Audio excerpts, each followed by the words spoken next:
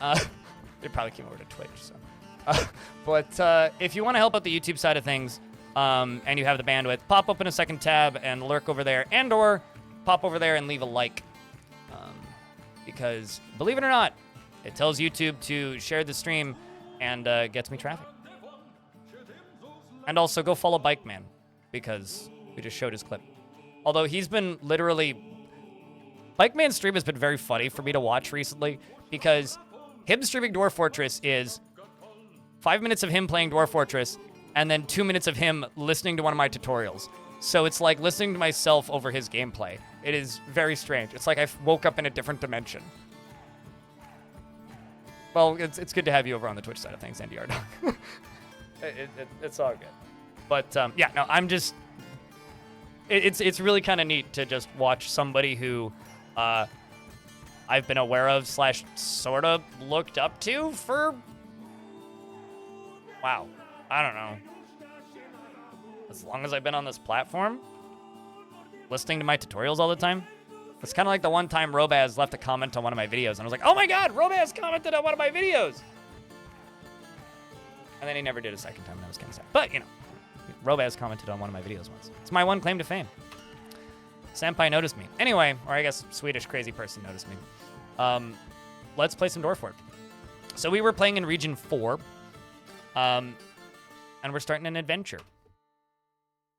The first adventure we did yesterday, which was the one where I did the most explaining, I'm currently in the process of hacking it down into a Let's Play. The first part is going to be an ASCII, but by around a third of the way into the second part, it's going to swap to a tile set. Just because people were kind of like, hey, streamer, can you play with a tile set? We're just gonna stick with with a dwarven hero for right now. We're just gonna kind of keep doing that, because that's kind of what I'm doing in this world. We could play the same world. Once again, or the same faction. Once again, I don't want to be a member of the Post of Wiping. That's just an awful name. Just on principle, I will never be a member of the Post of Wiping because that name is awful. We did 2 rounds yesterday as dwarves in the Door of Quandaries. I'm thinking we do a round of Onomon, the Praised Realms, which is a slightly different faction that's much smaller, with very different locations. So I think we're going to do a round of this. Sounds like a great way to get splinters. See, I was going a completely different direction with that. Not splinters. I was going like, you know, when a pole is frozen and you lick it? Except like wiping? How many subs for a wiping stream? What am I wiping? Am I wiping my desk? Am I wiping my face? Am I wiping my microphone? Highly depends. I mean, believe it or not, sometimes streamer uses the toilet halfway through a stream, and streamer always wipes. So I'd say like maybe 1 in 5 streams, technically, wiping happens at some point during the stream. So I don't know. I'd sub for that. This is a weird conversation. Can we change the subject, please? So we're gonna do a round as the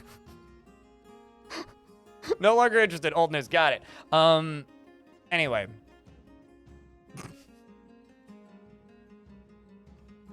I need a minute.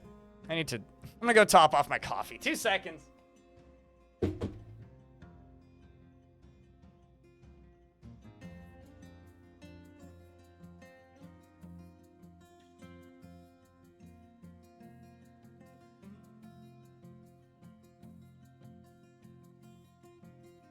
Completely unrelated to the previous discussion, chat.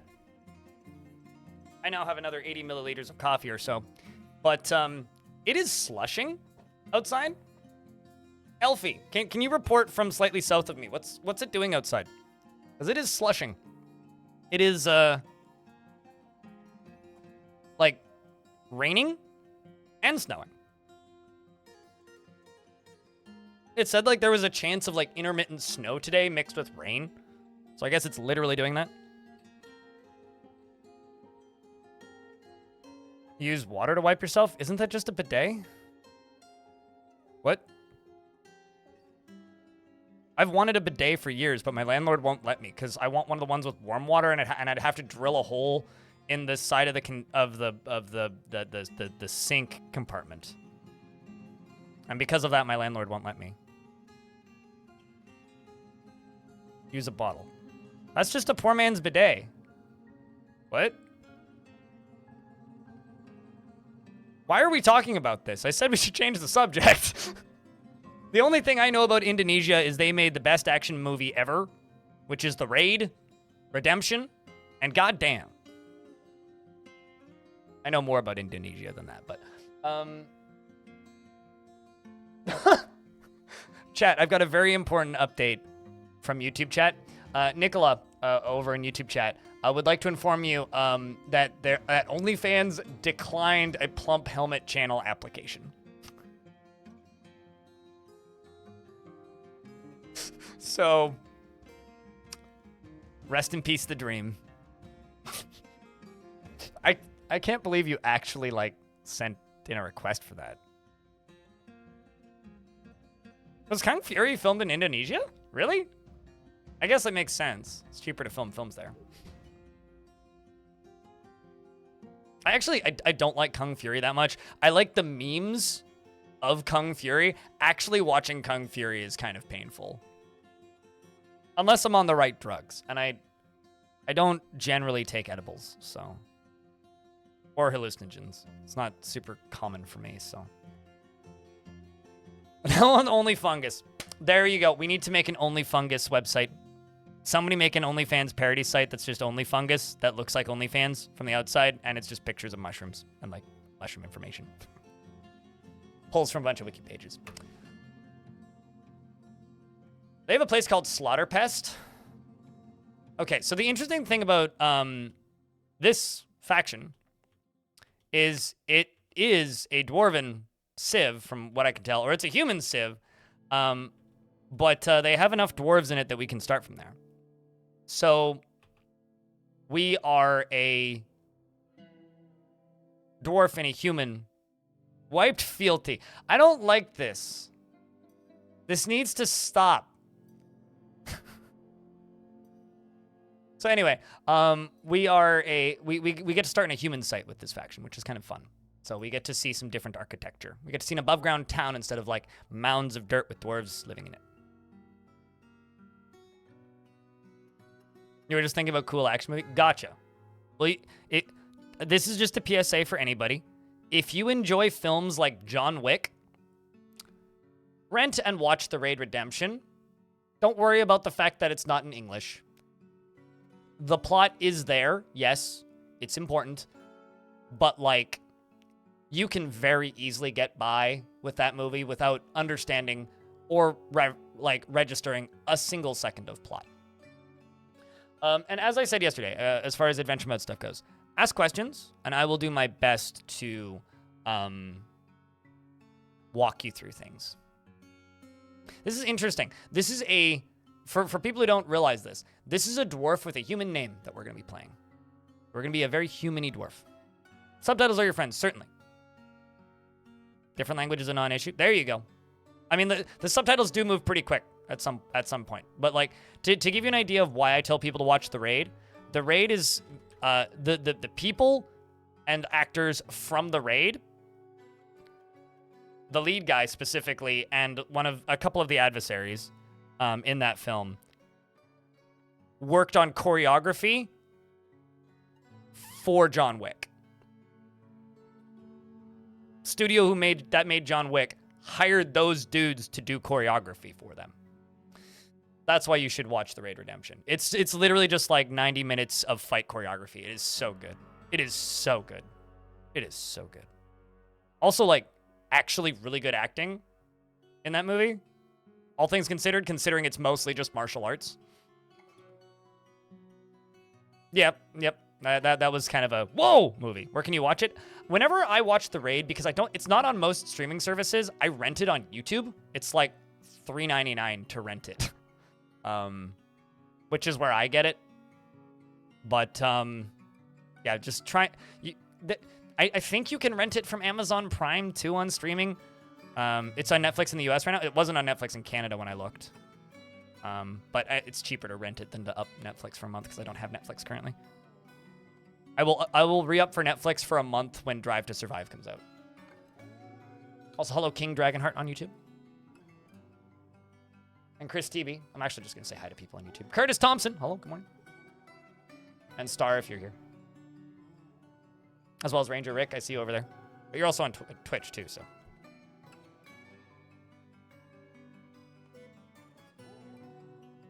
There isn't multiple John Wick movies. They're one very, very, very, very, very, very long film that you're supposed to watch back to back. I fell out of love a little bit with John Wick 3 and 4. I really, really, really, really, really like John Wick 1 and 2. 4 is shot in a way where, while I love the fight choreography, you can kind of tell that it was a movie that was shot during the pandemic. You know what I mean?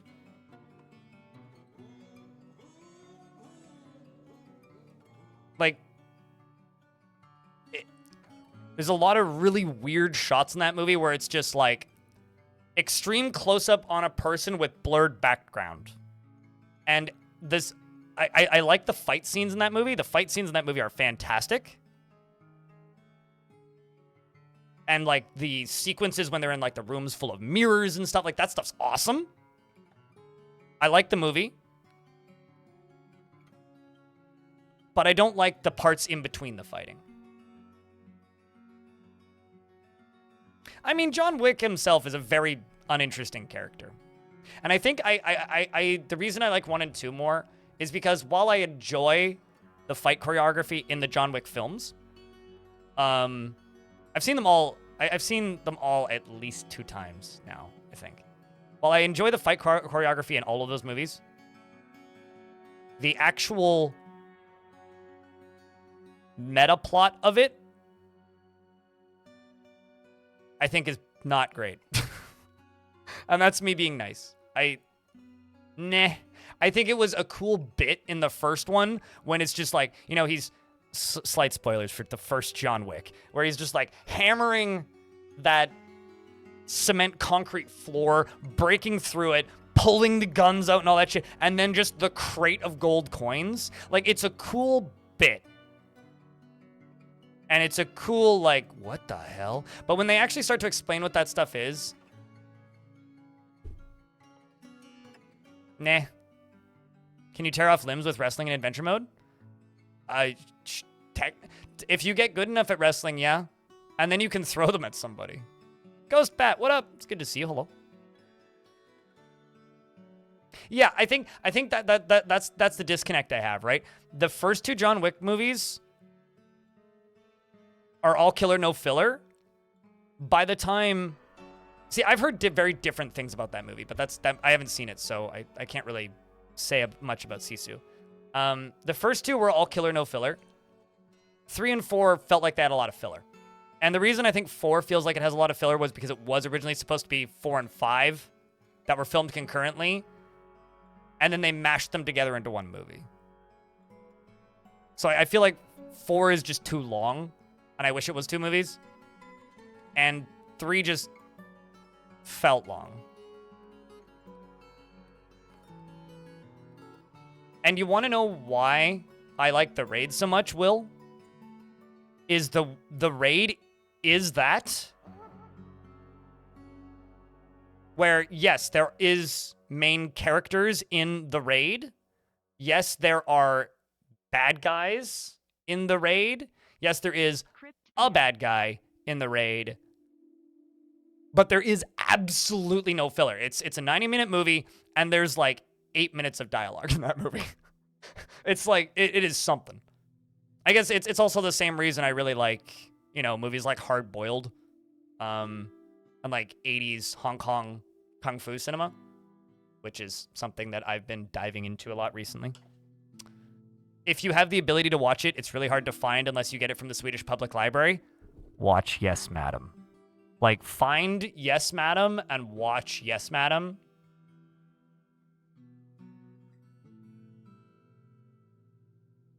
Find Yes, Madam and watch Yes, Madam. But that's it. Cossack, Mykola, thank you very much for the 5th month. It's good to have you around, dude. Makes you think of old martial arts movies. I like practical effects martial arts films and practical effects action films. A new John Woo movie is coming? Really? I'll be honest, I don't follow the active scene at all, but I've mostly just been like delving into like deeper and deeper and deeper Wikipedia pages to like find movies that were just an excuse to blow up a warehouse.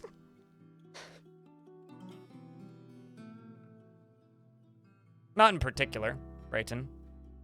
When it comes to individuals, it's like I don't know, I just watch movies. I read that as a new John Wick movie initially, Nasty, and I was like, what?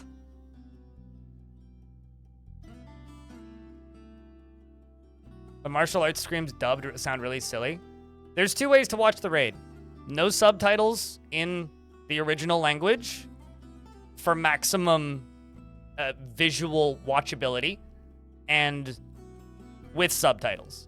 You don't want to watch live action movies dubbed. Like, I realize that to a degree that is kind of a accessibility thing. So, but at the same time, if you are watching a live action movie dubbed, I am judging you. Just like you are judging me for using light mode. All right, so I want to be at Slaughter Pass because that is just way too cool of a name. It's between Slaughter Pass and Courage Bolt. But Courage Bolt is a town with a few hundred, so it'll probably be kind of laggy. I'm thinking Slaughter Pass, which is roughly 100 live here. It's a human hamlet. It is controlled by the modest councils. Also, part of the reason I talked about movies for a bit is because an ad break hit, and I was like, I'm just going to keep babbling about this for a little bit until the ads are done. And also, I would like to note, thank you very much for bumping the YouTube stream up to 36 likes. Appreciate you guys, chat room. Silk organs sounds gross. Yeah. And wiped fealty, I'm just not going to do it. All right, so let's go to our occupation. Because we're sticking with simple stuff and punching stuff, because that's simple stuff for right now and it's easy to explain, I'm going to start off with Hunter. So we are a hunter in Slaughterpest, a human hamlet, and you've never strayed far from home. We are a dwarven hero named Iro, which is an interesting thing because we are a dwarf with a human name. I'm actually going to swap it a couple of times. Let's find a name that looks good. Caddy? Caddy's pretty good. Lima. Goto. Kuro. Tedaz. Radi. I like Radi. Radi Drive Shelter. That rolls off the tongue well. Dwarf Radi Drive Shelter. We have no beliefs. Look at that. Because there are no gods that this faction worships, I guess. So we are a religiously agnostic or atheist dwarf who lives in a human society.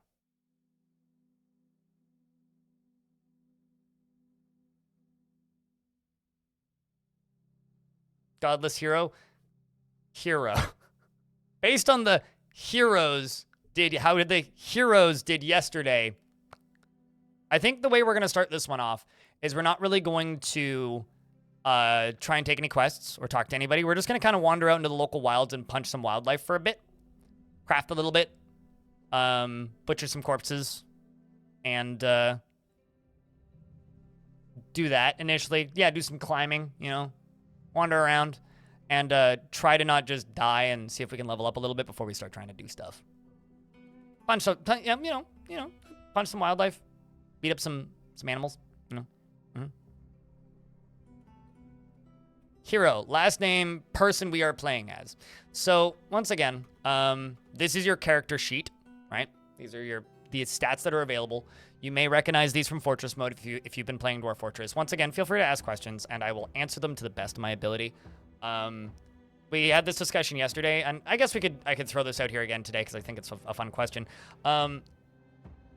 Type 1 in chat if you've never played adventure mode before. Type 2 in chat if you've played adventure mode a little bit. And by a little bit, I mean a couple hours to proficient enough to play, but you don't really know your way around. And 3 if you consider yourself an expert. I'm a mid-high 2. Just for clarity's sake. I also gave this caveat yesterday. I am not an expert, all right? I am not going to be going out of my way to do overly complex tasks because I am not an expert.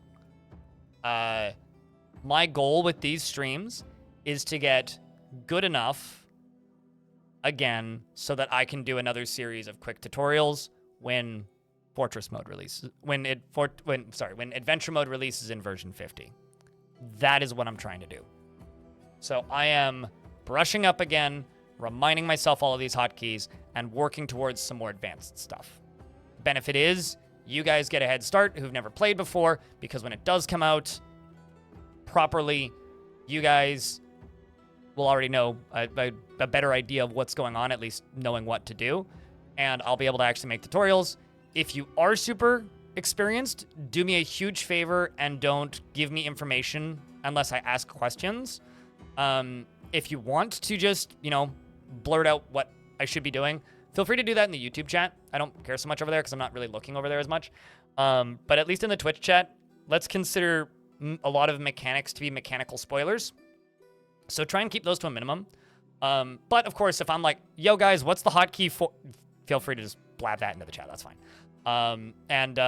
If I ask for direction, feel free to assist. Yeah, it's all good. I mean, I do look at the YouTube chat, Paladin. The difference is there's 200 people watching on Twitch. There is 40 people watching on YouTube. So I will respond and see things on YouTube. I just usually see it a couple minutes after it's posted instead of literally the second it's posted. If audio is lagging, hit play pause on Twitch, Shadowstorm. That should fix it. If the audio and video are desynced on Twitch, that can happen if your connection is stuttery or if the server blipped. If you just hit play pause, that should fix it almost all the time. All right. Let's see what we can do. So because we are part of a human faction, we do have one advantage. I could be a lasher. That could be fun. Yeah, Twitch has intermittent problems, but so does literally every platform, right?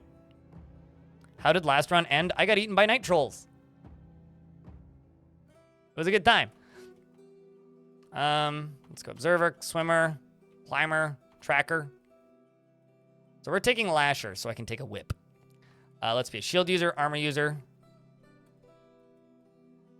Fighter, kicker, striker, wrestler. And now that we've got all that, I'm going to grab reading, novice reader. I'm going to grab musician, just because, or rather, let's go singer, because I like randomly singing in adventure mode. It's fun. If I take intimidator, I think that lets me be more likely to get information out of people who aren't interested in giving me information. And let's just take a point in dancer. Why not? Are we human or are we dancer? Who needs empathy? We don't need... In this house, we don't need no empathy. I'm also socially repugnant, just like in Caves of Cud. I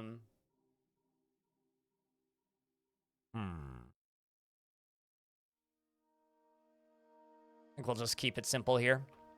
Keep it simple, stupid. Just give us a few points in those. Points in this. Spatial sense is pretty useful. Same with kinesthetic sense. Let's just drop down disease resistance. Increase that. Drop memory and patience. What does memory do in adventure mode? Eventually, yeah. We're part of a different faction this time, Yearland. But that is a long-term goal. What actually does memory do, if anything? And are there any stats in this section that don't do anything? Because I know that, like, some of the stuff over here doesn't really do anything.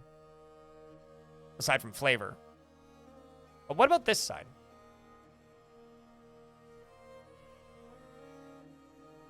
You remember places that you've been and tiles that you've explored. Okay.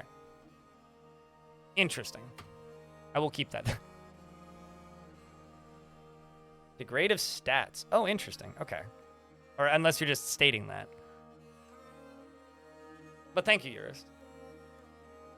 The latency mode is the underlying feature that speeds up and slows down playback when your connection struggles. If it persists, it is wise to turn off the low latency option. You know what's funny? Is low latency on Twitch gives you like a couple of seconds of latency, right? The default latency for YouTube is 30 seconds, and they recommend 90 seconds. I just kind of wanted to state that. Like, you can turn on low latency mode on YouTube, but they advise against this. And I did a little bit of reading, and most people advise against it because they said that it will make the anybody with less than 10 up, 10 down internet probably won't be able to stably load your stream, which I think is interesting. They'll be able to watch the VOD, but watching live will be difficult, and they'll fall behind, which is crazy to me.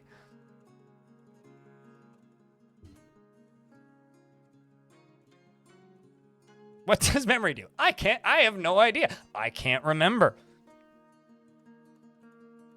That's actually very funny.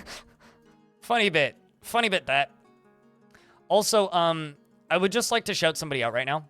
I'd like to shout out Shogun98, who has been going back through my backlog of VODs on my VOD channel and giving and placing timestamps for major events in the backlog of VODs.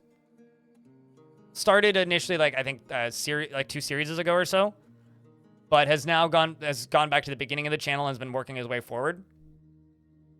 Shout outs to you, you mad lad. Because I'm too lazy to do that. All right. I could try and, like, decrease 2 of these, but I think we'll just leave those at normal. Strong barbarian stats. I mean, I'm just going for fighter, basically. I think what he does, or what they do rather, I think what Shogun is doing is skimming the VOD and looking for pop-ups. You know, the center screen pop-ups that, like, say an event. I think that's what he's looking for.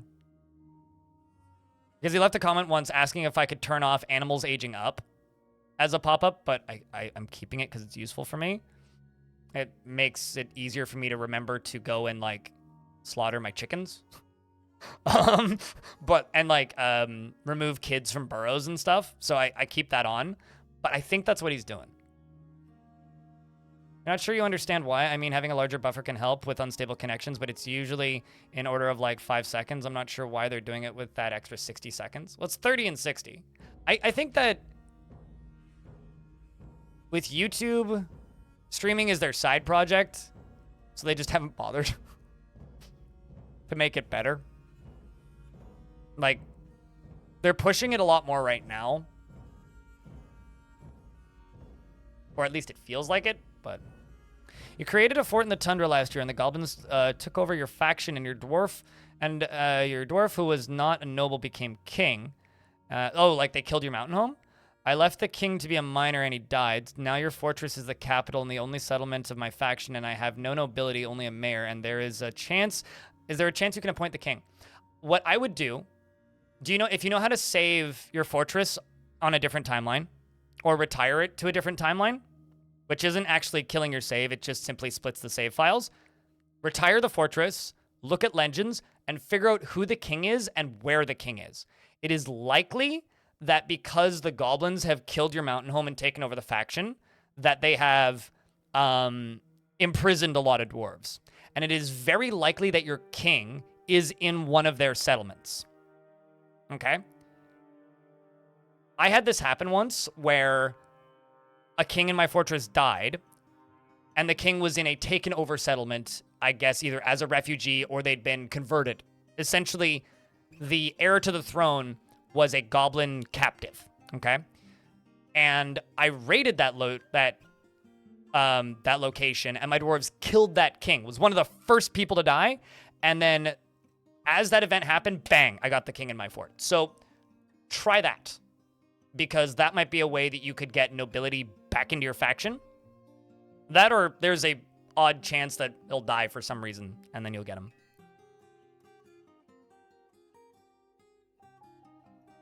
Why do I prefer dwarves instead of some of the wacky wilderness creatures you can play?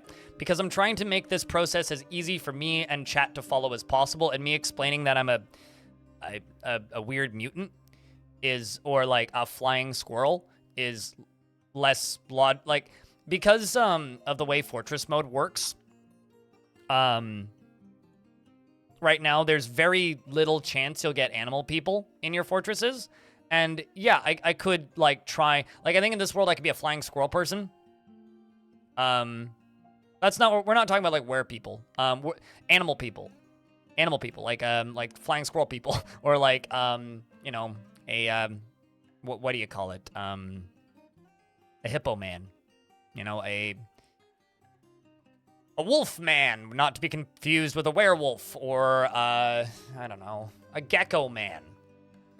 A cockatoo person, yeah, something like that. A bird person, a leech man, all of those things. It's like, yeah, I could play them, but I'm just trying to learn this game in the most straightforward way possible. And while being a hamster man is hysterical, Duder's tiny, and carrying stuff is a pain.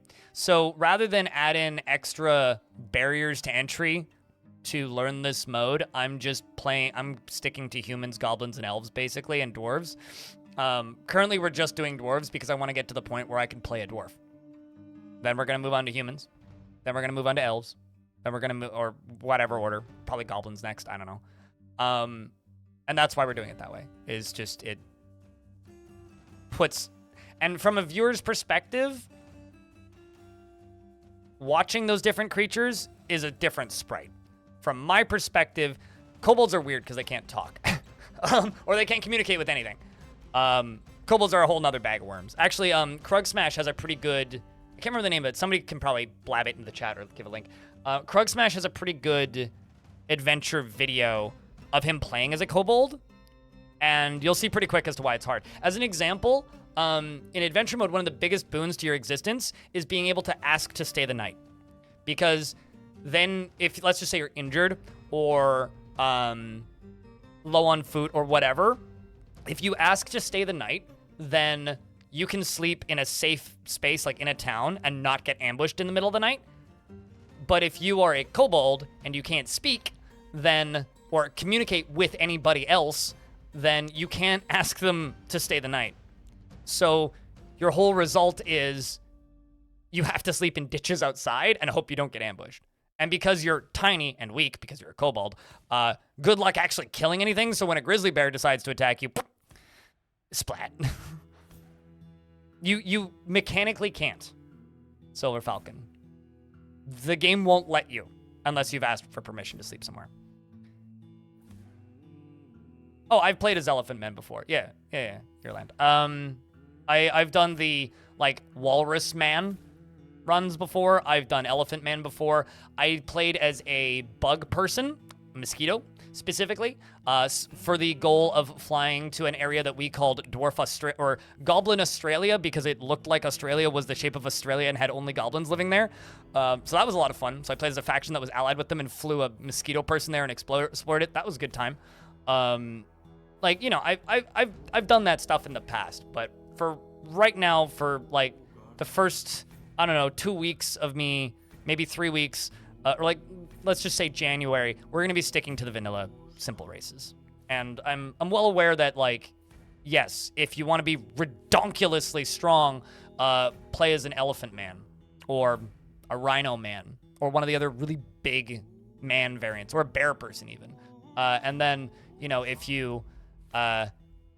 what's the word I'm looking for here? If you want a really weird play experience, try playing as, like, a bug or something that can fly.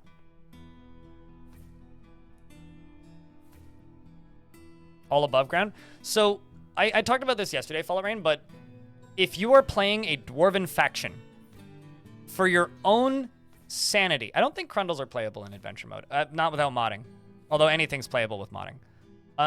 For your own sanity, and I mean this, do not start in a dwarven fortress.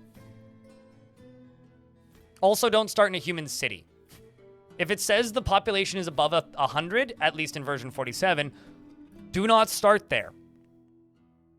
Because your frame rate will be very low. And yes, it's a turn-based game, but imagine you push the button to take your turn and then wait 15 seconds.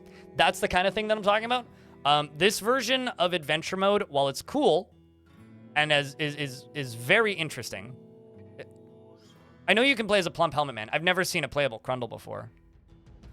I mean, maybe somebody modded the game. I don't know. Maybe they are playable. I've never seen it though. Because you would need a faction that has Crundles integrated into it, wouldn't you? Because in order to play as an animal person, that animal person has to be a part of a faction, right? I think. Maybe I'm misremembering. And I know that you can play as Necromancer Experiments too, but Necromancer Experiments, at least in my experience of trying to play as them in this version, 9 out of 10 times just crashed the game. So, I don't know if that ever got patched, but I remember trying to play them when they got added and game crashing, like every time. So, I think I've done like one successful run as a Necromancer Experiment. Could you tame Crundles? I don't know. I've never tried. Don't know. Science must be done, I suppose. I think the only way I would do... I know you can tame gremlins, but that requires abusing multiple bugs. I think a run of Crundles, the only way I would do that is just make a party of like 50 Crundles and give none of them any skills whatsoever and give none of them any abilities whatsoever, and then just do what Crundles do, which is just like mad lad dash into an area and try and like trip as many people as possible and be as annoying as possible and see how long you last. That's the only way I would play Crundles. That would be very funny. No, you can't tame Crundles. Not even in version 50. I've tried. Because they're born full grown. You can train Crundles. I don't think you can tame them. Unless I'm mistaken, right? Outside of mods. Yeah, Ghostpat made a Crundle mod where you could play as a Fortress of Crundles, if I'm not mistaken. Oh, that YouTube chat has the name of the Kobold playthrough here. I'll go grab it for a second. Thanks, YouTube.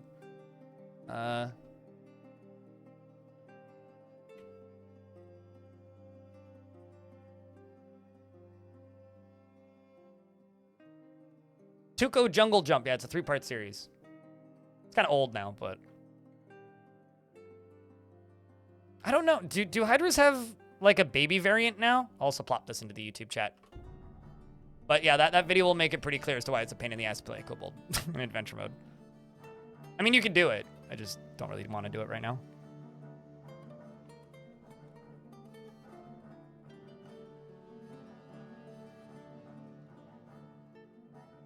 Yeah, that's what I thought. Like, you can't tame Crundles right now because they're born full grown. Because I had a Crundle farm a couple of forts ago. Like, pretty early on after version 50's release. But that was before the babies update, I think. Hold on, let me just double check. WarFortressWiki.org. Crundle. I'm sure there's mods that makes them tameable, but...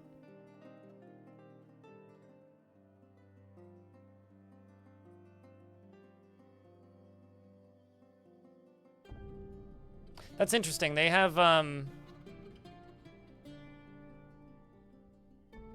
Crundles are so small. Crundle at maximum size is a 1/6 the size of a Dwarf. Their carry capacity would be like nothing. It's not clear on the wiki if they're tameable. Because normally it would just say not tameable, but it says that it gives them a pet value.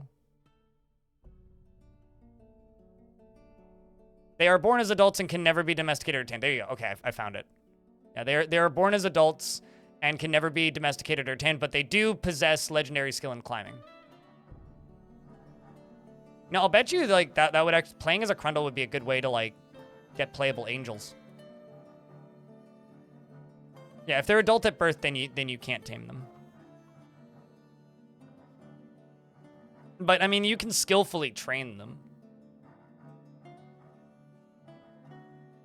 Would they be of any use? So your body size in adventure mode is your carry capacity in Selena. So like,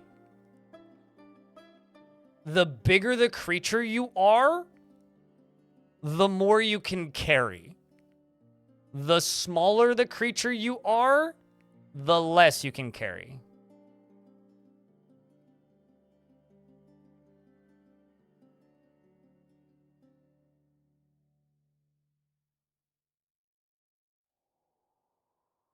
Like, as an example, I always return to the one Hamster Man playthrough I did, where I was a Hamster Man bard. One bolt made me overburdened. One silver bolt. I was overburdened. One bolt. I could carry my clothing and enough food, maybe, to make it to the next town. It was funny, but like, I died to a night troll. This was back when you just get ambushed anywhere and just dead. Well, okay. Because I tried to bring enough food to actually be able to make it slightly further, because I lived for like 2 weeks between two tiny hamlets because it was part of a human civ, and then I was like, all right, I'm going to try and go to this other human town that's like 4 days up the road, and I packed enough food for it and didn't make it. I guess I could have tried harvesting a little bit, but like, poor little boy. Like, the only way to like survive as a super small creature like that, I guess, would just be to have pack animals. Like, bring a donkey.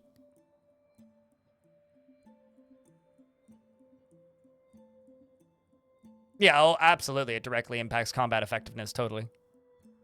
Which is why, like, the Elephant Man is, like, so OP. Speaking of OP things, you may know this from the, there you go. Thanks, Asuda. The thing about, like, constructing in adventure mode is, like, yeah, you can't dig, but you can build cabins. Which is admittedly one of the mechanics I've barely touched in adventure mode. Because you can claim a site, and that's usually where I end it. So, like, if I'm going to build a fortress somewhere, you can claim a site, and once that site is claimed, you can chop down trees and use those logs and build walls and build a cabin. I'm always amazed when this happens, when two people manage to resub at the exact same second. Silver Falcon, thank you very much for the 4th month. And Presme, thank you very much for a whole year. Appreciate you guys. Up there, Happy New Year. First 3 subs in 30 minutes. 2 at once. It's a twofer. 2 more of those, we get a hype train. But, you know, all good. Elfie, I have a question. Is that prediction badge that you have from today? And did I miss it? Or did you never get credit for the one yesterday? Does fighting with a pickaxe training mining? I know that picks were good weapons. I think picks are considered hammers, are they not? Please unstick it. Okay, hold on. This is why I always get kind of bothered when Orbo starts those, is because, like, I forget he does them, and then half the time he's not here. Let's see if I can find the... hold on.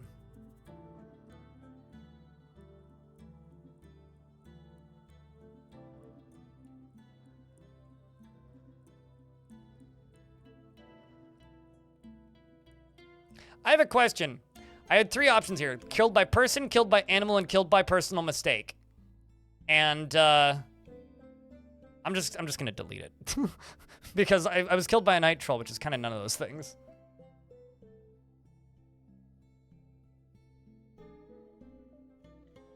Are picks axes? I thought they were hammers. I know that crossbows are hammers, but yes, but if you train them in the military, they train them as something else. I don't know. I'll be honest, I haven't messed around with pickaxes as weapons much. Yeah, pickaxes are weird. They're like closer to whips. Speaking of whips, because we're playing as a human faction, I've taken the lasher skill, so we're going to be a whip user in this run. We're going to be a dwarf with a whip. let's move forward a thing and let's finish character creation. Because I'm just babbling here a lot. Let's actually just get into game. So this is our appearance. I'm not going to edit this at all. His dry hair is extremely long. He is very short. His nose bridge is incredibly concave. He has very low cheekbones. He has a prominent chin, and he has his protruding raw umber eyes have large irises. He is somewhat tall, and his head is narrow, and his broad, flattened ears are tall. His eyelashes are extremely long, and his hair is saffron, and his skin is copper. Chat room, what is weird about this dwarf? This male dwarf? He shaved his beard. Pics are just simply whack stuff, lots of organ damage and lopping off limbs. I've absolutely seen dwarves just like one tapping it, like a legendary miner just like whap a thing. If you've never seen this before, so this is a dwarf that grew up in human society. Humans often shave their beards. We are Radi drive shelter. We are a human. No, it's literally just like a dwarf with human culture. So he shaves his beard. I've seen these a couple times. They're always neat when you see them.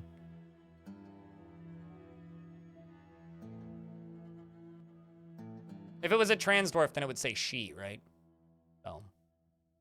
Which isn't actually a mechanic in Dwarf Fortress. I know that you can have gay dwarves and you can have asexual dwarves. / character, like humans, goblins, etc.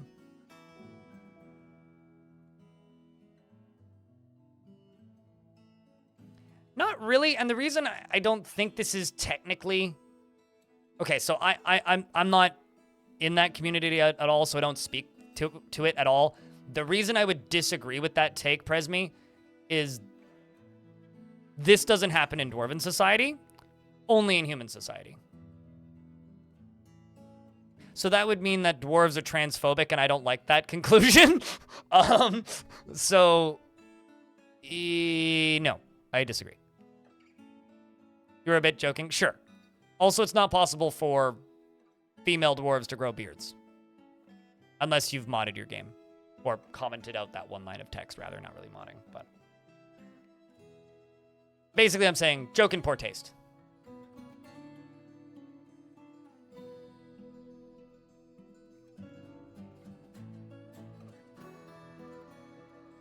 I'm trying to figure out what AFAB is. Can you please enlighten me? I know what all cops are bad is, and all puppets are bad, thanks, Lies of P, but what's AFAB? Oh, okay. Gotcha. Okay, thank you. Sometimes I need the like, non-abbreviation. There's too many of these. I guess you could have that headcanon, but I'm not going to go with that headcanon purely for the fact that it doesn't work in reverse. So.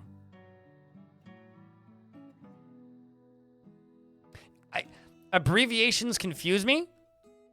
If you're sitting at a keyboard and you have a full keyboard in front of you, you shouldn't need to abbreviate anything. Just get slightly faster at typing, you lazy son of a... The reason abbreviations exist is the very brief period of time. Signed cop at birth is that's pretty funny. The reason abbreviation exists is because we used to have to text on 9 buttons or 10 buttons, I guess technically 0. 1 2 3 4 5 6 7 8 9 1 2 3 1 2 3, and that was slow as hell. So we created abbreviations. I ain't in the military. Keep your military BS in the military. Signed military at birth should also be a meme. 12 buttons? I mean, fine. If you want to be technical. Like, if I had to type only with my numpad, okay. Oh, no, absolutely. People got fast with them, right? Some people play video games with fight sticks. Then there's the rest of us. But yeah, I don't know. You can use abbreviations. I don't care. This is just another example of why abbreviations confuse the ever-living crap out of me. All right, next. Personality. He personally sees perseverance in the face of adversity, bullheaded and foolish, values loyalty, and finds leisure time wasteful. He has little time for forgiveness and will generally seek retribution. He does not trust others, and he tends to make a small mess with his own possessions. He lives a fast-paced life, and he often feels lustful. Although, actually, caveat, if we're talking about the queer community, LGBTQA+ should be abbreviated, because that's way too fucking long to actually say in full length. Anyway, just as like a communication level. He isn't given to flights of fancy, and he is a friendly individual. He is burdened by this tendency as he dislikes the idea of friendship. He tends to form only tenuous emotional bonds with others, and he is not particularly interested in what others think of him. Omyak D's nuts. Will. I don't even know what that means, but over-acronyming is getting out of control. SMH.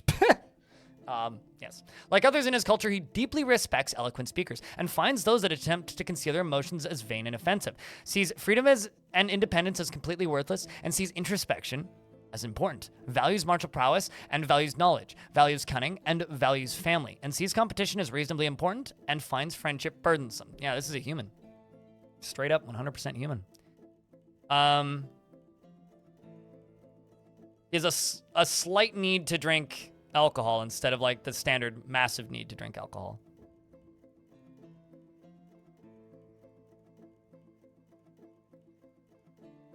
We were talking about this earlier, Presme. Old man yells at cloud. So then Omyak D's nuts is like accurate then. Also, Bala K, are you named after like the Caves of Cud thing? Or is that just a coincidence that your name is very similar? Got a hitbox for your fight games? I know somebody who plays with a hitbox for almost anything except for our first-person shooters. But he doesn't play any strategy games. For those, he uses a Steam controller because he's one of those. Anyway. So we have a copper whip. New. Whip. Ooh, I could just grab a silver whip. I should just grab the silver whip, shouldn't I?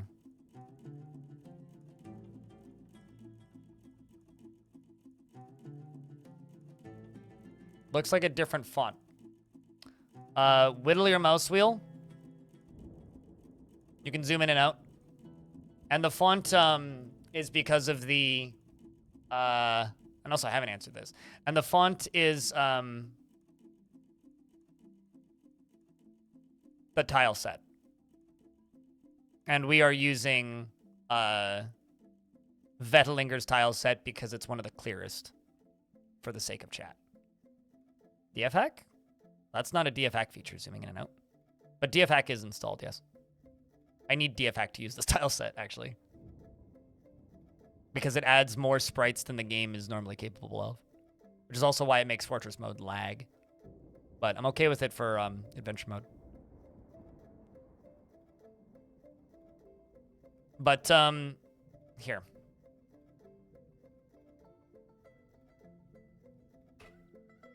This is what I'm using. Just give me a second. I still absolutely hate the way this thing is titled, but it's useful if you are in a rush.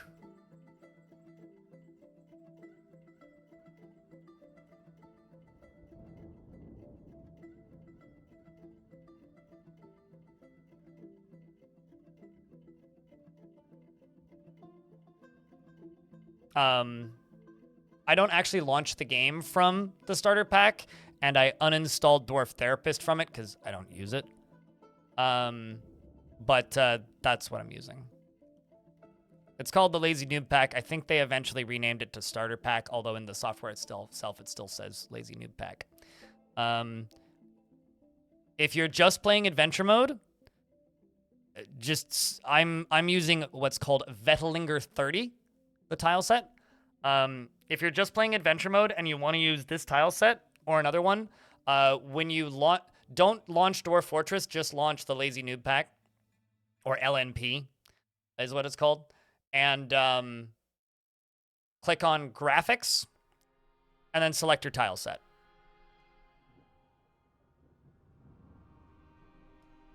I feel like this chat is for old people and old souls. Your name in reality is Blake, and there's a nickname popular by Key and Peel, and the substitute teacher that is a silly pronunciation. Interesting. Huh. I guess I could see it. Blakey, I guess, is what like Blakey kind of deal. I'm assuming is the direction you're going. But yeah, no, your name is almost identical to a town in Caves of Cud, which is Bela. So I was looking, I'm like, Bala?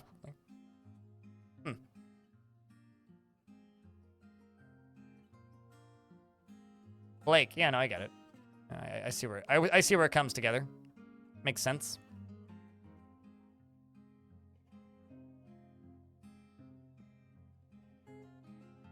All right, I'm just gonna take a silver whip, because why not? So we have a moose leather, interesting. Got shoe, sock, copper buckler. It's nice that they give me a carving knife. A wooden carving knife, though.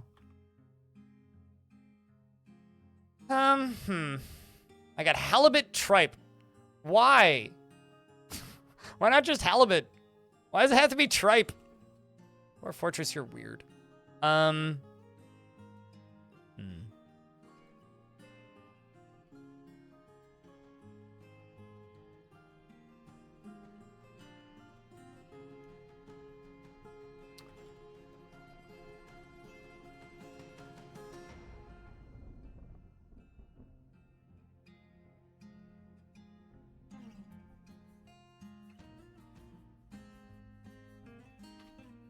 I'm wondering, well, sewer brew's cheap.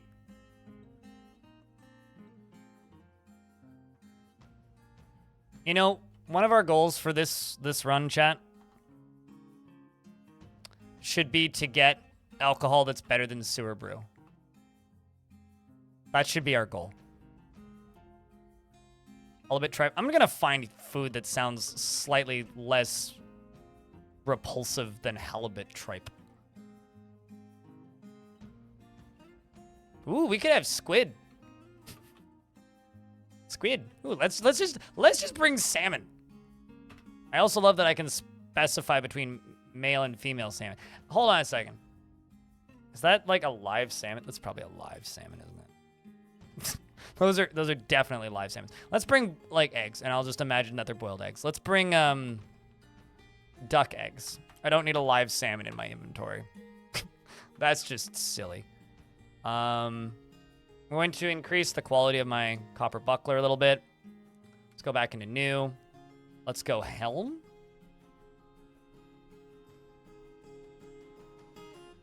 Flopping around in the bag. Took me a second to brain that together, but yes. Well, let's just bring a bronze helm. And I will remove the cap. We also have a toga. I'm also going to get rid of the leather shoes. And let's go boot. High boot, low boot.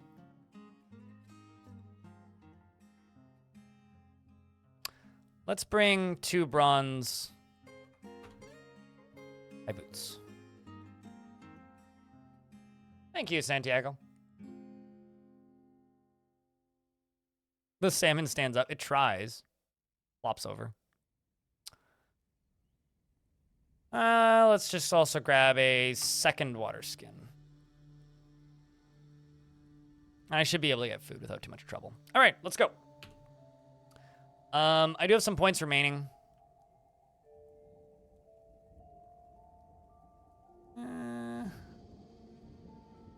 I kind of want to bring a cat or a kitten just to carry around, or a cavie. But I'm very worried it's just going to die or I'm going to lose it, which tends to happen when I have pets in adventure mode that aren't mounts.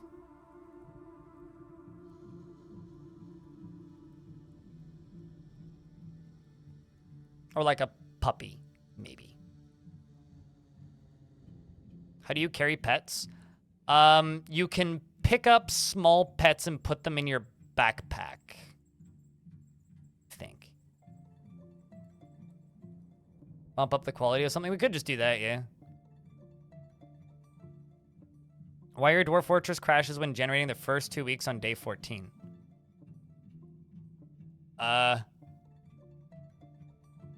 Wait, what version of the game are we talking about here for a second?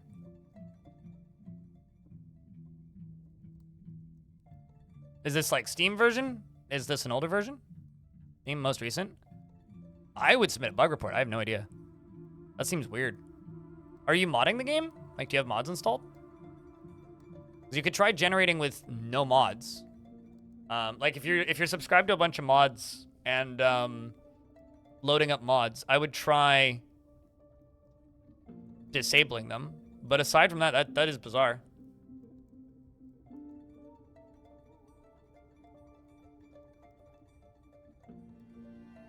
Pet Rock seems like a safer option. Pet Rock won't get hurt. This is true. This is true. Chat, will you kill me if I bring a kitten and it dies? Yeah, yeah, what Martin said. I would try, like, right-clicking Steam, showing where it is, deleting the whole folder, and then reinstalling. Yeah, I don't think I've had a world gen crash outside of, like, generating 1,000-plus-year-old worlds or advanced world gen shenanigans. Nah? Okay. So you won't get mad at me? Okay, well, we got ICOP helped wordy. Let's give it a better name.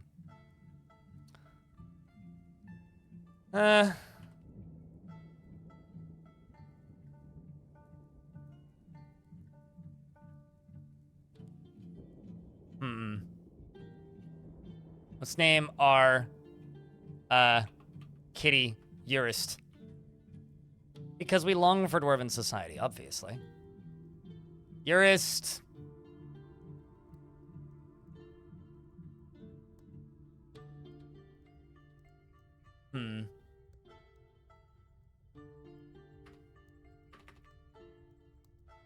Urist, small.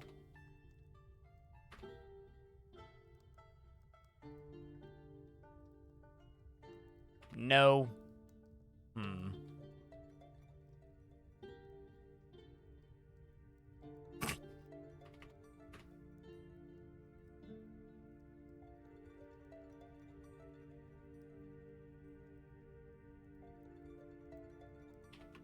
Actually. Urist small bean is what we should call it, although currently it's bean wordy. Small beans, actually, let's do that. Urist small beans is my cat. Urist small beans. We are a dwarf in human society, yes. So Urist small beans is my pet kitten.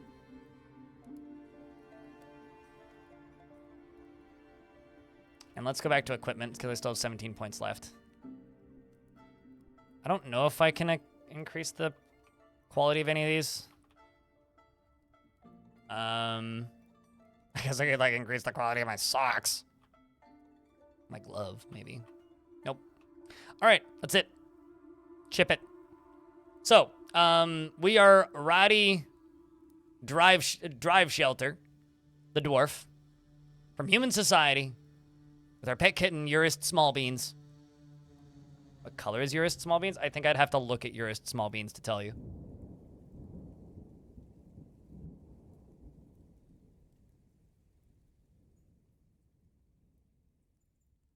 But no one ever plays music or dances. In order for the dwarves to play music or dances, everyone needs to know the same music. And they need to know the same songs. So if you have a very mono society where everybody worships the same religion and knows the same songs and worships the same god, you'll get a lot of dancing. If you don't have a very mono society and you have a very spread society, you won't, because they won't know the same songs. Something that's kind of interesting about this, Matthew, this is a question in YouTube chat about dancing. Something that I think is kind of interesting is I had a fortress named Long Death. And for the first 100 or so years, there was no singing or dancing in the tavern. They would tell poetry, tell stories. Sometimes one person would sing, but there was never any dancing. And every single year we would get visited by the same humans. I don't know, maybe. I've never tried. Leia. Every single time we would, what's the word? Every single time the humans would come visit, they would sing and dance. And after about 100 years, all of my dwarves knew the human songs, and they would dance like every couple of days. I think it's interesting. Sounds like a Footloose town. Anyway, so let's done, and that's it. That's our starting spot. Slaughter passed. I am going to take a real quick toilet break because I do need to pee. And I'm also going to take a peek out the window because I want to see if it's still slushing outside. And then we will get started. So thanks for bearing with the babbles. Only took 100 years for that? Shush now, Sanic.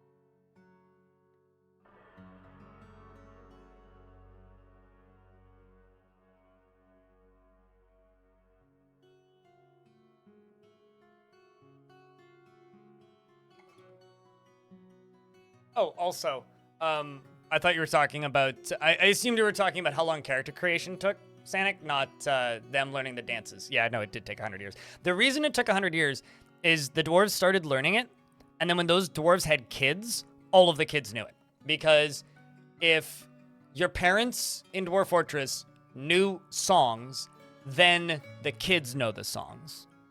We also discovered a bug in that version of the game, which I don't think exists anymore, or they patched it.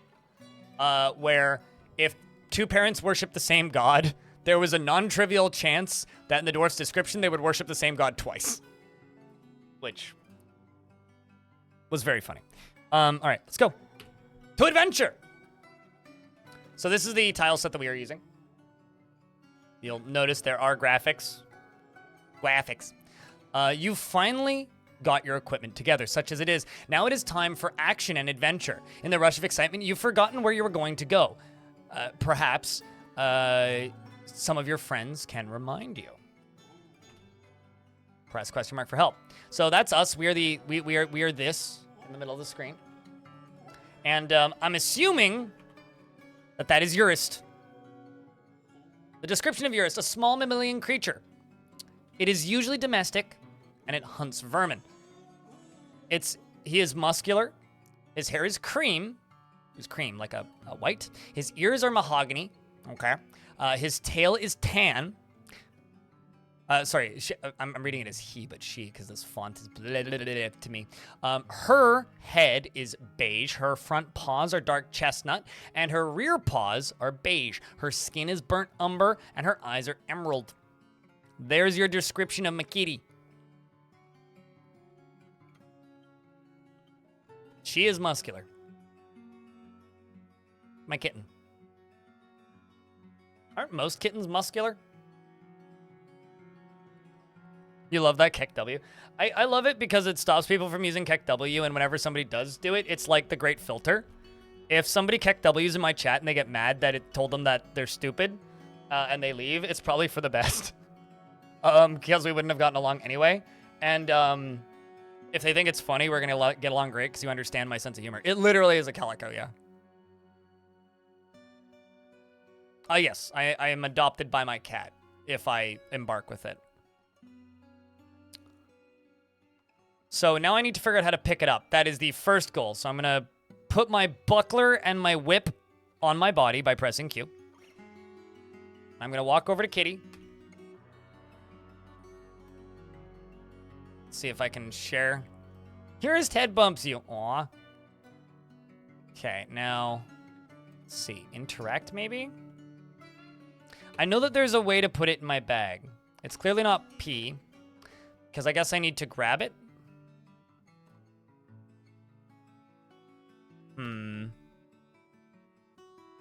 It just immediately rejects you, leaves. Bye.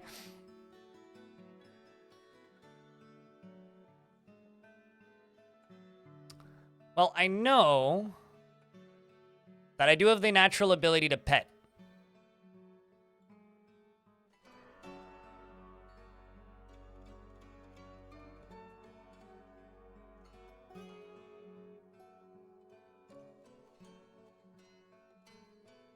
Yell if you need me. Got it. Don't wrestle the cat. I mean, the scary thing is I could, right? Yeah, I could go into conflict with you. If I'm not careful, I might attack my cat.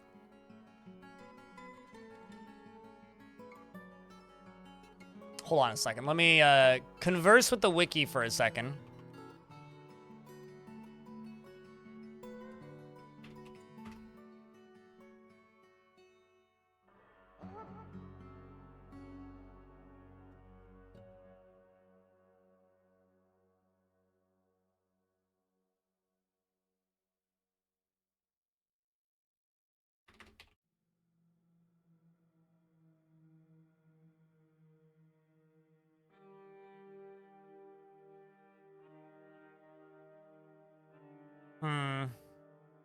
Wrestle it by the scruff of its neck. Wrestle it by the ears and also give it scratches. You pet Urist ad plays? I mean, I don't control them. If I did, there would be none of them. Especially because ad revenue is dog shit now that we're in, like, January. At least in December, I was making, like, $40 a day in ads. Now I'm down to, like, 8. With, like, the same view count. With the same frequency of ads. If anybody knows how to put the cat into my backpack, please tell me. In my inventory, I have 2 water skins, and in my right hand, I have 5 duck eggs, and in my actually that might be the problem. And in my left hand, I have sewer brews. So I'm gonna put the sewer brew into my backpack, and I'm gonna put the duck eggs into my backpack. Now let's see. Can I pick you up? Nope. Can I interact with you?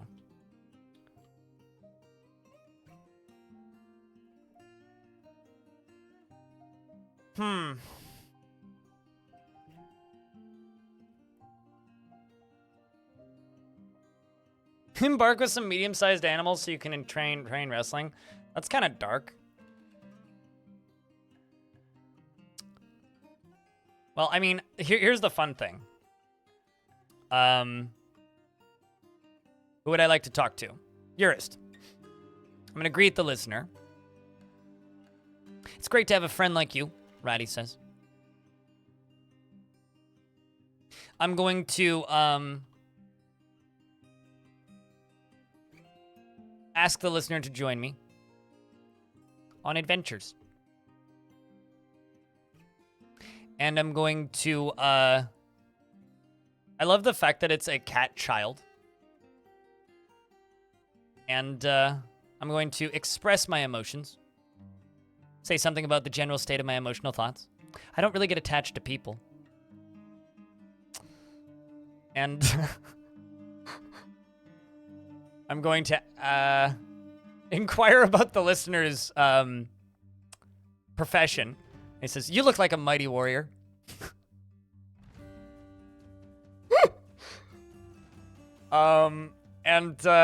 You look like a mighty warrior indeed, says my dwarf. And I'm going to tell him a joke. So about the groundhog and the jackals. And I'm going to make a flattering remark. You are amazing. And I'm going to say goodbye. And the loyalty of a cat. Well, the thing is, I'm not certain that if I fast travel, the cat will follow. That's what I'm a little bit concerned about. Is I'm not 100% positive that he can follow me through doors. What I like to do. Let's see if there's a key binding about this, actually. What am I going to use the cat for? Entertainment?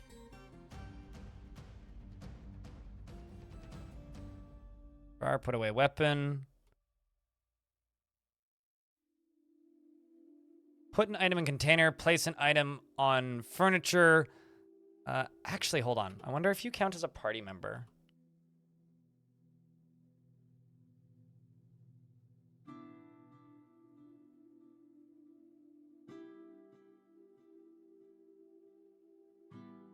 Well, you do. But I don't think I can control you. Yeah, I mean, I can look at you.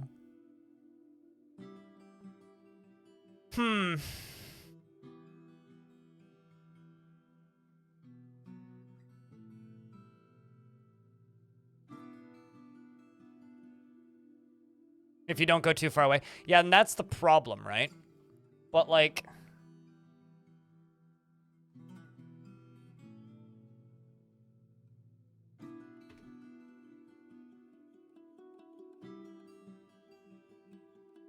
Not the weirdest Google search I've done today. Putting pets in backpack in Dwarf Fortress. And all I get is, where can I get a backpack? Fuck! And the Dwarf Fortress subreddit. What am I supposed to do with all of these dogs? That is a funny thing. I've got the quick reference list open. Because you're not technically... Can't control the cat yet, very accurate.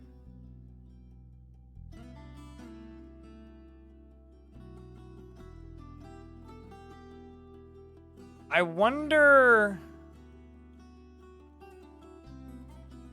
This is gonna sound weird. H. So I can lead Urist with H. But it makes me move at half speed. But that's like literally like holding onto the cat by the scruff of the neck. Yeah, no, he'll get lost 100%. So we need to figure out how to keep this cat with me. So I can lead him, which is something. We've now walked out of the little house that we've started in.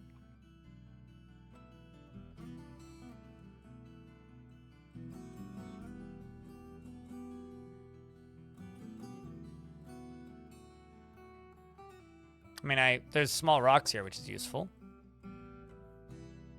From what I read, you can pick them up with G and then put them away with P. Do I need to be sharing a tile with him for that? Actually, hold on. Maybe I need to lie down. Ah, there we go. Let's see.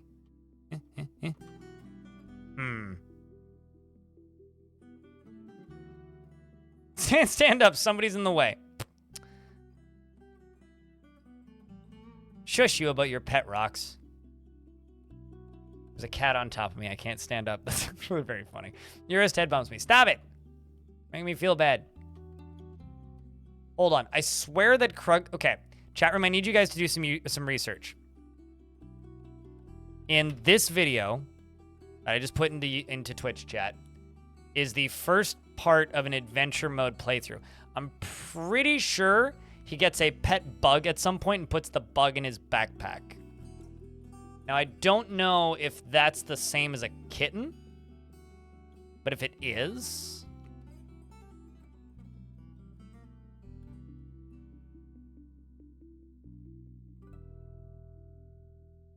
Yeah, see, like, he's already, like, losing me.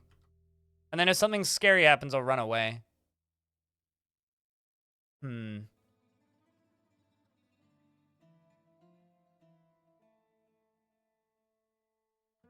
Only vermin class animals you can pick up? Cats are vermin.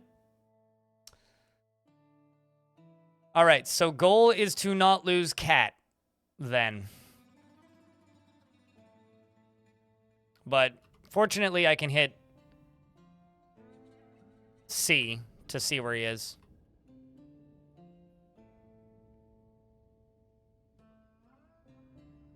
Also, is it late in the day?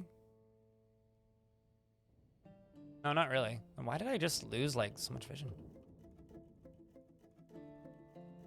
All right, well, let's go and pick up some pebbles.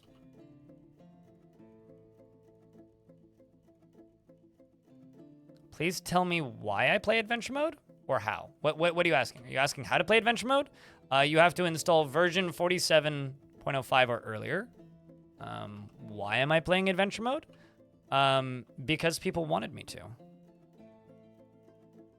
So I'm getting 2 small rocks. I'm going to hit X. We're going to make ourselves a sharp rock using the 2 rocks. And then what I need to do is I need a branch to find a tree. Right, kidders. How? Yeah, older versions of the game.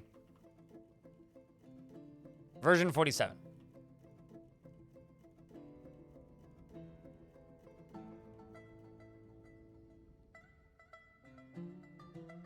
This kitten is gonna die horribly, and then I'm gonna go on a murder spree.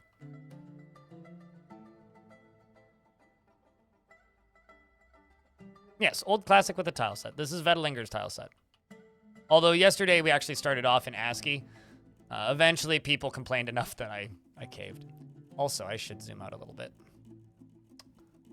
Fine. Like, no trees here. So this is a human town, and we are a dwarf in a human town. With our little kitten following us. Is that a well? Aw, Urist head bumps me.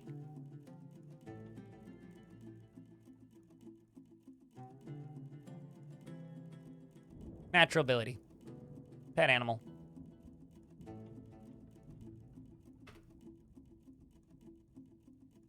Adjacent only. Come on.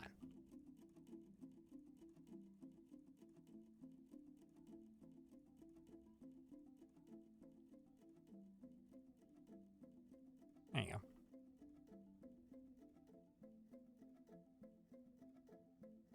He doesn't say how. Okay, then it's got to just be vermin only then.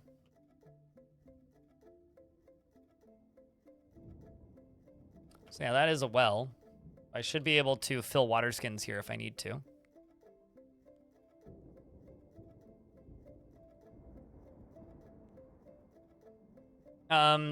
This is the install pack that I used just for ease. If you would like to use this particular tile set, it's called Vetelinger.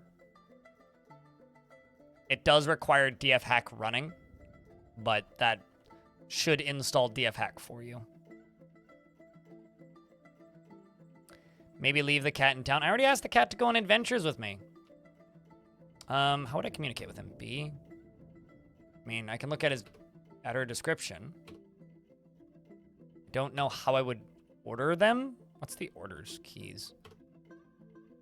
Because there's the companions screen, which would let me control them if they were other people. What are you? Hold up. Skinny peasant. That sprite looks like not a peasant.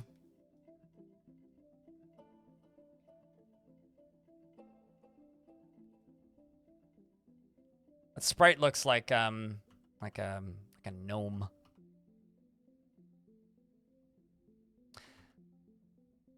Hello, Rocco.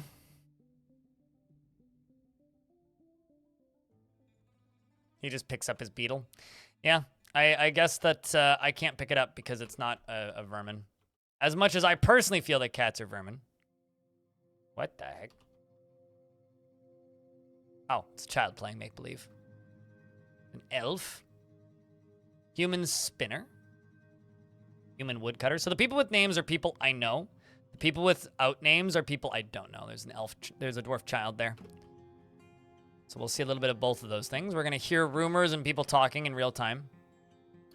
I have a quest log that I can access by hitting Q. And these are all events that we've already heard about, that we know about, including this one, which is pretty far away,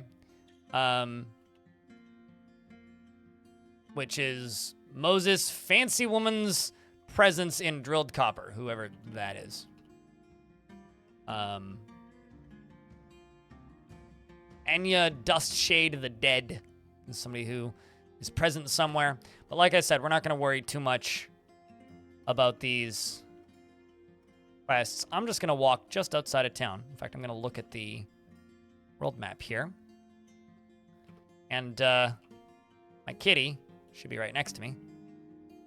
We are going to fast travel just this way. And let's see, did my kitty follow me? Yes. Okay. We are going to go ever so slightly north. We're going to go hunting. Me and Urist are going on the hunt. We are going to move town. And there's another town like just up north, which is good. Let's stop here. It is raining. Where I'm going to, you know, speak with Urist. Greet Urist. It's great to have a friend like you. And we're gonna inquire Urist about any troubles. How's life? Meow, I assume. And, I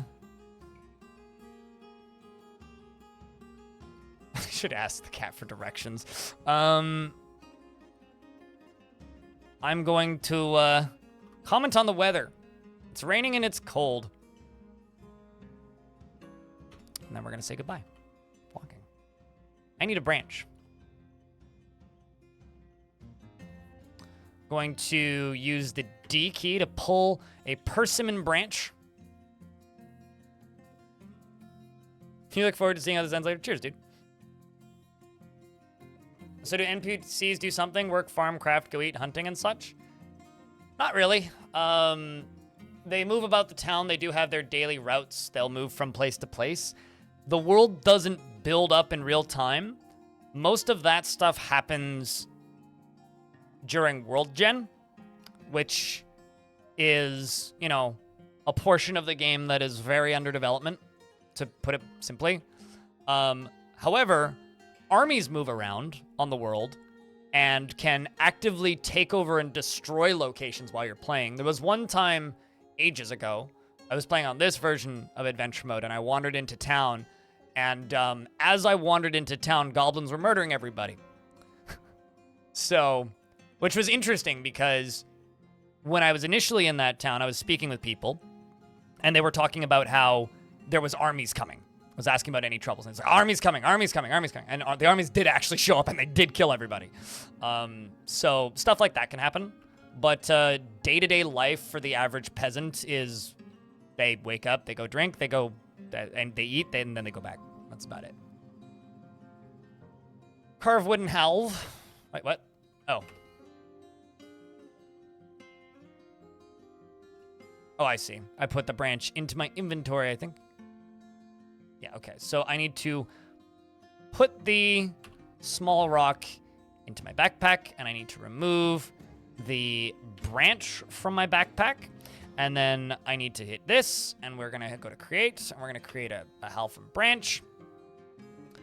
And we're going to use the persimmon wood branch and the sharp granite. I now have a helve, and I'm going to type in X, and I'm going to assemble a stone axe from the halve and the sharp granite. And I'm going to put granite axe into my backpack. And I'm going to look for some more pebbles, which I think these are pebbles. Yeah, there we go. Grab another granite rock. And I'm just going to put that into my backpack. You now have necromancer pets. Really? From like sending your soldiers out to go fight necromancers and steal pets, and they stole necromancers experiments? Because that's kind of crazy, actually.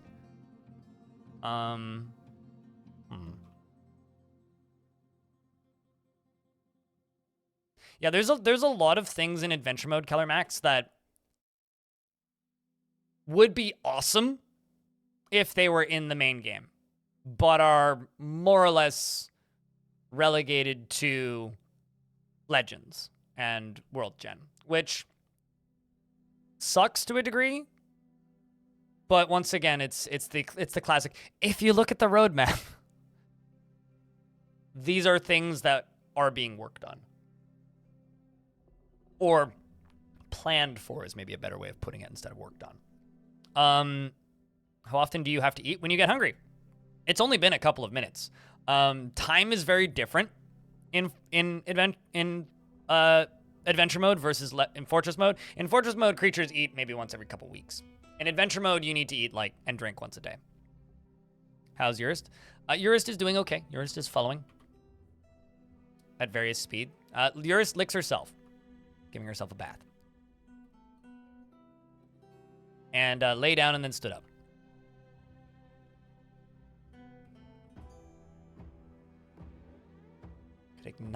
Just set fires.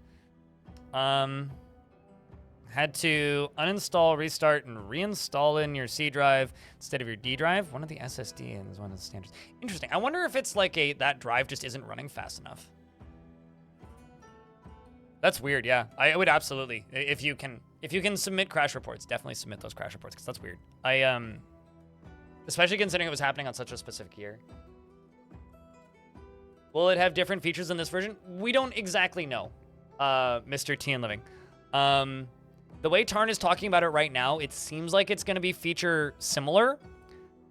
But once they have the UI redone for Steam version's adventure mode, they can, even if it's just identical to this version or mostly identical to this version, they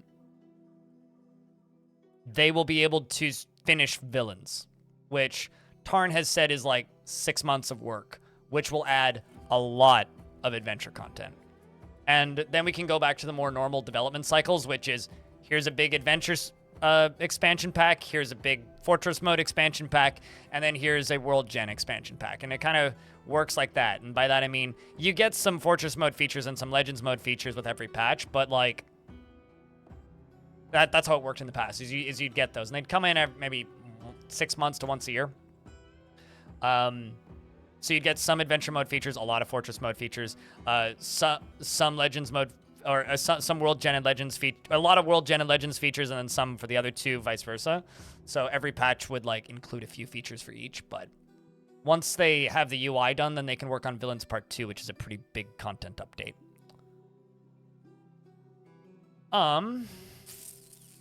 Well, the one nice thing about having this cat with us is when the cat either gets killed or disappears, that's when we can go insane and just start killing everything.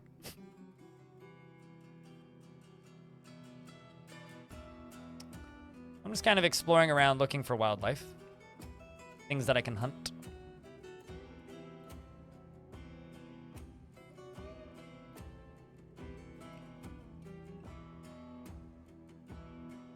Can we skip March and Feb this year? No one will notice. No, I mean, I tend to agree.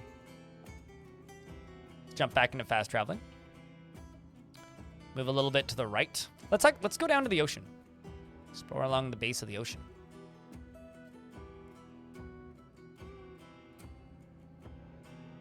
So there's something right here that I'm noticing. We got a chubby osprey.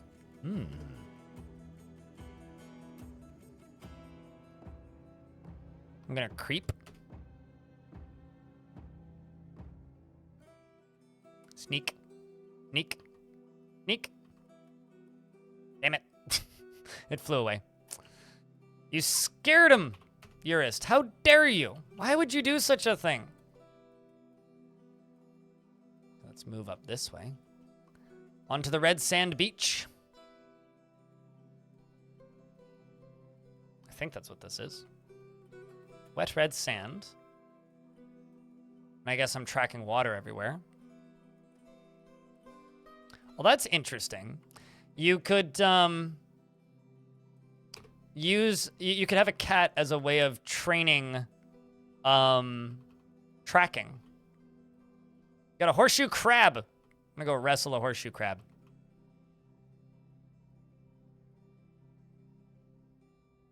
Gonna hit it in the body. I could kick it. That's mean. I'm just gonna pull out my weapons and whip it with my whip. How does a crab jump? Please explain.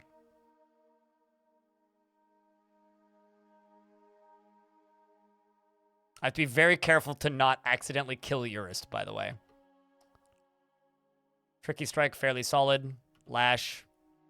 I missed again.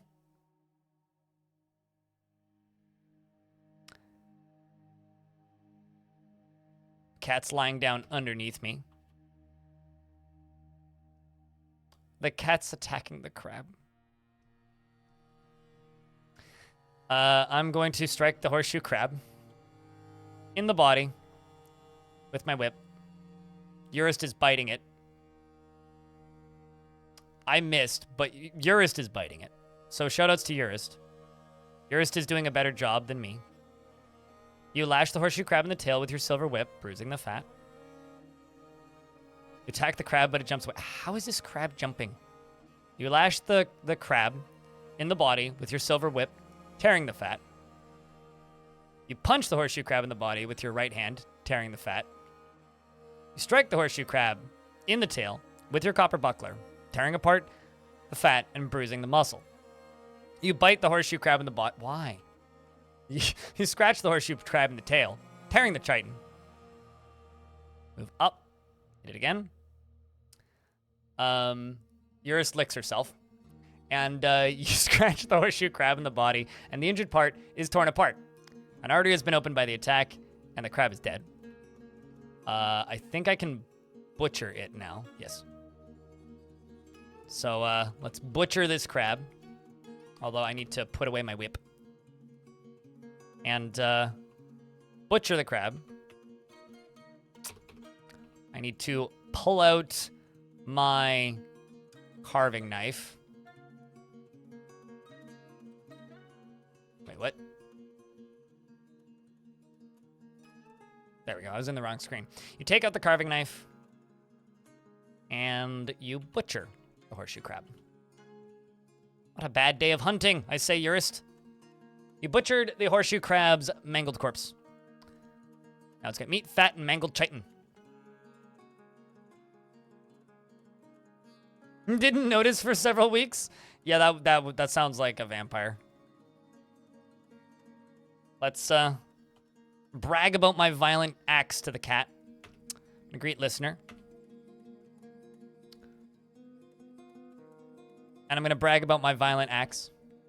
I have taken down one horseshoe crab while stalking the seas of focus.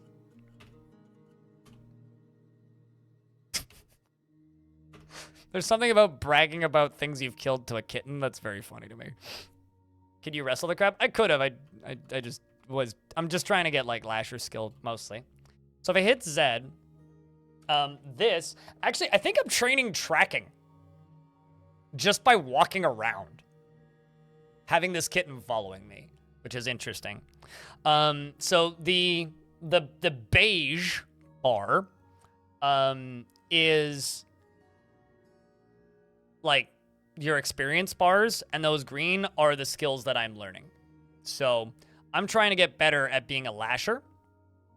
But in doing so, I have to fight things. And turns out fighting with animals is a good way of doing this. I'm just very worried. I'm just very expectant about what's going to happen, which is Urist is going to get into a fight, pick a fight with the animal that or thing that I pick a fight with, and is going to just get mauled to death. And then that's going to make us all sad. Just as in it's going to make us in chat here sad, but also it's literally going to make my adventurer sad. It's a garlic plant? Interesting. Adventurer is Dwarf. Adventurer is Dwarf, male Dwarf, but is human faction. So my Dwarf, it has a human name, which is Radi. And I named my cat Urist, small beans. And this dwarf's been forced to spend his entire life beardless and drink. Oh, hey, another crab. And drinking sewer brew as the only form of alcohol. So my headcanon goal is to get some real alcohol to truly become a dwarf. Let's strike another crab. Actually, hold on. I need to. Nope, don't want to do that. You draw the buckler with your hand. You didn't done it. Okay. I'm going to put away. I have horseshoe. Why do I have horseshoe crab meat in my hand? Put that in the backpack. I'm going to draw my silver whip. Ah, there we go. Let's just strap these two to my upper body. What is in my hand right now?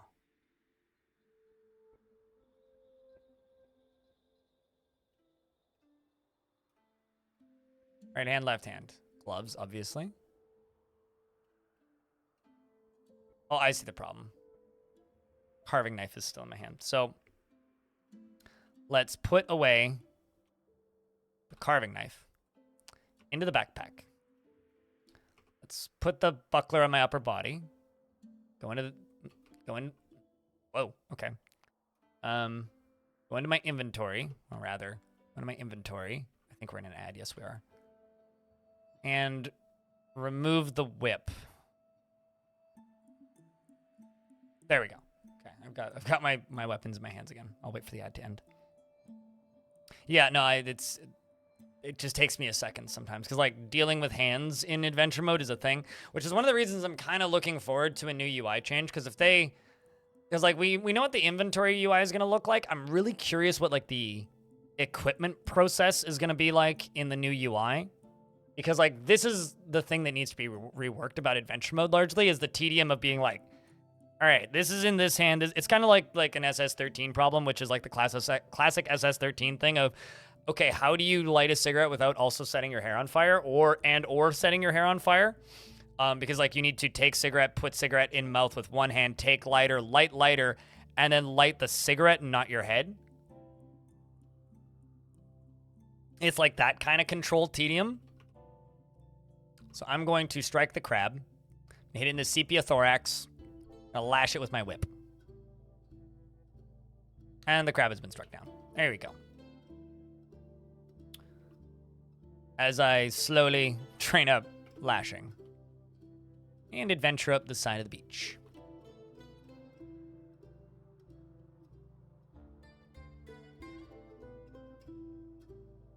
So, yeah, no, we are so I am training Tracker just by walking around. That is interesting. I didn't realize that having a pet like that would train tracking in that way. Uh-oh. Found a river that I need to cross, and there's a way to cross it over here, so let's do it this way. So the problem about having Urist here is things like crossing rivers is going to be a challenge. Sea otters. All right. It's FG and friends. Chat, don't tell FG about this. Please.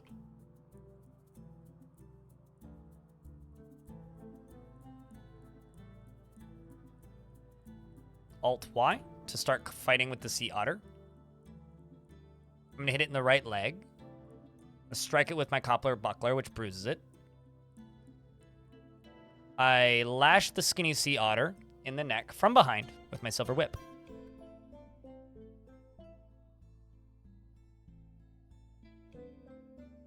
Dwarf is also make sure he's not losing the cat. Yes.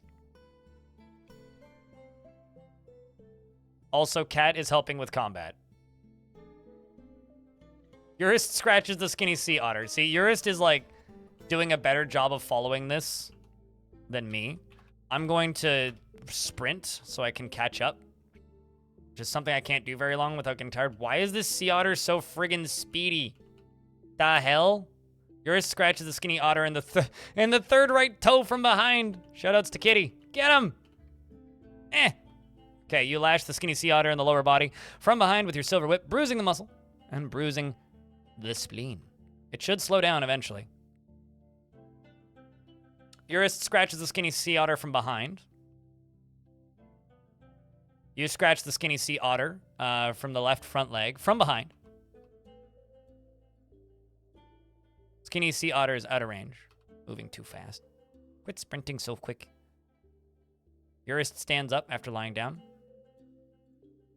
The skinny sea otter falls over after I lash it. Once again.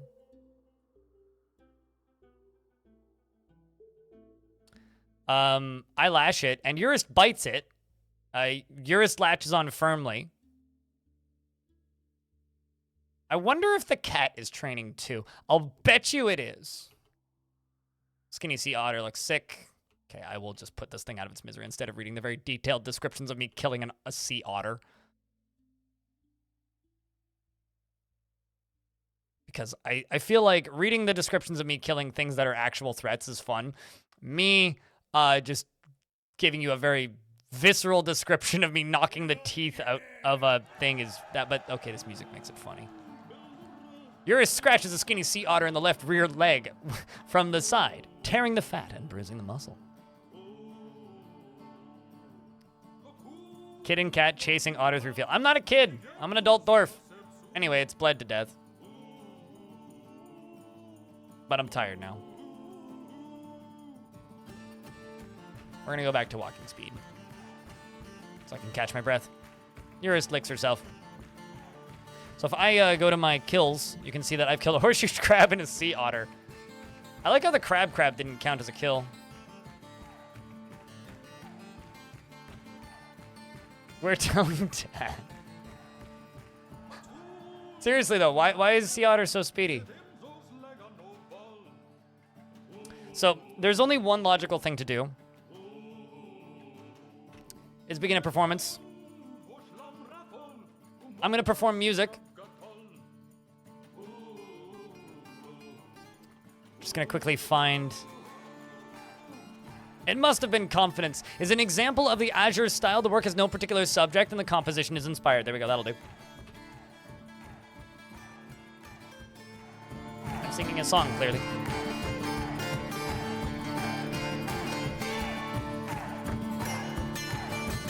The musical composition, you begin the musical composition of It Must Be Confidence, and Urist head bumps me while licking herself. Urist licks herself, Urist licks herself. I am singing.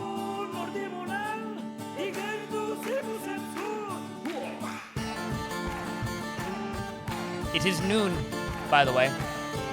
You enter a simple passage and a simple passage. You enter a simple passage and a simple passage, and you make a mockery of a Moya with a shameworthy performance. So I'm very poorly singing a song. You sound vaguely like the intended Amoya. You conclude your performance.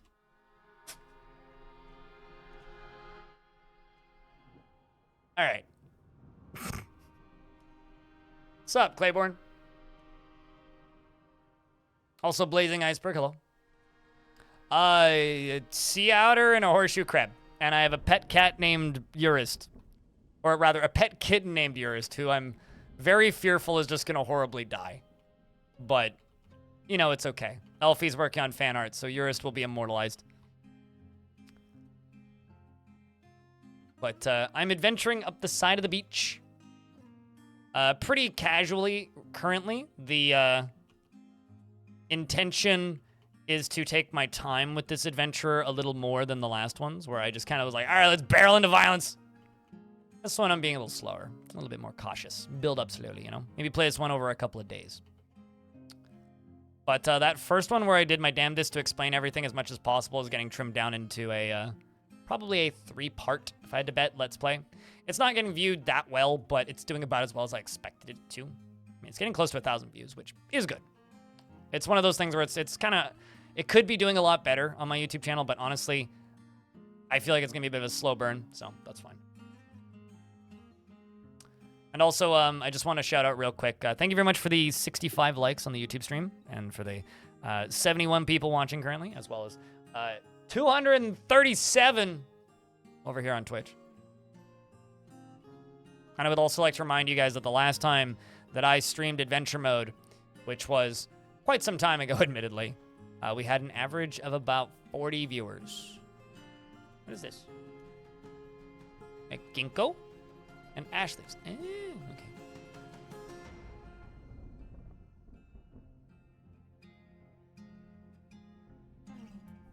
How do you know the details about the dances? If you go to the units screen that shows all of your population, and you click on the magnifying glass that's to the right, not the one that's next to it that takes you to the dwarf, but the one to the right, it gives you a pop-up. Manticore Alpha says post beers, and Shadow Absorbers says read the thingy. So I'll read the thingy. Hold up. Let me find the thingy. There isn't much thingy for me to read, but I'll read the thingy. Kobolds hunt cabbages while Kias peck livers out. From Prometheus, liver, and face. Pufferines are direct antagonists, though no people all caught up. There really isn't much for me to read in there these days. You guys really need to be more on the ball about that. I might change the rules of the AdWords story. What are these? Might change the rule of the AdWords story. Albatross, interesting. So that instead of me just reading it, I might change it so that you guys have like an X amount of time to add to it or something.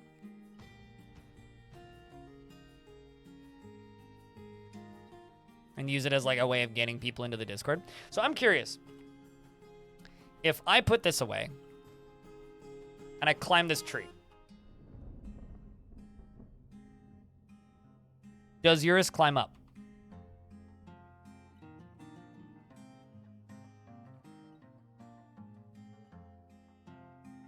I know Kitters is a legendary climber.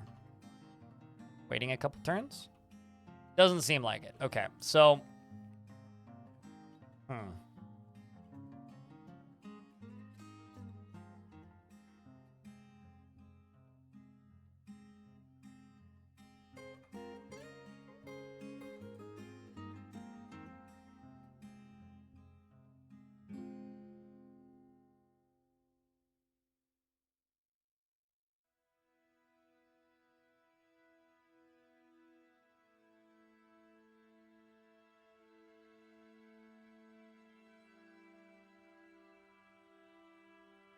All right, well, we've climbed down now.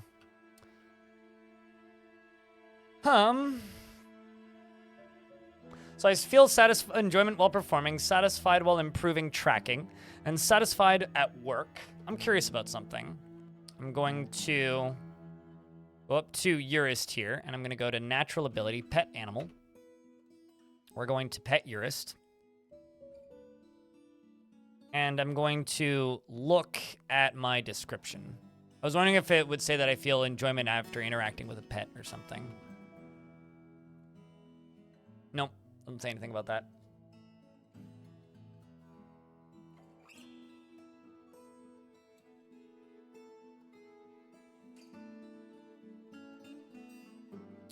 Don't get the kitten stuck in the tree. I mean, in theory, I could fast travel, right? Another horseshoe crab. This is a pretty chill area. Let's fast travel. Head north a little bit. So there's a river over to my right, and then the beaches continue. Chat, what would you what do you think we should do? Should we go? Actually, hold on. What is up here? Should we move up to this next town up here on the right, on the other side of the river, or should we move inland? What direction do you guys want to go?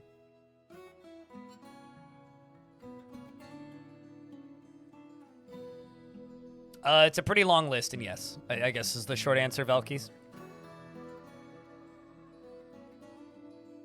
Let me check the map. Yeah, so dwarves are inland. More of my faction is along the beach. Nearest city. I'm going to be polite. You don't really want to go to human cities in this game. Or very highly populated areas. Not in this version, anyway. Unless you want to lose your save file due to it running at a frame per 30 seconds. Takes a while to get out.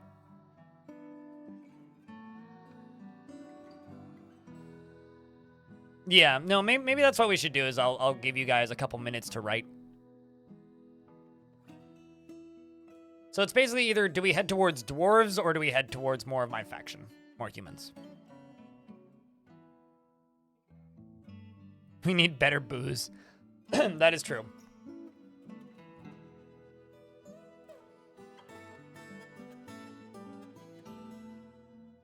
Okay, so we're going to head along the beach then.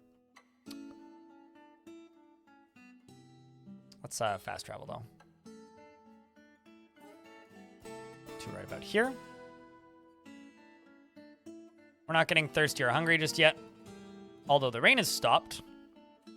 So I'm going to speak with Urist for a second here. I'm going to greet listener, of course. Are you ready to learn? Is what I said. I don't know why, but I did. And I'm going to comment about the weather.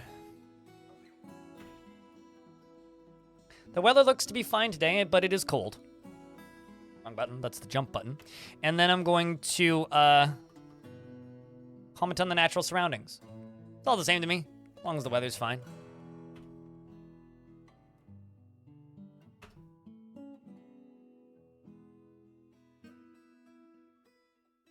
Once again, it's less about the multi-threading, Claiborne, and more just about it running with the engine upgrades. And also with the upgrades that Putnam can do and the optimizations that Putnam can do, right? Because, you know, we know that Putnam is going to be looking into what is possible and what is doable in adventure mode as far as performance upgrades go. I just saw an exclamation point. What is that? It's a wild boar. Ooh. Biggie. Bacon! See bacon. It's dealt towards you. Urist head bumps me. Urist, don't you spook these wild hogs. Alright, so we must protect the kitty at all costs, chat. Well, I can hit it in the right leg, so let's hit it in the right leg. Easy enough. So this is the combat screen, which is one of the screens that really needs upgrading, which chat was describing yesterday as VATS, which honestly, very good way to describe this. Okay, so let's go with the right rear hoof. Oh, I see. I should pull out my weapon. That's what I should do. Strike. Left rear hoof. And I'm going to lash it, or hit it with my buckler, rather. So they all start splitting. The wild obese boar stands up. The skinny wild boar is moved out of range. Which was the one that I was fighting with? I'm assuming this one? Because, like, they all move in a way. I could get lethal on this on this boar, so we're going to go for it.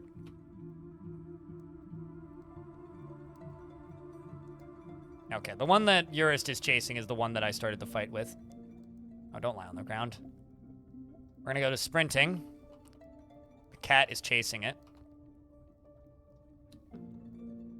Because the cat's trying to fight with it. Urist scratches the wild boar from behind. So Urist bites the wild boar. The skinny wild boar breaks the grip of Urist and the skinny wild on the skinny wild boar's right ear. So the wild boar is now right here. Urist is right behind it. Urist gets another scratch in on the wild boar's right rear hoof.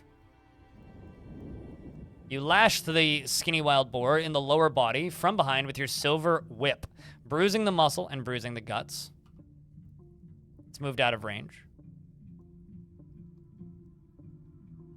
I'm going to go for the skinny wild boar. We're going to wrestle it. I'm going to grab it with my whip.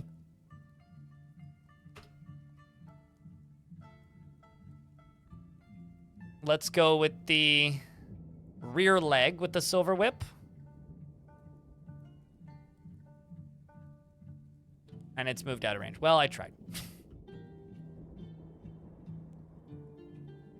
I'm slowing down, cat speeding up.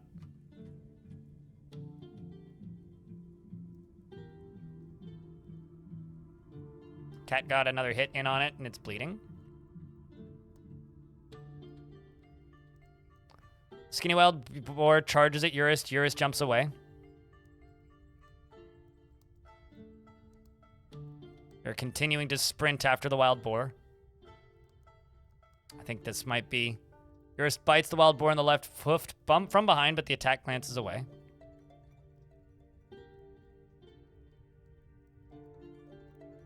Urist latches on firmly. The skinny wild boar breaks the grip of Urist's teeth.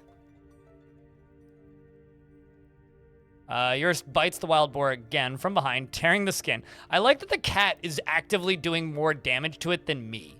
That's very funny to me. That, and I'm slowing down because I'm getting tired, and the cat is continuing to chase. Which means if I stop moving, it is pretty likely I will lose the cat. I don't know how I ended up on ground, but I did.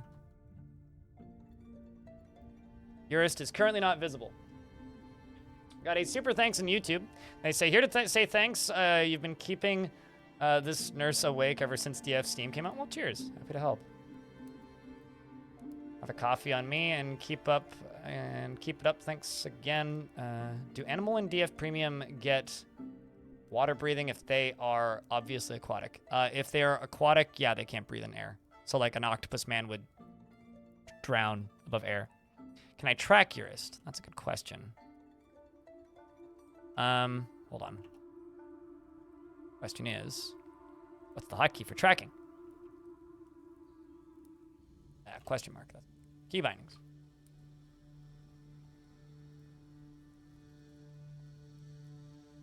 Show strongest odor.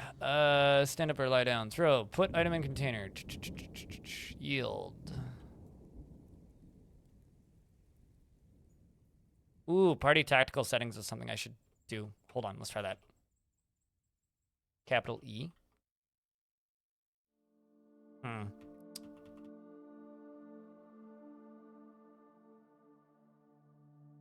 Shift K.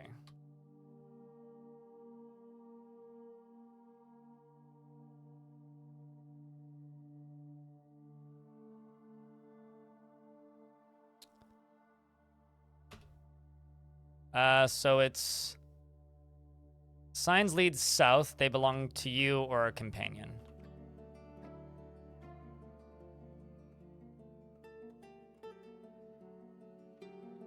So those little black squares are what I'm following.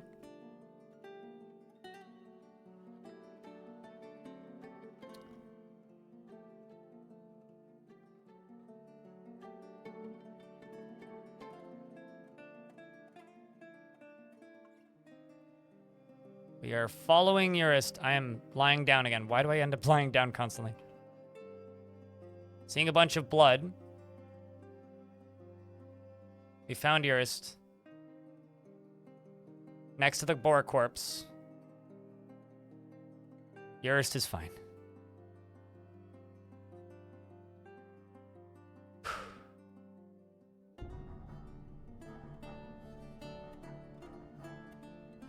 Is it bad that I'm stressed out about my cat?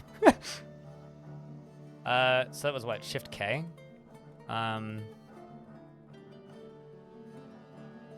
This is also giving us a pretty good idea of how this cat is going to act when we end up in a situation where it's running. I pet Urist. Let's butcher this skinny wild boar corpse. I'm gonna put those away. I'm going to pull out my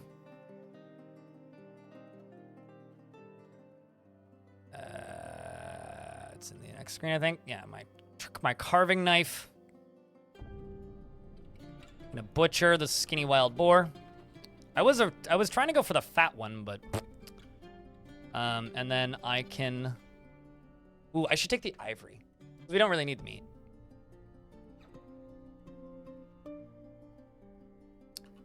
We're gonna get the boar ivory. Can I carve the ivory? I don't know. Okay, well I can make chat. What do I make out of the bones from this thing? Urist kill is no. Well, I mean, Urist made it easier for us to track it. I'd done quite a lot of damage to it, and it was bleeding pretty profusely. The boar probably bled out. Honestly, the boar probably bled out. The boar was running, like sprinting away. So I think what ended up happening was boar ran away, and we made chase, and we were able to catch it.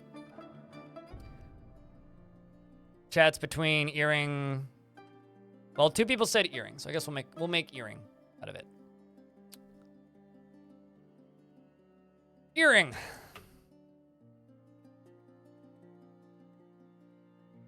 And we used the carving knife. I made a wild boar earring. So I guess probably in my hands, right? Yes, it is. Put that inside my backpack.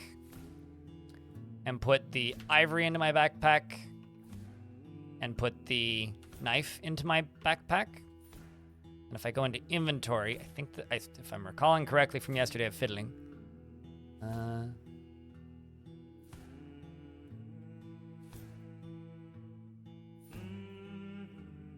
oopsies.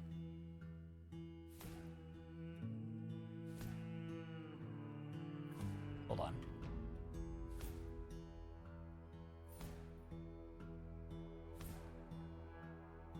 The wrong thing. Strap those back to my upper body. Inventory. T is the wild boar bone earring. So let's remove that. And that should just go into my ear, right? Unless it's in my hand, in which case I'm screwing this up. Ah, there you go. So W to wear. I was using capital W.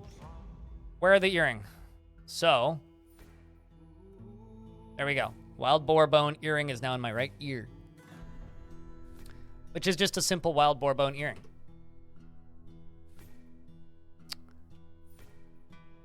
I'm going to talk to Urist.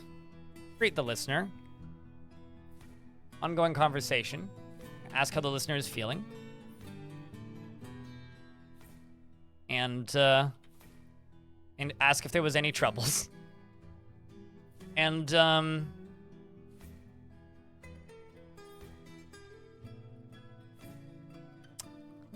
you know, honestly, I feel like most cats are probably a night creature.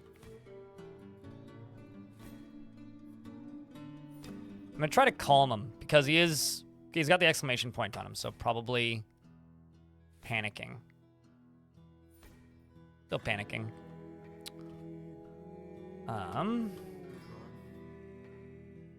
gonna brag about my violent deeds.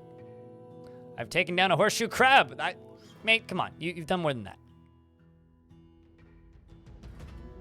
And I'm gonna give him another pet.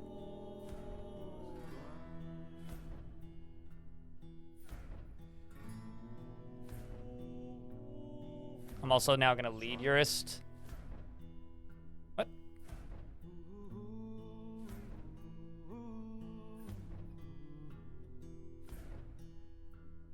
I mean, he's fine. Why are you not following me? Hella joke. Yeah, he's not following me. Probably because still panicking, right? Like, it's got that blinky exclamation point. Oh. Should stop sprinting.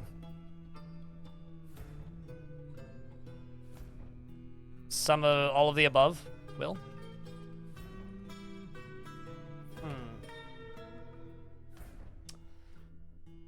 Maybe I need to listen to Urist?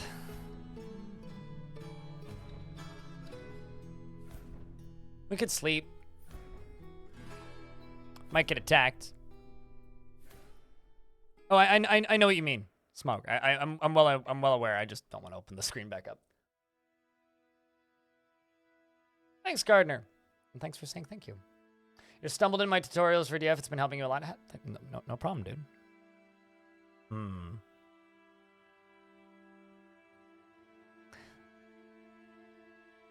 Let's just sleep. Taking a risk for my kitty.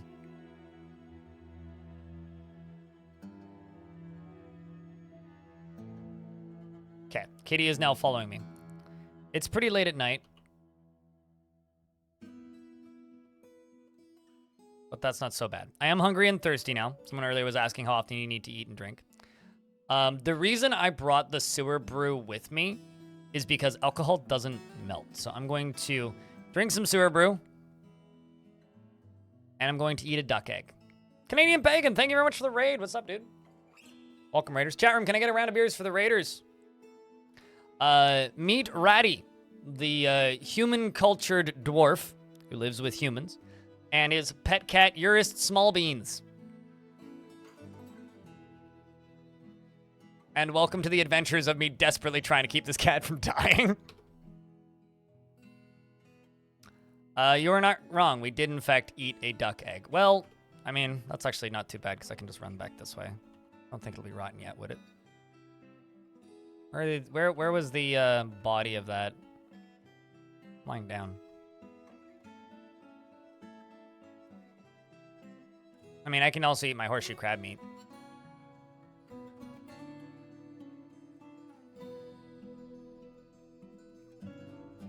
For some reason, I thought that eggs would be edible, but it turns out they are not prepared. I'm not sure if I can prepare meat on a fire, but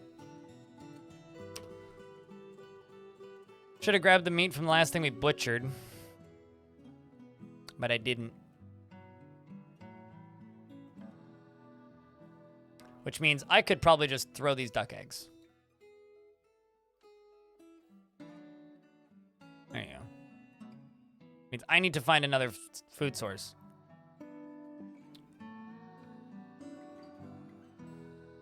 I'm not gonna starve to death. I mean, you need to go for quite some time without food.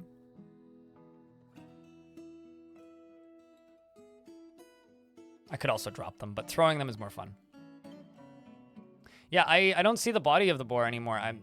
It's partially because it's late at night now, but I have to head south a little bit. I'm not entirely sure where it died. Cheers, Canadian Pagan. Mods, if you didn't yet, if I missed it, could I get a shout out for Canadian Pagan? Hopefully you were doing something fun today. To anybody who just came in from Canadian Pagan's raid, what were you guys up to today? Anything particularly noteworthy? Elfie, could you shout out Canadian Pagan, please? Since you're back now. I was about to do it myself. But... yeah, I don't see the body for it.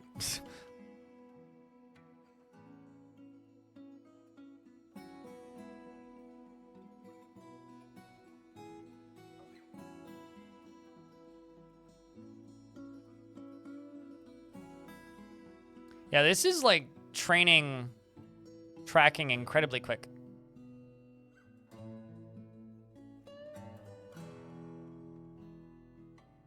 Also, telling jokes to my cat, I'm now a dabbling comedian. Which is, we're now a competent tracker.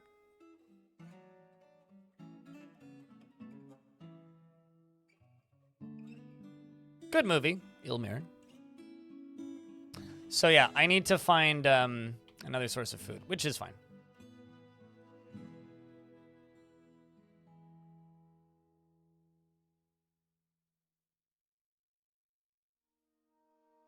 Also, there's a horseshoe crab right here, so I will just simply run over here. And I will strike the horseshoe crab. Actually, hold up. I'm going to draw a silver whip. I'm going to strike this horseshoe crab in the body with my buckler, and I miss. I lash it, though, fracturing the chitin. Urist is helping, but missing.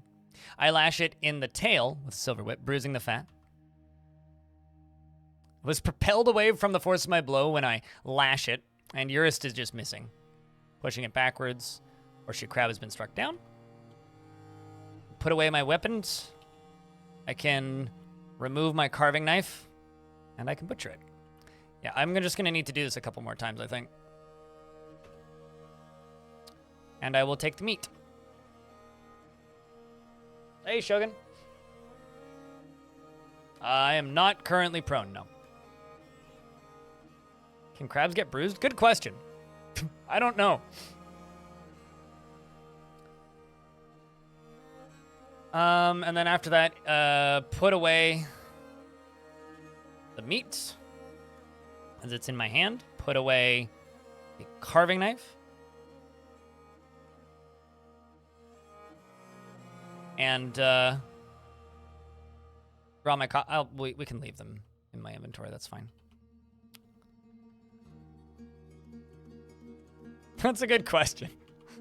You know, there's a lot of questions with Dwarf Fortress where it's best you don't know.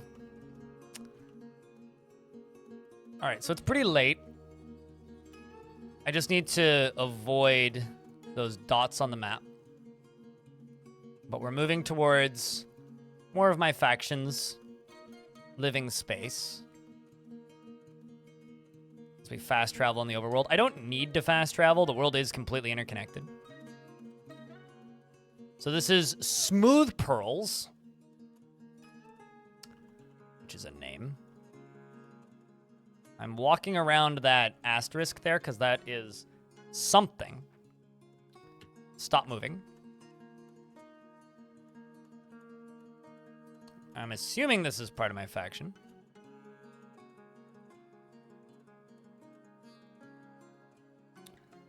I'm going to drink some sewer brew. Still hungry. I'm going to... Could lick the rock. I'm going to eat that horseshoe crab meat. Lots of leaves. Chubby human farmer. I don't know any of these people. Can I start a conversation with you? Great listener. Good morning. Wake up. My name is Radi. And keep sleeping. Okay, well. That's fine. I'm sure they won't mind if I take their food. Definitely, right? Oh, hello. Wait, that person's awake. Low cheekbones human siege operator. Great listener. Greetings, my name is Radi. The human siege container says, hello. I'm Konar. Embrace Amber. I read that as Ember Screamer initially. Also, wasn't it possible to prepare the eggs over a campfire? Maybe. I don't know how cooking works. I will be completely honest with you. If you know how cooking works, please do tell. I might need water, which is currently ice. And also, I think that with a campfire, I can melt my drinking water, which I should probably try and figure out, actually. I'm just going to ask if I can stay. I could gift my cat to somebody, which I'm not gonna do.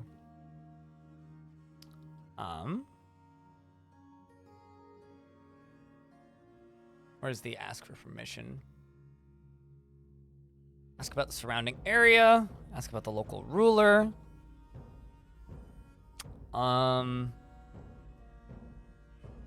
Ask for permission to stay for the day. It would be terrible to leave someone to fend for themselves after sunset. Thank you. I can just... Uh-oh. There's a... You receive it... Okay. The crinkly hair human boyer says that a day's travel to the... There's a tavern a day's travel to the south. Also, I just realized that my cat is stuck outside still. Kitty. Okay. In order to get the cat to go through doors, I have to lead it.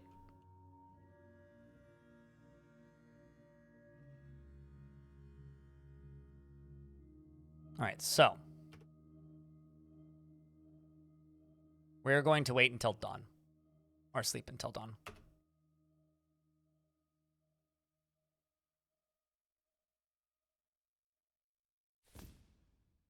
So the crabs can't bruise the way we bruise, since we bruise. The bruise wouldn't be visible, but if there's trauma, yeah, I guess they could get like a blood bruise, like because they could get burst arteries under their shell, right?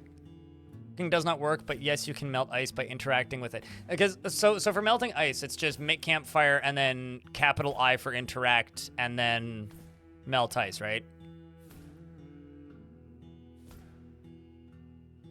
Everybody's waking up. It's wake up time. Where's Kitty? Kitty? Urist, you have to follow me here, kids. All right, there you go. Good kitty. You can have pets.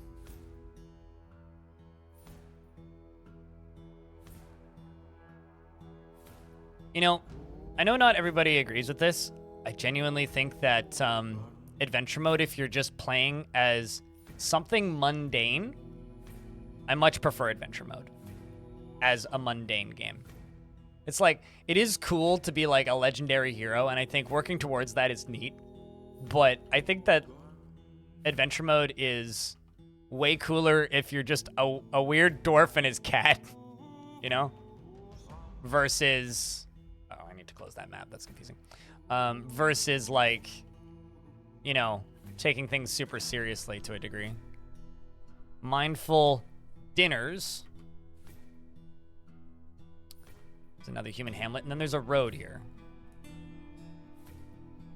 I'm gonna stop right here. Urist is following me. So once again, I need food. Mindful Dinners was the location of that tavern, I think. This seems like a tavern. Huh. Interesting. There's the door. Yeah, this is a tavern. Let's see who's inside. A narrow-nosed sacred splash human spearman. Round-eyes human spearman. There's a lady. Human crossbowman. Slim human child. Frail human axeman. Dry hair bowman. All right. Many pedestals.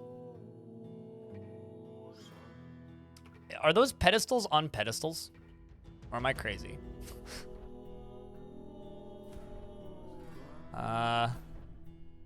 Big ol' stack of stuff. All right. Urist, come here. I'm gonna lead Urist in.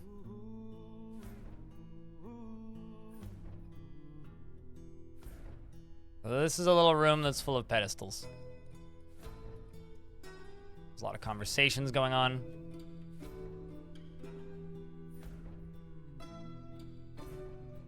Copper arrows. Reindeer leather pad. Bronze, very fancy bronze bolts. An iron shield. Ooh. I wish the attribute limits worked in a way that you could start as a peasant and train up like a god through DF hack, though DF hack can raise limits. Yeah, because like if you don't have a skill to begin with, you can never learn the skill, right? Be able to become king. No. But you can topple civilizations. I don't think you can become king. I wonder if the villains update's gonna change stuff like that about being able to become king. I want that shield. I don't think it'll upset them if I take it. Let's see. I'm currently lying on the ground as well. Oh, cat's in the way. That's why I'm on the ground. Thanks for the shield, boys. All right. I'm going to... actually, put the shield into my backpack. No, that's not what I wanted. I'm gonna draw my buckler. I'm going to drop the buckler. Gonna remove... Where is it? The iron shield. Put on page 2. Yep, the iron shield. And then put it onto my back. Sweet. Half of villains is. Not all of villains. The fortress mode half of villains is. The adventure mode half of villains isn't. Oh, also the legends portion is. Really looking forward to the new UI and modern release in April. Yeah, me too. Grizzle, me too. Got ambushed by 100 elves and more animals. They got slaughtered and didn't even hurt a single citizen. Yay, that tends to happen. Okay, so I'm planning to follow this road. I will stop leading the kitten.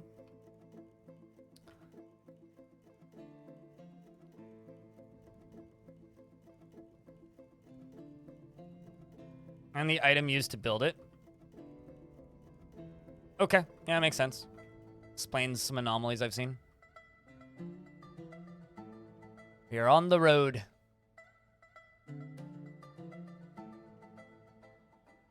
Chat, I'm gonna go microwave my coffee slightly. I'll be right back. I'd like to warm it up a little bit.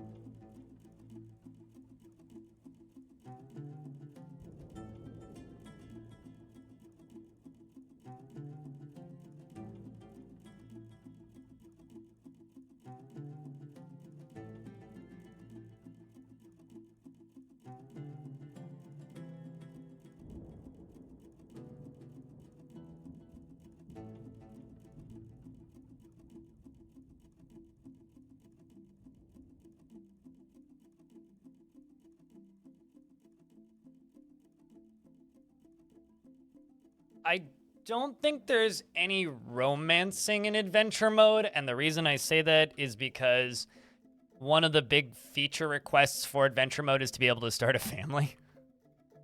I generally, as I understand it, how do I turn the strongest odor thing off? Actually, question mark. Key bindings. I think I turned it on accidentally when trying to find a different one. Oh, it's O. Okay. Duh.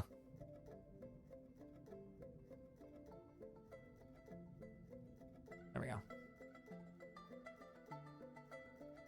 Yeah, and I think that's why, like what Montecore literally just said here, I think that's why Tarn and Zach haven't done that, is because, let's be honest, when you give people the ability to fuck a thing, they fuck all the thing. And that's a little weird sometimes. And there is such a thing as bad press.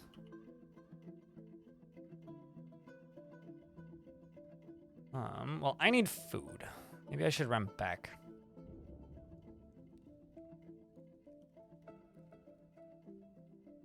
You know what? Let's run back here and see if I can find food around town.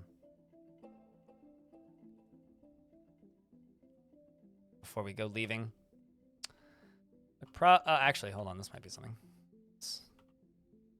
That's ratweed. Boo! Dumb humans farming ratweed.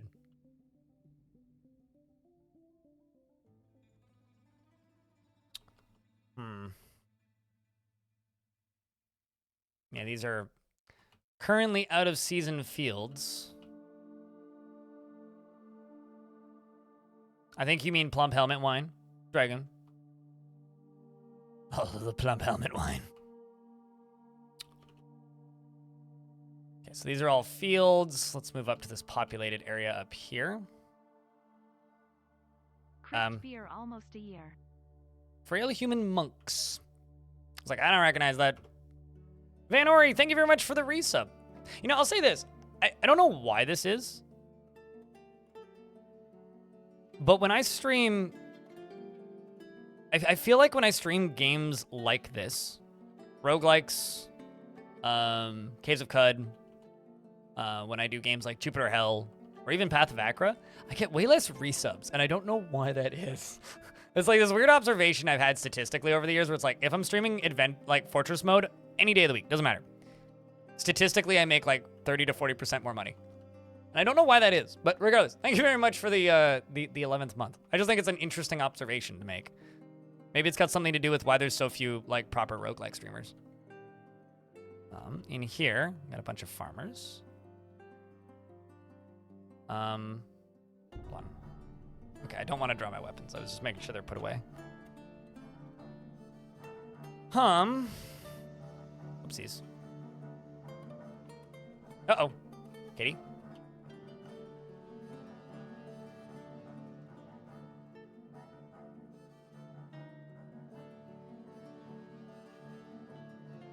I just don't want to interrupt the story. I just think it's an interesting thing to observe from my perspective.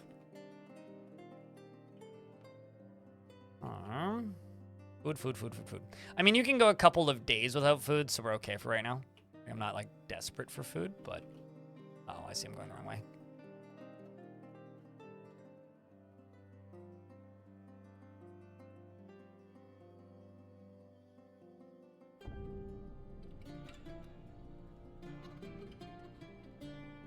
We're all babbling. Kitty wanted to stay, possibly. There's another well.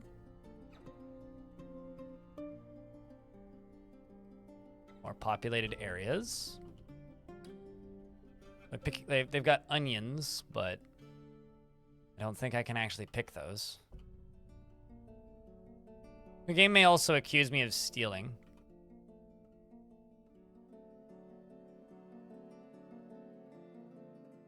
Okay.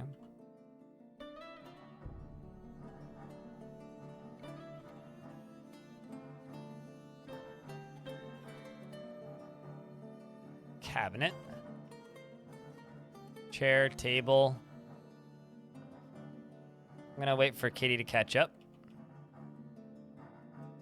I'm going to lead the kitty. Real human farmer became enraged. Okay, we have to be careful in here. Rope read bag.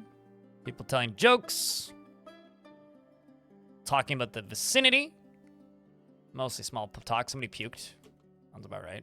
Must be a tavern. Okay, so there's leeks in here. This is what I'm looking for. More leeks. Fisherberries. Prickleberries. Chichery. All right, let's... Well, that's fitting. I mean, we are close to a tavern. Let's take... I don't know. Let's just take some radishes. Let's just take 10 radishes. I'm gonna put the radishes into my bag. The muscular human cook pets Urist. Well, Urist is getting pets, so this is good. The narrowhead human craftsman pets Urist. Urist head bumps me. Human metalsmith pets Urist. Good, good, good. I'm walking past the berserk human. More people are petting Urist. And we walk out. Okay. And I've discovered a river. We can obviously hear singing coming from one of these local rooms. I can now stand up because I don't have to crawl. Those rooms are so packed, you have to crouch. Oh, this looks like a tavern. There's a bed in here. That or it's just like, that's a fancy-ass chair. I mean, look at this chair, chat.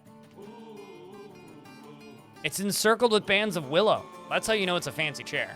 There's a bed here. What's this? More bags. More prickleberries, fisherberries, turnips. Let's grab 5 turnips. All right, sweet. I can now stop bleeding, Urist. I'm going to converse with Urist briefly. It's good to have a friend like you, Urist. I'm gonna ask Urist about something. I'm gonna ask about Urist's profession. Comment about how Urist is a warrior. And ask how the listener is feeling. And ask about the local ruler. Obviously, the cat is the local ruler. G-Warp, thank you very much for the 2 gift subs. Cheers, man. I hope your stream was good last night, by the way. After I vamoosed, went off on my day. All right, our adventurer now is gonna start fast traveling. You know, just for the sake of entertainment, we're not gonna stay the night here. Travel to the road. Kitty's following us. I am going to eat a turnip. I'm going to put the turnip into my backpack. So now I got radishes and turnips. There we go. We now have food. Uh-oh, what that?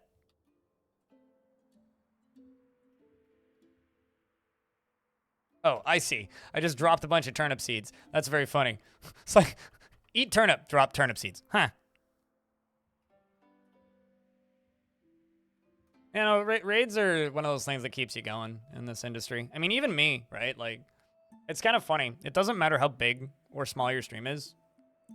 Getting a raid just kind of like, other people know I exist. Like, even me, like, you know, I'll have 100+ people watching and it'll be like 3 days and I haven't had a raid and I'll be sitting there going like, man, nobody else likes me. This weird, like, mental disconnect you get. Following the dirt road.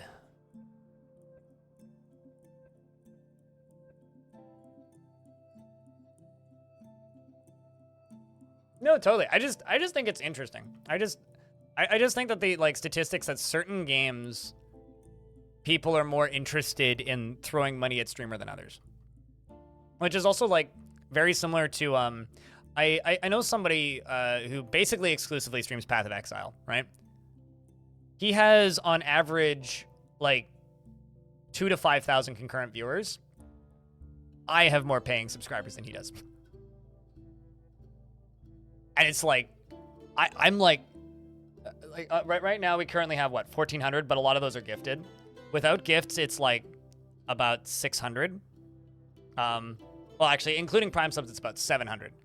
He generally sits around 250 with primes and gifts, which is just nuts. It's like, meanwhile, there's like chess players, like high-end chess players. Like, I look at their leaderboards and I'm like, how do people have that much money? Like, it blows my mind how much like a grandmaster chess player with like, you know, 90 concurrence makes. It's like they're just like, no, I know exactly who Hikaru is. It's like they'll just be pulling like 10 grand a week, and it's like, how do you what?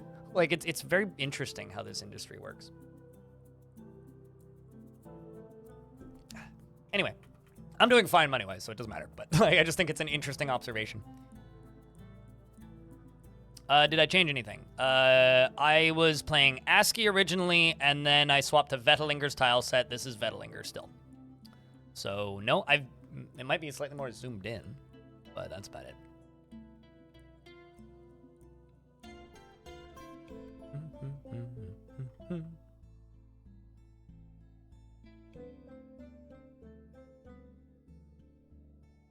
Just remember, I was a tiny streamer once.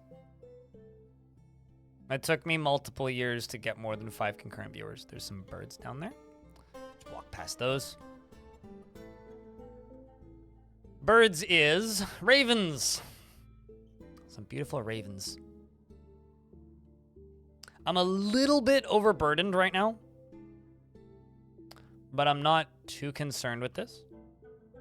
Some more wild animals sitting on the side of the road. A fat bunny! Ooh. So, I have a question. Why are you asking me if I'm getting nostalgia from a version of a game that I haven't played for about a year? That's a very short period of time. Also, I think nostalgia is kind of a loaded term these days. Largely, I think, the over-marketing of nostalgia has ruined nostalgia to the point where it's like an icky word for me. I don't really... Like, I don't get nostalgia from 47 because it's only been a year. Something that would make me feel nostalgic would be like a Mac classic roguelike. Actually, what gives me some nostalgia, or what gave me some nostalgia the other day, was on Discord, in the roguelikes room, Salvadaddy posted this, which is going to be very ironic.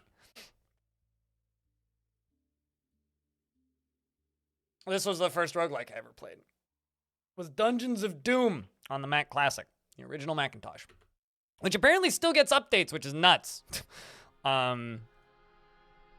So, yeah, no, it's only been a year, so. Might as well have my weapons out walking. I don't think... I'll kill these bunnies if I can catch them. I just don't care to chase them. Yeah. I punched the fat dough rabbit. Ooh, delicious. Oh, I see.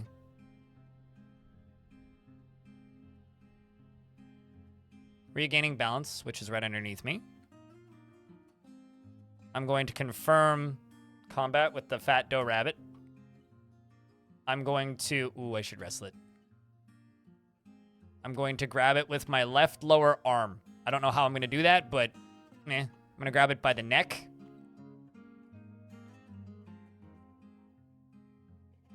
I'm going to brawl with the dough bunny. I'm going to wrestle with it. I'm going to wrestle using my arm. All I can do is release grip. Okay. I'm going to put my weapons away. I'm going to brawl. I'm going to wrestle. I'm going to grab it with my right hand. I'm going to grab it by the head. I'm going to wait a turn. Because what's this bunny going to do to me? Grab the fat dough rabbit by the head with your right hand. And then I can continue brawling, continue wrestling. Wrestle using my hand. Can pinch, gouge. Let's gouge its left eye. This poor bunny. This bunny doesn't deserve this. You gouge the fat of the Doe Rabbit's left eye with your right hand, and the skull splits into gore. And Urist scratches the fat of the Doe Rabbit. Poor bunny. I fortunately can kill it. Or in an ad break. This game. Has anybody here seen... Oh god, what season was it? Has anybody here seen the TV show Fargo? Because one of the seasons of that show, there is a dude with long hair. I can't remember what season it is, or what name, or the name of the guy. But it's the one where the dudes in like the proper fedoras show up and are like the big gang guys who are just like, hey, like you are encroaching on our territory. Anyway, there's a scene where there's a guy and he's just like one of the like evil characters or mean characters, I guess, antagonist characters. He's just sitting there, he's petting a rabbit, breaks its neck. It's like that's what this is reminding me of right now. Friend of animals, friend of my kitty.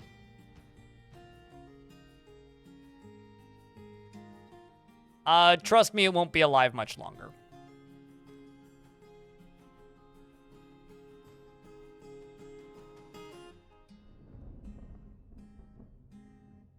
The funny thing is the entire time I've been bragging to my kitty about my violent acts.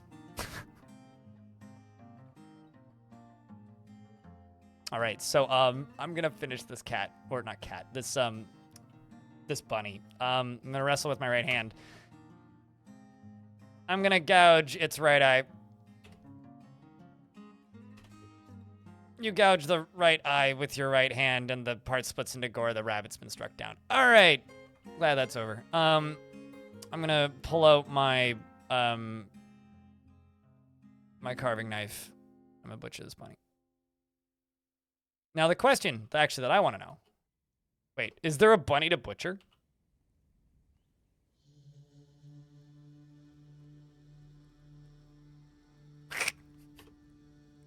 Oh, I see. Hold on. So just like Fortress mode, you don't actually get anything from them? There's just some fat. Oh, I hold on, I see. Wait, then how come I can't butcher it?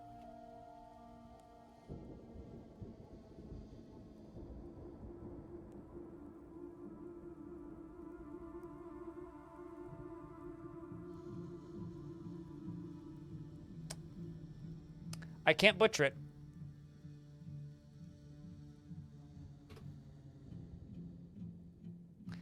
All right, well then, all of that for nothing. I will throw it then. Did I? Yep. Threw it away. Died for nothing. I learned some... I love the song that's playing right now. It's playing like the Death Spiral song. So Bun Bun died in vain for nothing. Sorry, Bun Bun. Use it as bait. The funny thing is I could Kitty, are you okay?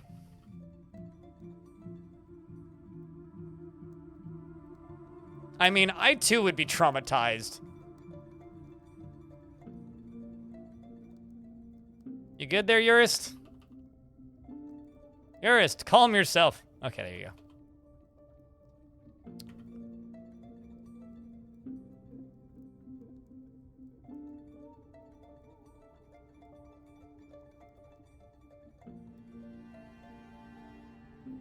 I'm a little worried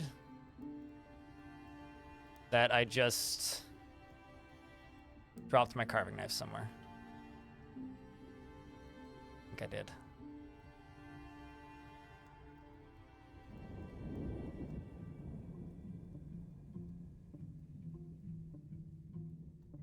Or is it strapped to my body somewhere? It is, okay. Hold on.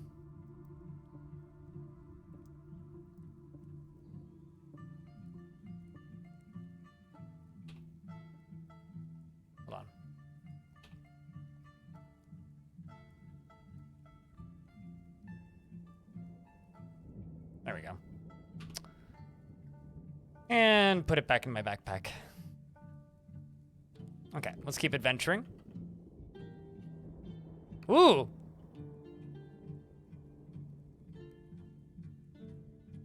Is it bad that I'm like I'm totally fine with all the animals we've attacked so far? A little bit scared of the emus.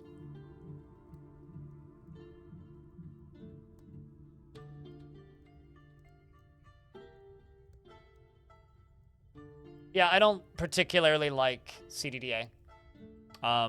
So I'm a bad person to talk to about CDDA. To me, CDDA feels very... I'm getting the CDDA question chat room from a YouTube chat. CDDA for me is bloody overdeveloped and aimless in a bad way. I like adventure mode because adventure mode ties into another game that I like. But CDDA is an overdeveloped mess that I just... Ugh. That and it's far too much of an open world survival crafting game. Like, adventure mode has very basic, like, hunger and thirst needs, and obviously, like, you know, the same medical needs as fortress mode, but it's nowhere close to the stupid that is CDDA, so I can't compare it just because I don't like CDDA. I'm a bad person to talk to about that. There's something... I thought that was a dead creature. No, it's not. Also, I think the emus are running faster than me anyway, so catching them might be tricky.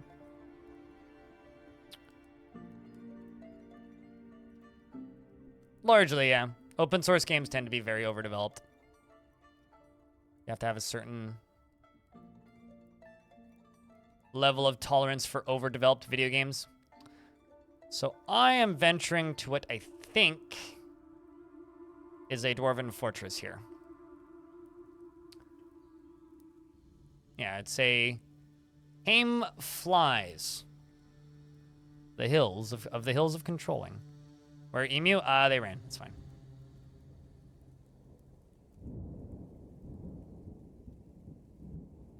I crushed that bunny's skull with my bare hands. That is 1000% true. I did, in fact, do that.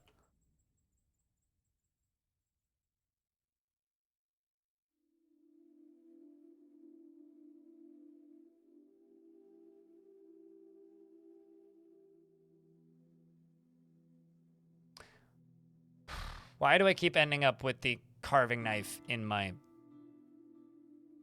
hands?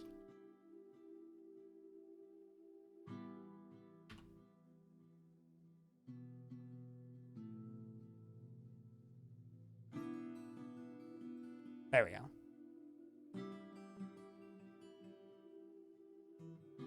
I heard something up here.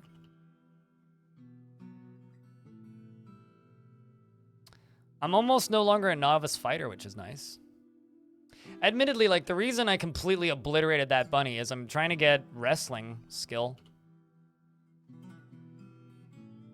Wait, what? Oh, Urist head bumps me.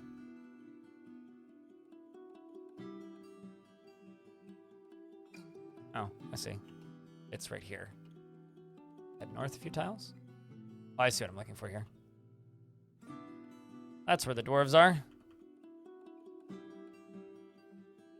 In there somewhere. Unless there's a trap door. Go way in down here. Ah, there we go.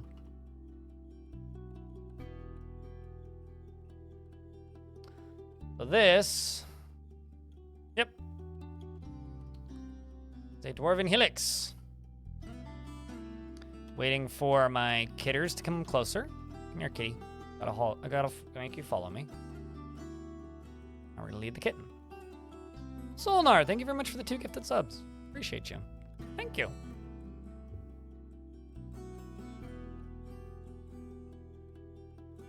Their voiced miner stands up. I'm gonna stop leading Urist.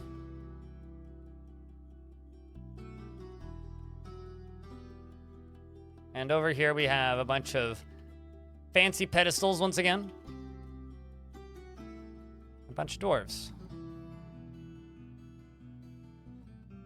I'm going to speak with the administrator. They're they have a neutral attitude towards me, but they are agitated. And I say, hi, I'm Radi. And they say, hello, Dwarf. I am Zon Tool Glory. I'm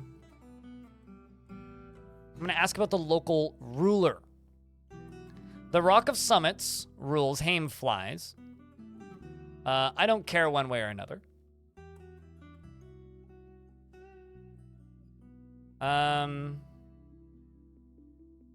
Ask about other groups with stakes in the site, and they said, I haven't heard anything like that. I'm gonna change the subject. I'm gonna ask how the listener is feeling.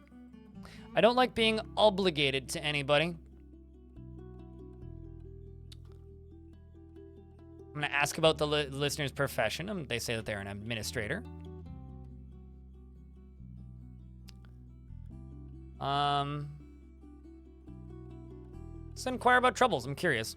Well, let's see. We've got the beast, criminals, bandits, skulking vermin, and the missing treasure. Let's ask them about the missing treasure. Tell me about the missing treasure, I say. And Zon says, the goblin Snang, the profane odors, wants stance controls the Galena crown returned to Bolt's Crimson. Last I heard, it was held by Saigon Orb Cave. Okay. I'm going to ask for directions to the goblin. Bolt's Crimson is in the Finger of Alchemy. Okay. And once again, I'm going to go through this again. Inquire about troubles. Ask about the treasure. Oh. I've ended up in a completely different one. Goblin Burr played drink. Oh, there's multiple ones. Bronze Battle Axe returned. Okay. Ask about any troubles. There's many missing treasures, it seems. Ask about the missing treasure. Tell me about the missing treasure. Wow, okay, never mind. Maybe this is a bit much. The Walled Crypt wants it returned. Last it was heard was in the Walled Crypt of Hate Fresh. Hate Fresh. Think fresh.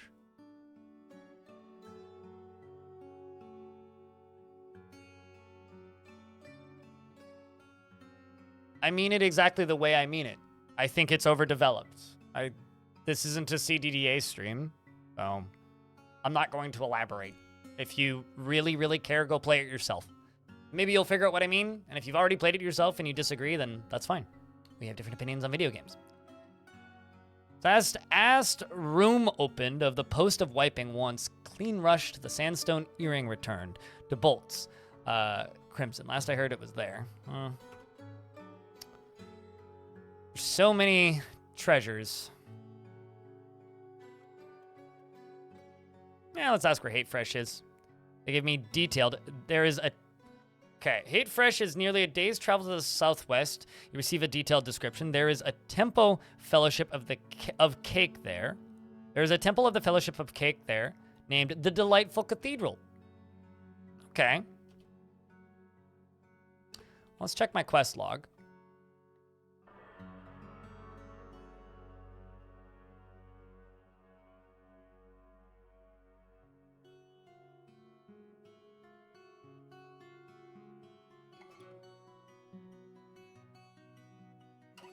Sandstone earring. All craftsmanship is of the hell. Oh wow, that's pretty far. Was last known to be in the walled crypts of the walled crypt of the jungles of melting. Let's see if I can ask about a location.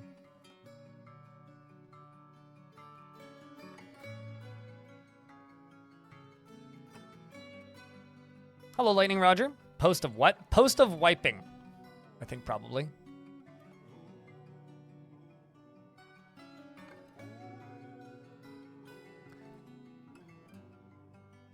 I'm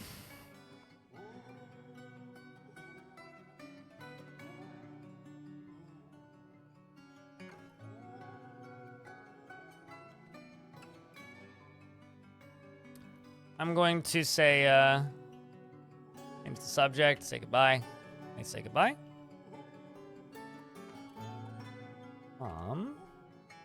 Sunken Eyes Miner. My name is Radi. And the miner says, hello, dwarf, I'm Etor.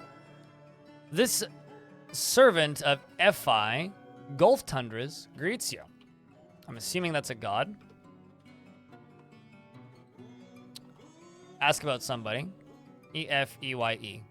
Oh. Maybe Gulf Tundras?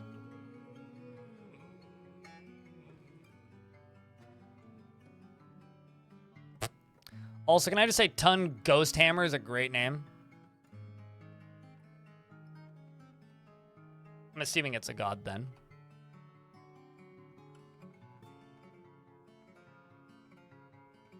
Very.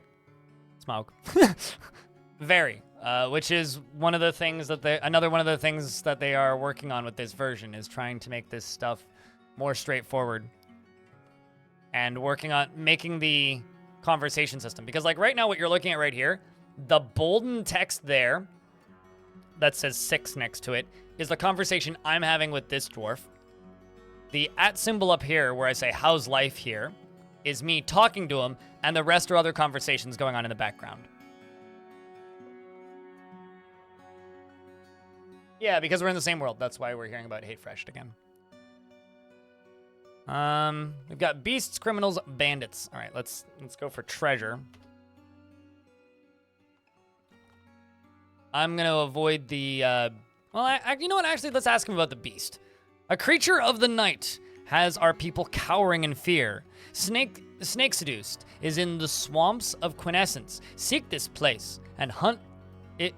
Seek this place if you hunt. Edzul Legend Paddle, the woman bridegroom of Shadow. Yeah, no, I'm good. That's a good way to die. But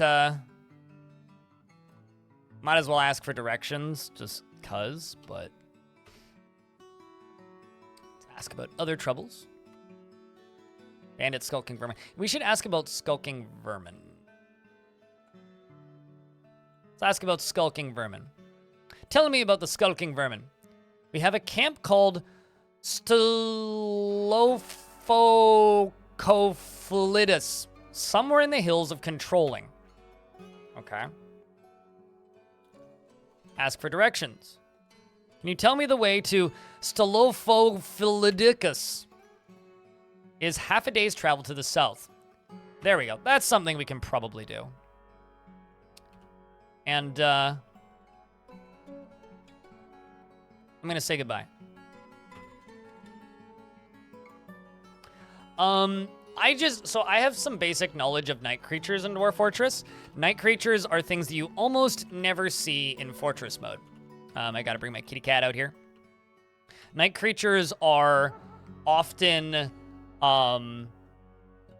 essentially highway robbers that are designed purely to completely eviscerate adventurers. Like, the only night creature you see in adventure mode, or outside of adventure mode, in Fortress mode, are were creatures. But in adventure mode, there are night trolls, there are slumber things, among various other things. I'm actually just going to ask this person if I can stay the night, and we're just going to sleep here briefly. Wrong button. Talk with you. Great listener. Nope. Oh, I see. All right, I broke this. Great listener. Also, you can, like, type to search the conversations. Although that might actually be a DF hack thing. I'm not actually sure. Stay. Nope.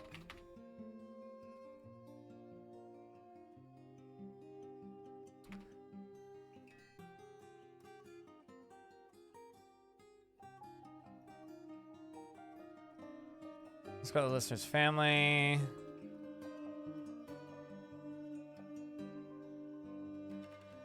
Ask for permission to stay for a day. They say, certainly, it would be terrible to leave someone outside to fend for themselves. So, I'm not... Kitty! What's that? What? Turnip plant. Did I just drop turnip plants?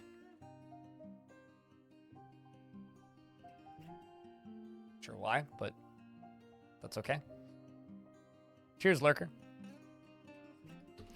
I'm gonna lead my kitten. Our kitty. It's gonna sit here and we're gonna sleep.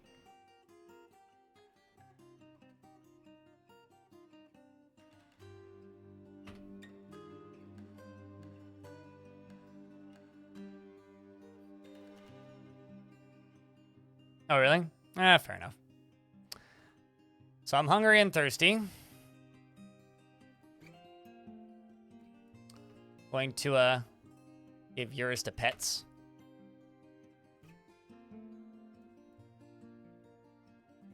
I'm going to drink some sewer brew. What? Wrong button. I'm going to drink some sewer brew. I'm going to eat a radish plant. I'm going to drink some more sewer brew, so I'm starting to feel full. I'm going to go quickly check to see if there's any alcohol in here. Doesn't seem to be any. I need to find some alcohol somewhere. I'll take these turnip plants. I think I dropped them. Let's put the turnip plants into my backpack. Come here, kitty. Let's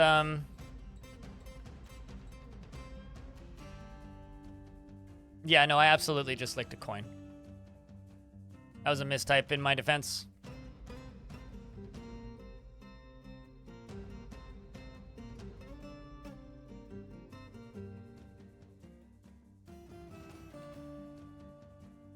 Oh, I see. I need to move down another layer. That's the problem.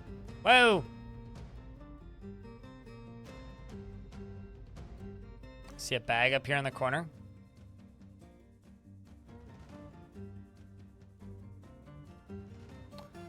Turnip plants.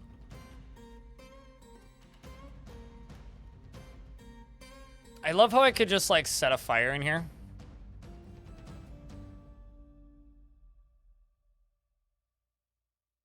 Uh-oh.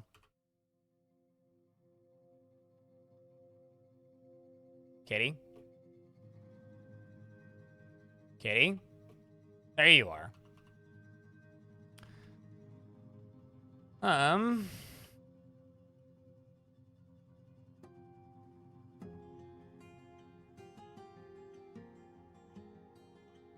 What?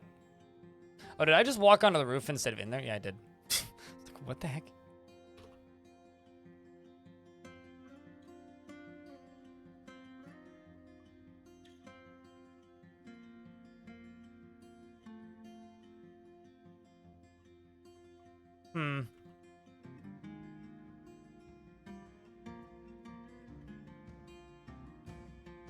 Night hags are best because you have a chance of actually killing them. Oh, you can absolutely kill night creatures. They're just... If you fight them in groups bigger than one-on-one, you're basically dead. Is kind of the reality. Actually, hold on. Let's just... run slightly north.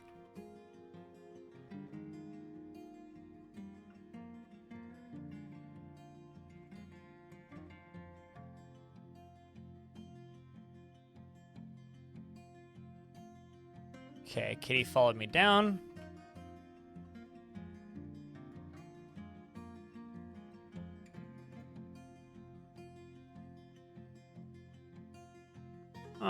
These are all display cases and pedestals. Well, I may need to figure out how to melt ice. How am I feeling? I'm grouchy after drinking the same old booze. I don't blame me. This is the worst alcohol in the game, so.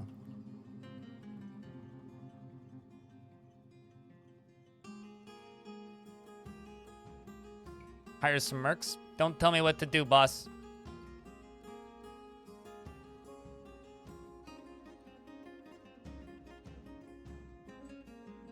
It's okay. I get to walk via my home faction, and there's wells there, so we're just gonna walk that way. So now we're back home. This is where we started.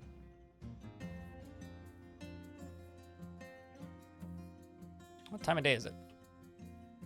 Oh, I see. It's just really, really dark. Oh yeah, no, you can absolutely ask people to join you. And you don't even have to pay them.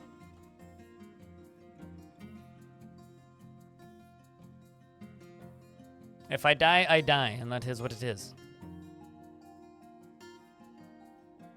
What's this? Fine pewter statue. Man, it was an image of Ino the Oaken, a deity of metals, agriculture, and food, depicted as a female human in fine pewter. Oh, that's cool. Oops, I thought I was walking. I was looking at chat. Okay, sun's coming up.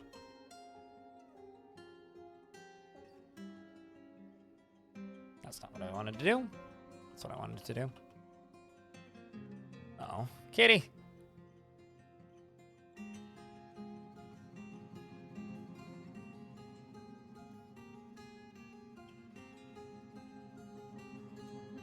Village for students with my left hand. I wonder. Would I like to read The Village for Students? Sure. The written portion consists of a 65-page guide entitled Village for Students, authored by Cassett Starstill. It concerns the hamlet of Few Spices.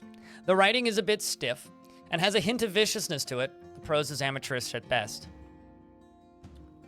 I'm going to drop it.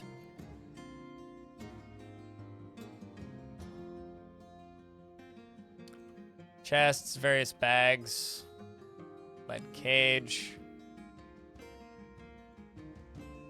More various chests. Don't know this tile set super well, so it takes me a sec. Way down here.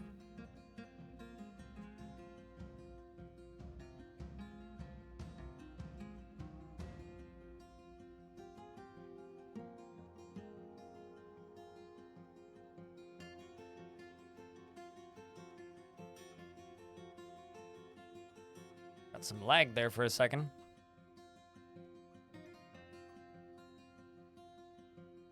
Well, let's just run down to here, because I know for a fact that there's a well down on this side. Whoa. Wild boar.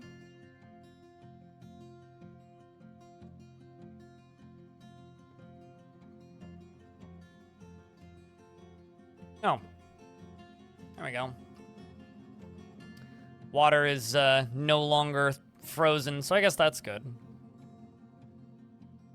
We'll eat a radish.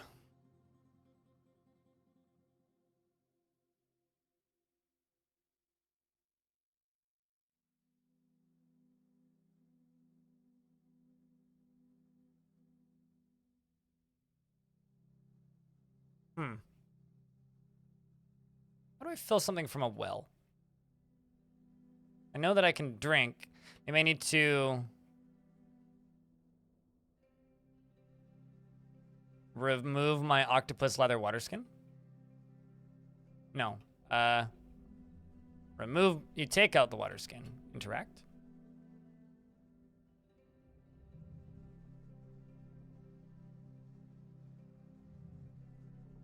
With the water skin? I don't need to name it. I need to fill it. I know how to fill stuff from a river and not working with a well, so. I'm not on the quest for meat anymore. No, we're okay currently. As you can see, if you are looking, I have radish plants and turnip plants.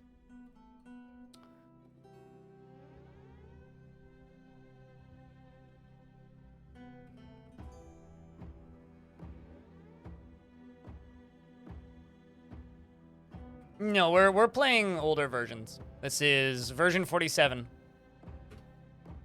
I'm actually kind of flattered that so many people think that they gave it to me early or something, which they certainly did not.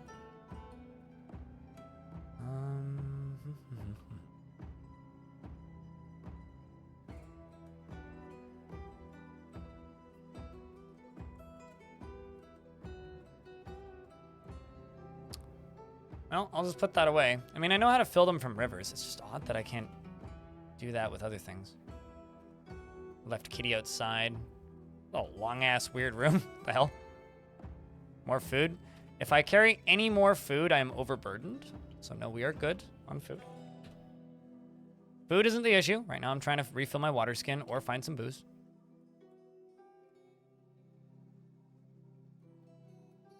There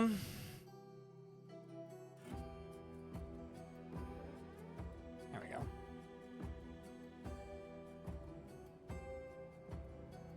I mean, it's not a huge concern, really, but especially now that my water skin is thawed, but... Well, lower the bucket.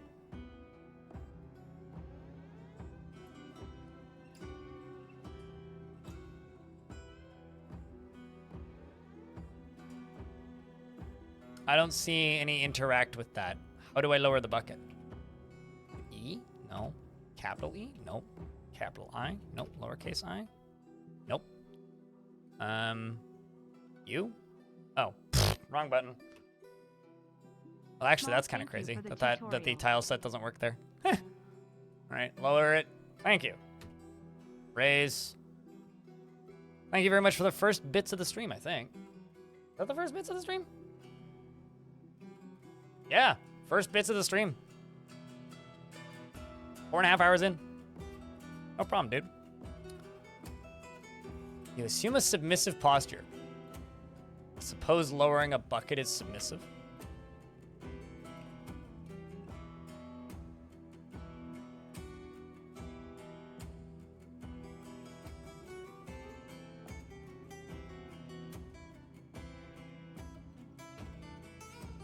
Okay, so it is full of water now, so I guess I can take out the water skin.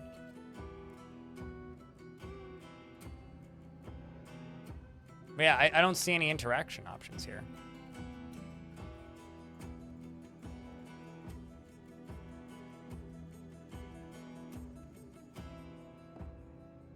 Lower the bucket. Raise bucket.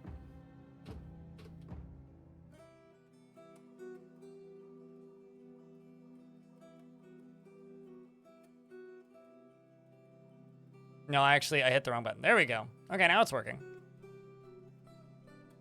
Anyway, it's full now.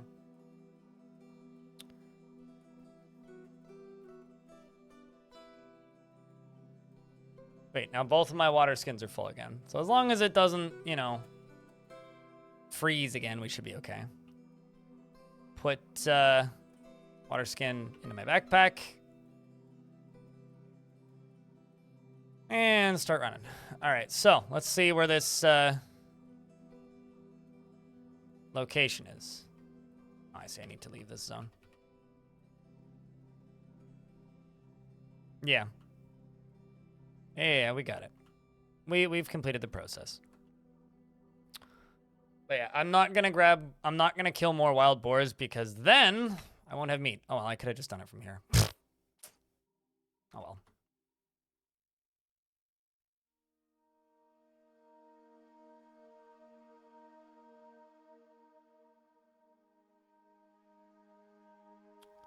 So,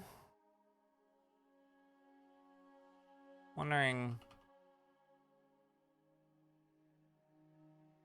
it's a camp. Whose camp this is? Urist licks herself. I'm subbed on YT, but I still have some bits here. Cheers. Cheers, no bro doing. Adventure mode. Have you just moved permanently over to the YouTube side of things then? I haven't seen you in ages. Well, thanks for the second bits of the stream.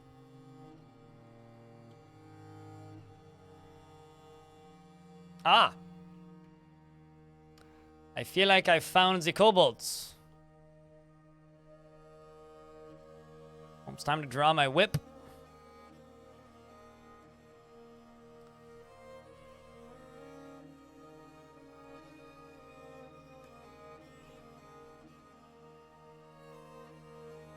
Kitty is charging in. All right, it's time to sprint.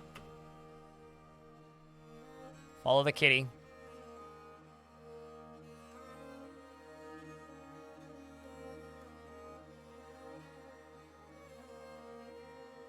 Urist stands up.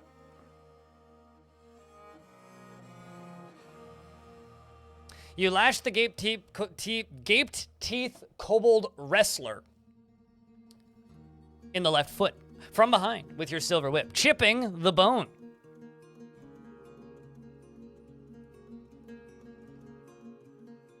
You shall stop skulking, you thieving wretches.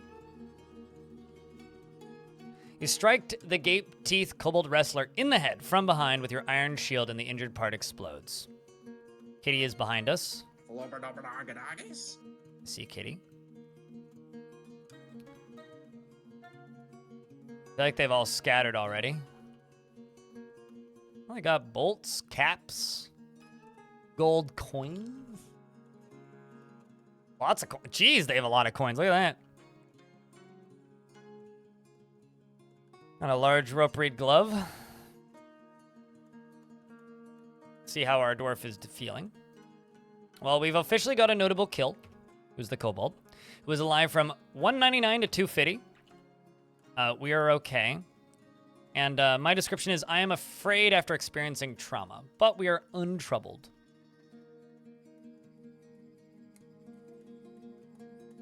Spanking the monkey. Whipping, go and whip some kobolds. Speaking of kobolds, where'd they all go? Like, they've all ran off. They all ran north, I think.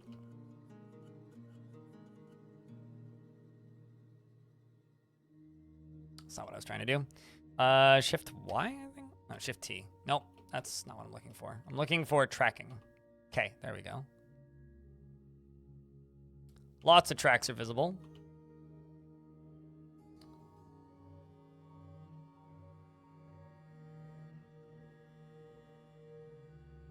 Kitty is close behind me. We are sprinting.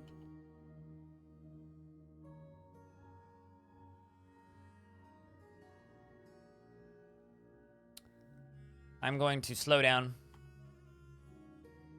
I'm gonna walk. I'm actually curious. What the heck is that? Splattering of water? Broken vegetation. There's one. One's got some injuries. It's wearing a tunic. It is unarmed, but it is a wrestler.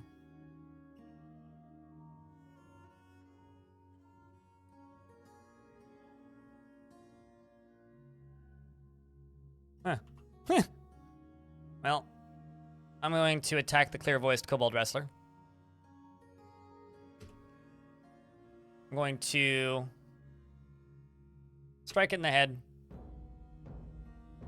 with my shield. You strike the clear-voiced kobold wrestler in the head from the side with your iron shield, bruising the muscle. Force bends the neck, tearing apart the skin, bruising the upper spine's nervous tissue. Spine has been bruised. I hit it again. In fact, this time I bite it in the head from the side, tearing the muscle, latching on firmly. The clear-voiced kobold wrestler misses you. Urist also scratches it, and the clear-voiced kobold wrestler is unable to break the teeth. I can wrestle with it using my front teeth. I'm going to shake him around by the head. We're going to wait a turn. You shake the clear-voiced kobold wrestler around by the head, tearing apart the head's muscle. An artery in the head has been opened by the attack, and a tendon in the skull has been torn.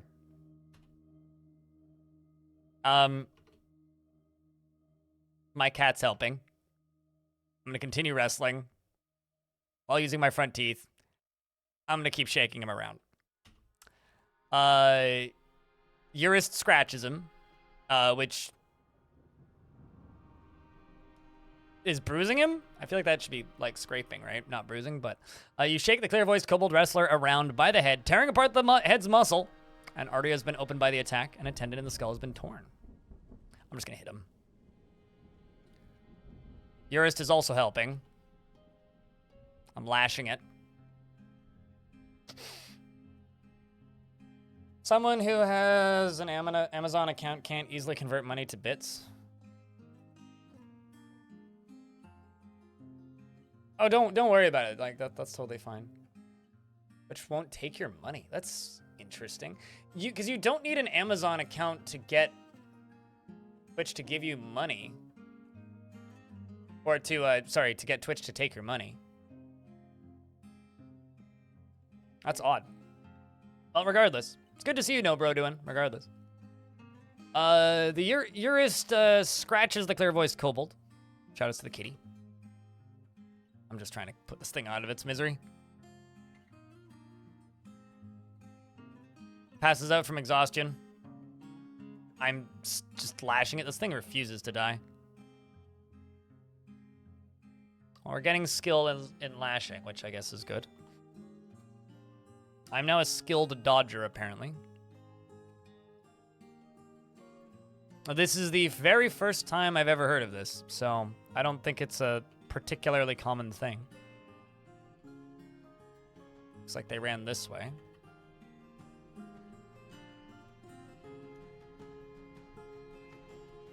You're uneasy after seeing the kobolds die.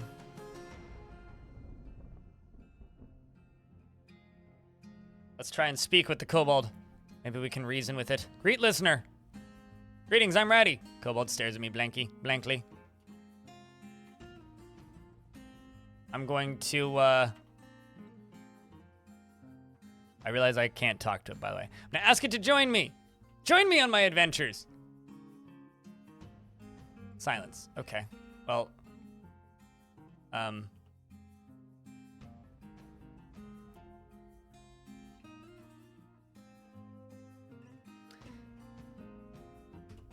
gonna kill this one. In the head. I'm gonna strike it with the shield.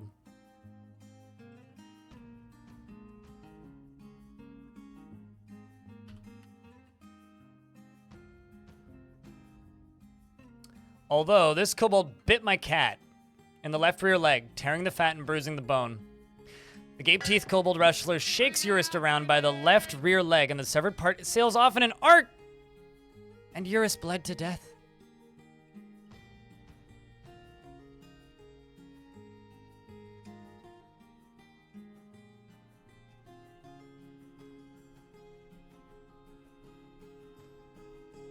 I'm gonna do something horrible, chat.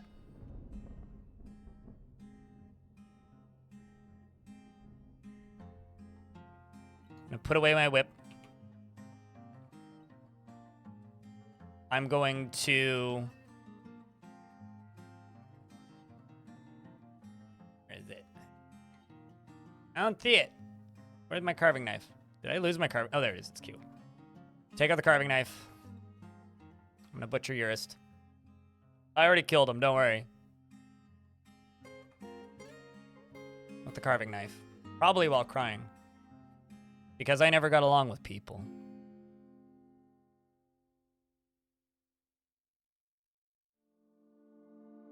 I'm gonna create...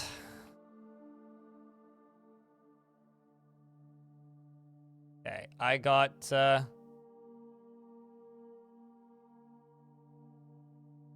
So there's blood, plenty of blood. I get a skull from it. And cat meat. I'm not gonna eat them. That's just wrong. But I'm gonna carve a bone. Can I carve a skull?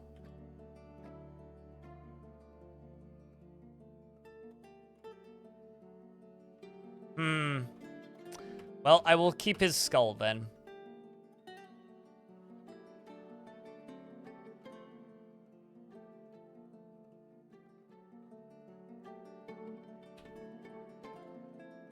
And I'm gonna put Urist's skull into my backpack.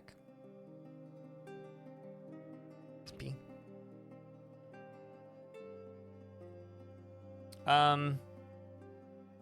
He didn't drop fur, but he did drop, or she didn't drop fur, but she did drop skin. I keep her blood, but no.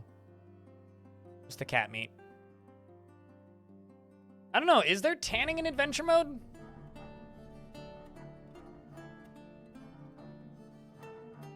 I don't know. That's disturbing.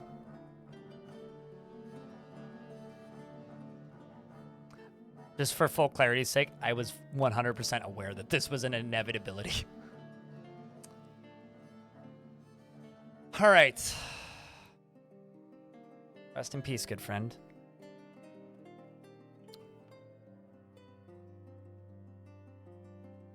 Yeah, no, it doesn't look like it. Yeah, no tanning without mods or DF hack. I do have DF hack, but I don't really want to do things outside of the game's capabilities, so.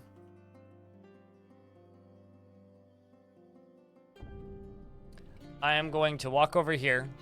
I'm going to shout to everybody, bypass greeting, and brag about my violent acts. It is I that felled Pumber the kobold. Good for you, bud. I'm going to continue shouting to everybody, bypassing the greeting.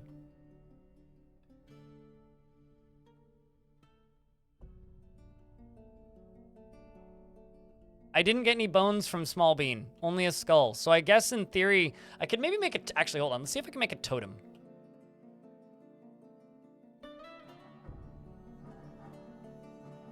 Let's see if I can make a totem. I need a tree. Hold on. What? Huh.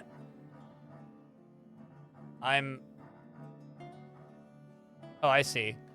But just hold on. I'm very confused. What? Two kobolds over here just suffocated, and I have no idea what just happened.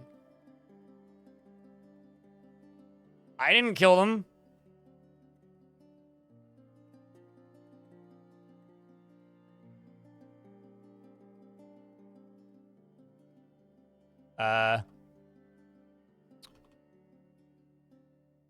Did they fight each other? Maybe. I don't think there's a combat log. I can do this with a branch.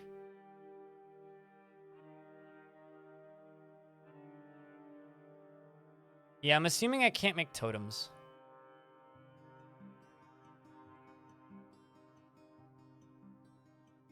Drown? Who knows? Kobolds aren't the brightest. Drop the branch. I'm going to compose a poem in the Faded Skulls. You've composed We See Pusses. I think that's that word. The work has no particular subject. The writing gets off track from time to time. And yet it is reasonably serious. Overall, the poetry is not awful, but not very good either. There's almost a joke in there.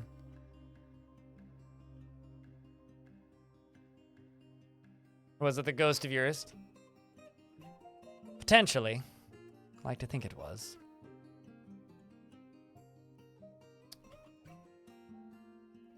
Well, I don't know how heavy coins are, but I'm going to take a couple of each. I'm going to drink my sewer brew. And eat a radish. See what? Ooh, they have a cape. Oh, I see.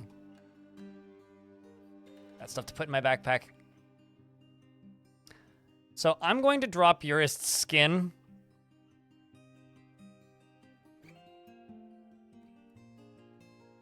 Just because there's nothing I can do with it.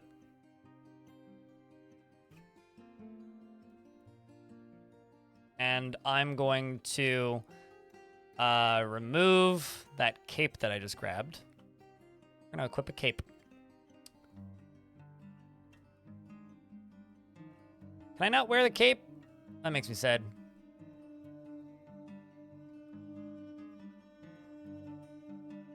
Maybe it's too big for me is the issue.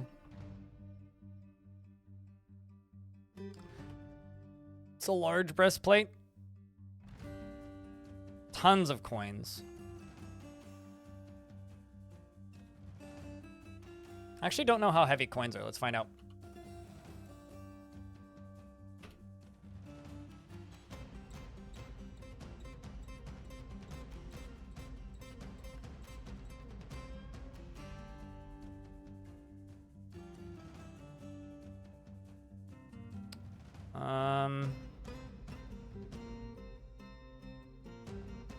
All right, well, that's interesting. Not too heavy. Taking all the coins then.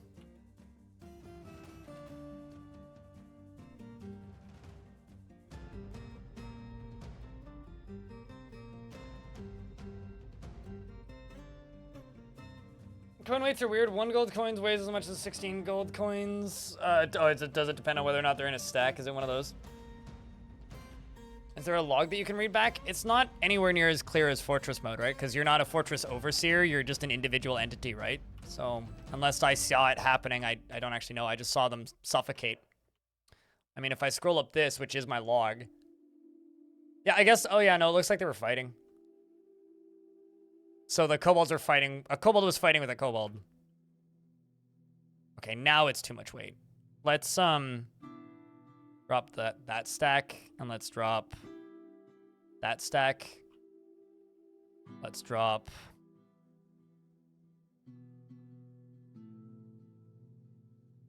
some of the bolts and take 2 instead. There we go. We'll do that. Something to throw at a thing.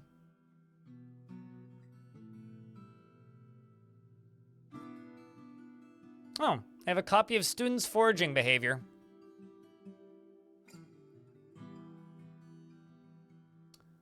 Let's remove that from my backpack and read it.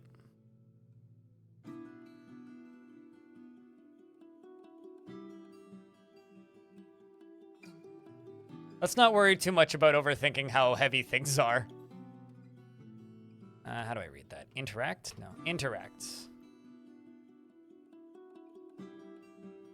Let's read it. Written on the item is a manual entitled The Student's Foraging Behavior, authored by Dissa. It concerns the foraging behavior and diet of creatures. The writing is ornate and refined. Overall, the prose is passable. Okay, you can keep that.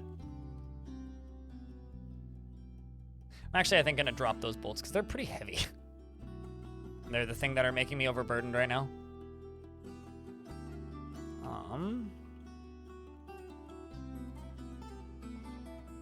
See if they have any other books.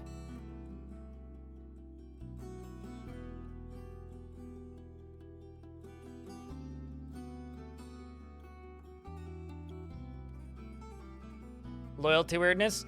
I think they noticed that a fight was breaking out and couldn't decide whether or not they couldn't decide whether or not to split and run or try and grab some of the stuff, and they then couldn't decide whether or not they would leave, and then because kobolds can't communicate properly, they just started fighting, and then in the confusion, they both died. I mean, that's perfectly normal kobold behavior as far as I'm concerned. Anyway, this kobold, I'm going to bite him. You bite the kobold wrestler in the left arm from behind, tearing the muscle. I draw my whip, and I pull up my shield. I'm gonna wrestle. Actually, hold on. I'm gonna put away my stuff. I'm going to wrestle. I'm gonna grab with my right hand. I'm going to grab his lower front teeth. Grab him by the jaw. And I'm gonna wait a turn. I grab him. The widely spaced kobold wrestler is unable to break my grasp. I grab him by the teeth. Tries a second time to break the grasp and is unable to. I'm gonna wrestle. You wrestle using my hand, so I've bit him. And I have my hand. I could pinch him using my hand. I could shake him by the teeth. Combat is your favorite part of the mode. It is something. You lead with your teeth naturally. Fast, naturally.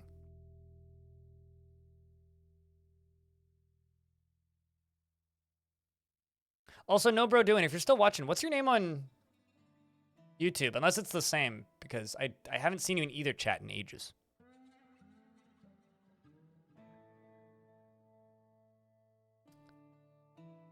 You have an awful question. Can you bite his teeth? Here, let me show you.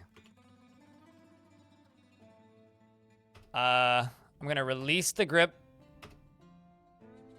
I'm going to...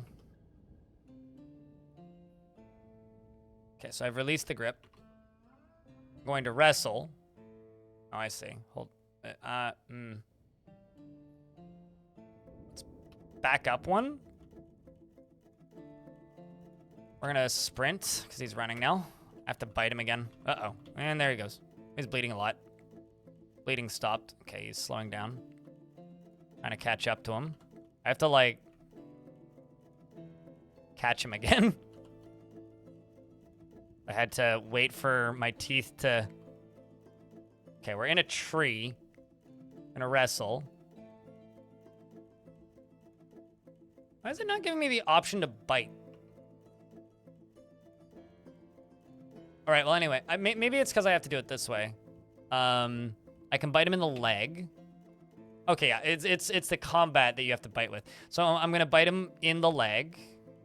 I latch on firmly. Wrestle. There you go. So I have to bite him first in the combat screen, then I can do it while wrestling.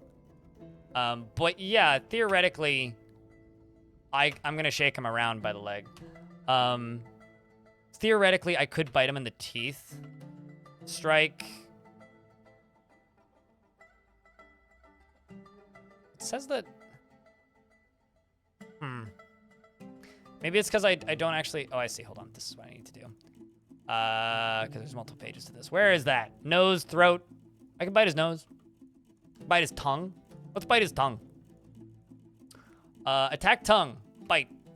You bite the widely spaced kobold wrestler in the head. Oh, okay. I missed the tongue, unfortunately. Strike.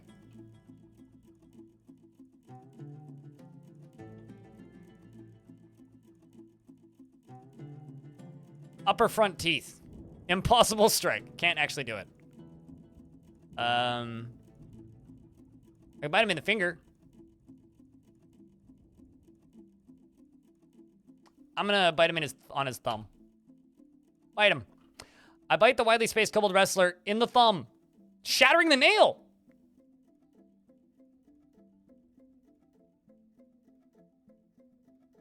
Let's wrestle.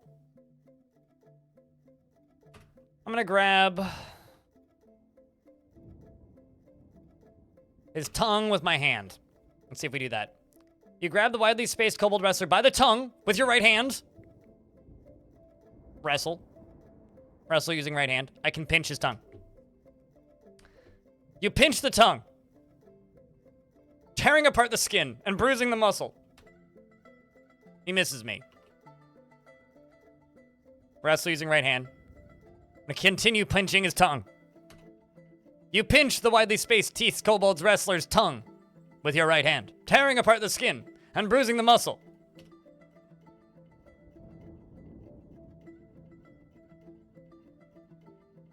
I continue to pinch the widely spaced kobold wrestler's tongue with your right hand, tearing apart the skin and bruising the muscle.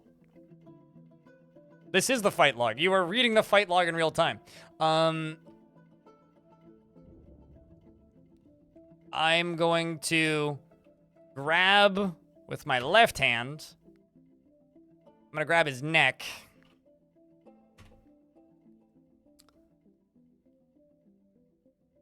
I'm going to wrestle using my left hand. So I'm holding him by the neck. Hold on. And the tongue. Yes. I can pinch his throat. That's not what I was expecting that to say, but okay. You pinch him. He's missed me. I'm just going to put this poor sucker out of his misery. I draw my weapons. I strike him. Wow, I literally can't hit him. Probably because we're in a tree. Can I throw him? Wait, no, that's not what I wanted to do. Hold on. So if I put these away and I wrestle, I release grip of right hand on tongue. Guess I can strike him.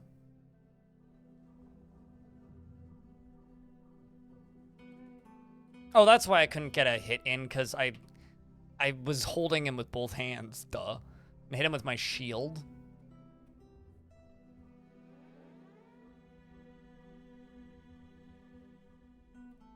For anything preventing a miner from mining out a carved fortification. If it's partially mined out, you can't carve it.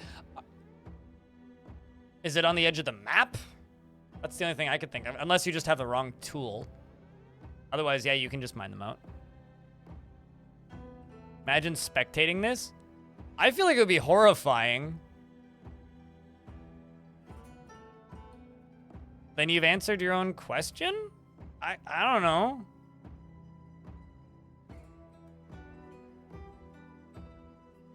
I mean, there's certain materials you can't mine. I'd need to look at it, mate. I have no idea. Nothing prevents you from mining out a carved fortification unless it's on the edge of the map or at the bottom of the map. But if it's a perfectly normal carved fortification, then I have no idea. I have no idea. Why do you have to post a picture? I mean, ask somebody else in chat to look at it, but I have no idea. Widely punches me in the left hand with her right hand, bruising the fat through the Nautilus leather glove. I still have a hand on its neck somehow. Probably, I guess, the one in the shield. But no, you should be able to mine through that. No issue. I am just attacking him underneath me. I'm trying to just put this thing out of its misery. Wrestler's been struck down.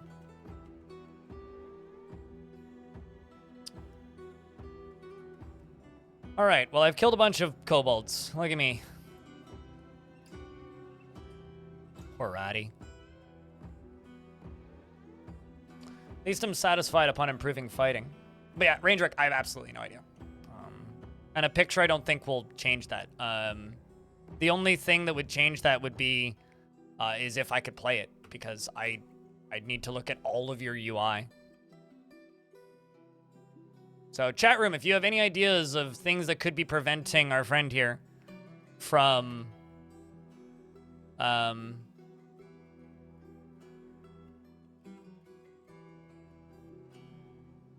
mining out a carved fortification.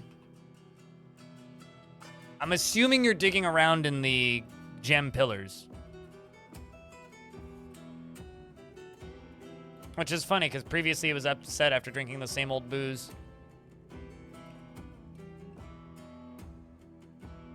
I have a question. What material is it?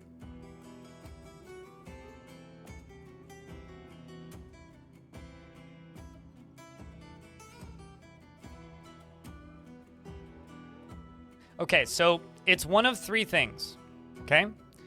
You have the wrong tool up. Okay, they say it's a carved fortification, so it's been smooth. You have the wrong tool set is thing number one. Is it not letting you designate it, or are the dwarves just not mining it?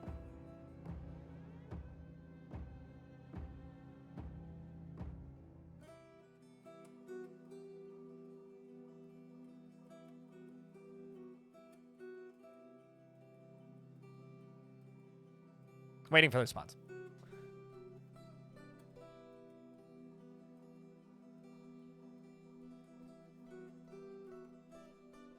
You can designate it with the mining tool, and they're just not mining it? Try setting it as a higher priority. Make sure you have dwarves that have picks. Make sure you have active miners. Have it at number one priority? Yeah, then I don't know. Like, I have no way of telling you. You would literally have to screenshot every single possible UI that could be associated with it, and I'm sure you can figure it out. Everything is less priority. Go to one miner and set them to only mine. Would be my example. Or they can't get there. So do you have stairs that can access? And if, like, take a military squad and send them right next to it. If they can't get there, then it's inaccessible. Make sure that they're not outside of a burrow. No, because they were able to designate it, so it's not the tool that's the issue, Crampton. But yeah, it sounds like stairs. Sounds like something is blocked or locked. All right, so camp is still here.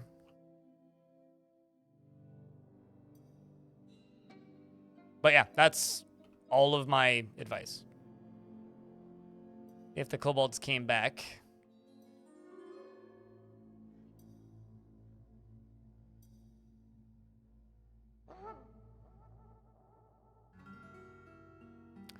So I could go back and maybe try to find Etor. But I don't actually think that there's any way of turning in quests. We scattered the kobolds. So at this point,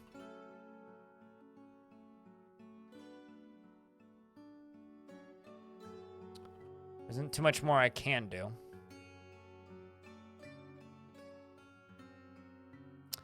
Make a campfire.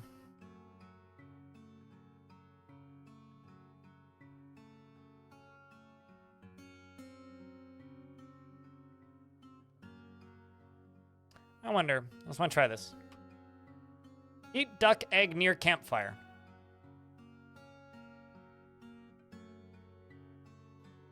I was just curious if that would do anything to the duck egg. You like the duck egg. Okay, so that doesn't make the duck egg edible. But that would make my water drinkable again. Yeah, this is largely one of the community favorite tile sets from back in the day. To the point where, like, I'm kind of surprised that Vedlinger didn't end up working on the premium tile set. Lots of miners and many picks. I told you picks aren't going to help, mate. Oh, picks. Can they access it? Because that is the only thing that could possibly be preventing them from mining it, is if they cannot access it. So, my ability to assist you is done, gone, null. You have to figure it out on your own time. I have absolutely no idea. I'm sorry to just be kind of, like, stern with this, but, like, there are certain things where it's like, mate, I'm not a fucking wizard. I have no idea.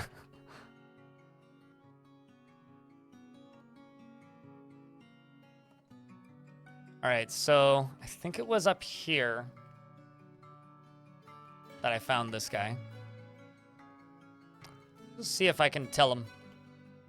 Or at the very least, I could go in there and brag about my violent acts. Oh, there.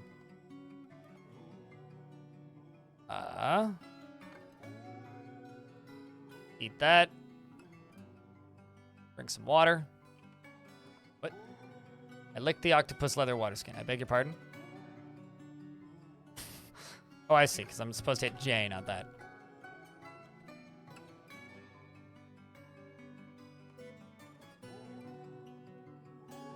Let's run down here. Where's the entrance? Where's the front? Oh, there it is. All right, so I got this quest from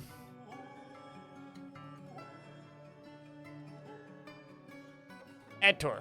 Page tours. Let's see if I can spot Etor. You're one of the few named ones in here. Assuming he's in here.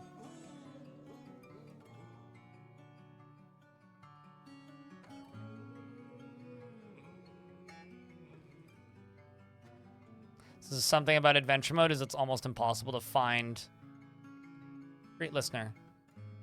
Hello, I'm Zontool Glory. Hello, Zontool Glory.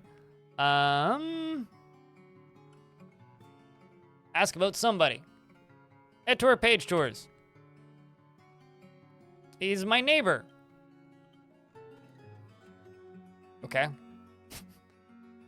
Ask for directions.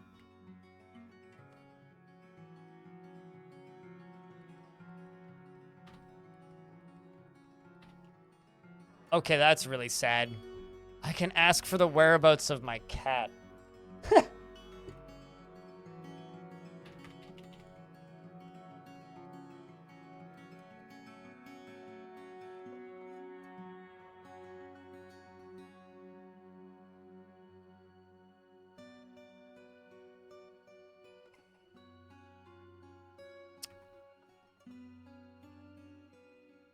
I feel like I should just be the insane dwarf that just goes around asking people if they can help me find my cat.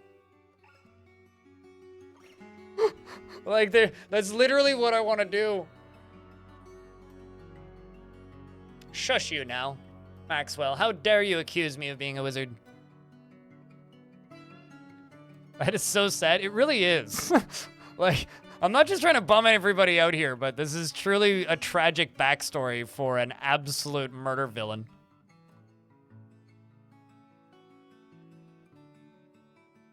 It's like Dwarf's cat dies.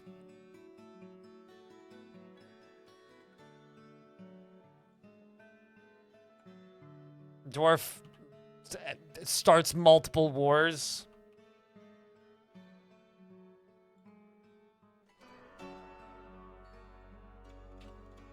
This is actually just the origin story of John Wick.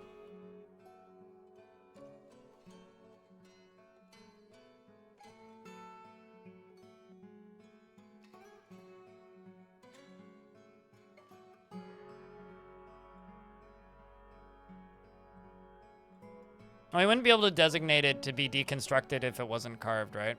Because he said it's designated as deconstructed, then yeah, it has to be carved. So that can't be the issue.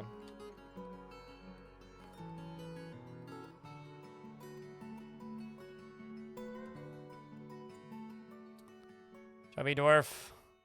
Ah, there you are. Hello, Etor. Great listener. It is good to see you. Servant of loyalty greets you. I'm gonna brag about my violent acts. Oh, I killed a short. I know I killed a horseshoe crab, but like, that's not what I should be bragging about. I should be bragging. Yeah, there we go. I killed Pomber the kobold. Very smart guy. Bring up a specific incident or rumor.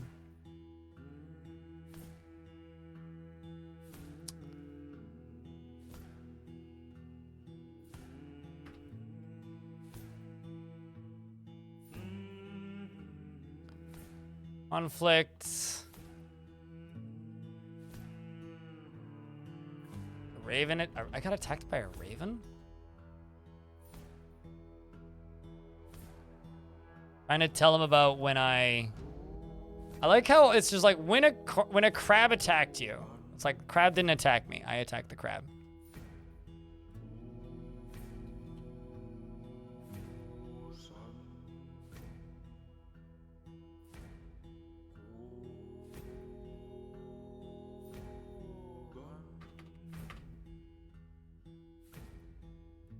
What happened to Urist? You're begging me to tell you what's wrong with your minds, and you're not taking the time to pay attention to the sad, sad story of the death of my cat. He died to a kobold. Kobold bit him, bled out.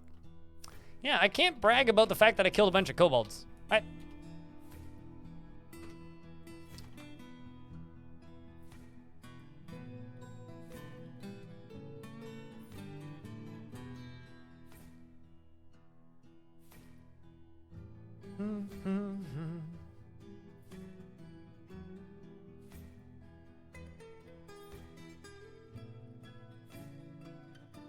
Well, let's ask about any other troubles. What else is going on in the vicinity? Skulking vermin? I killed the skulking vermin. Our people have been pestered by skulking villains. I have a camp called Foscas. Oh, this is somewhere else. In the swamps of Quintessence. Well, I don't feel like dealing with more kobolds. That is terrific. Anyway, moving on.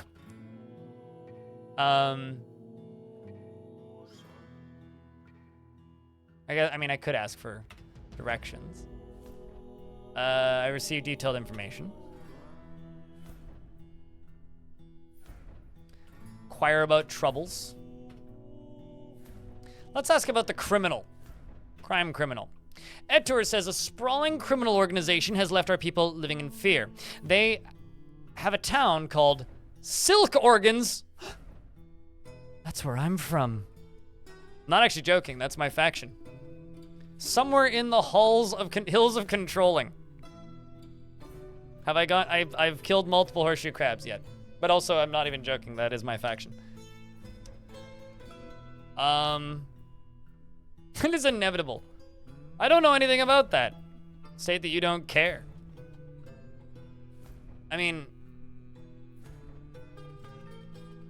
he's being impatient. I don't blame him.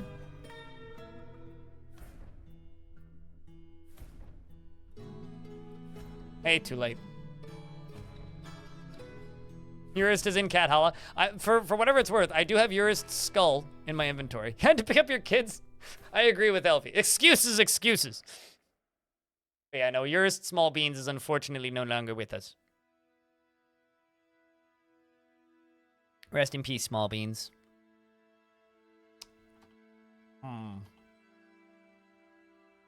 don't know how to respond to this. They're informing me that there is a criminal organization. You know, okay, what I should do is I should ask for directions to Silk Roads. Oh, interesting.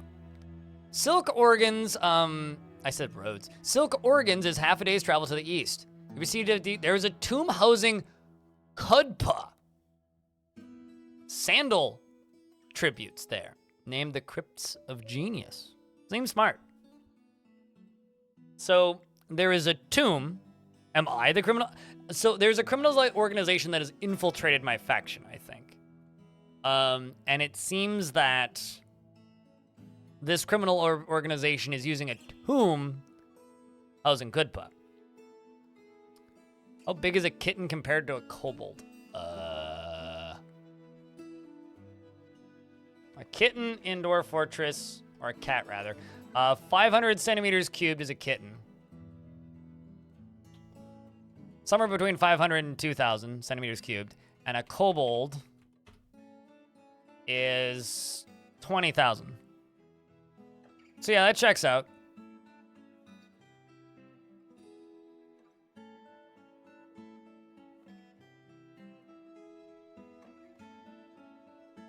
A timeline where Urist was the boss of the criminal org. Sorry, there's some sentences I can't even read with a straight face. Okay, well, so there's a tomb there, which means there's probably a mummy. I wonder if I could kill a mummy. Ongoing conversation. I'm very annoyed by the fact that I can't talk about my cat dying with people. Shame. An unknown creature attacked me. It was inevitable. I think I'm just bullshitting. Change the subject. Say goodbye. All right. Well, let's go find this tomb. The fate worse than death? Oh, likely. But just because it's a tomb... Okay. The Magical Dishes... So there is a criminal organization called the Magical Dishes in Silk Organs, which is one of my hometowns. Meaning we must attempt to remove them. How dare you live in my hometown? We are in such a rush that we travel into the night. Stopping on the side of the road. Staring at a kiwi hen. Going, oh, look, a little burb. We, make a campfire. To stay warm. We're not even hungry. And I sleep until dawn. Let's see if we get attacked. It is dawn. The sun rises. Our good dwarf wakes up hungry and thirsty. Upon examining our water is not out, which is good. Drink some water. And I eat some radish plants. What was, oh, seeds. Those seeds always startle me. It's like, where did that item come from? As the very good camper that I am, I leave my fire burning. It's not gonna spread, it'll be fine. We begin moving along the roads again.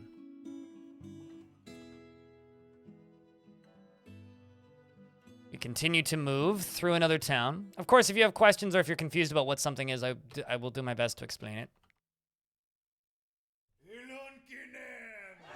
A very accurate modern movie script generator. I want to make a joke, but I don't want to start the conversation, so I won't. How are you doing, Boom Boom? This is adventure mode. It's party time, apparently. So I'm at Silk Organs. So I am looking for the tomb in Silk Organs, which is a town.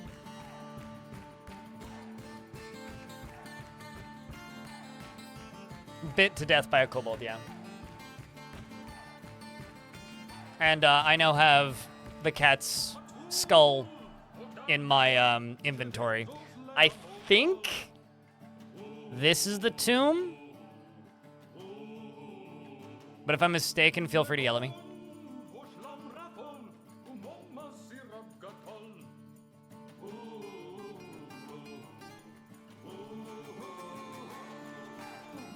Actually, just gonna stop right here. I'm gonna go fill up our water. This river doesn't need a bridge. Oopsies, that's not what I wanted. I always end up like almost turning on smells.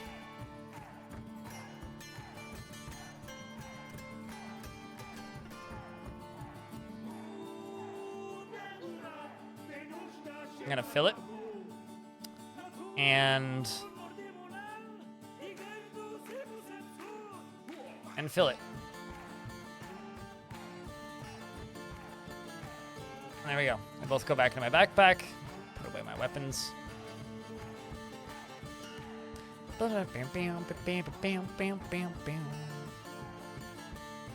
hope this doesn't get too laggy. That's a little laggy. It's fine though. What's this? Oh, I'm hungry and thirsty. Perfect. Eat a radish. I'm gonna drink some water. What are you? Oh, it's an almond slab. It's an almond wood imports, general imports sign. Almond wood general imports sign. The slam reads, buckles of shimmering / imported goods. Human market. Ooh.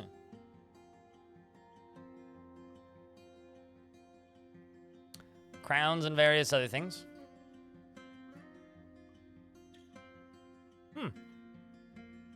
Trollbone rings.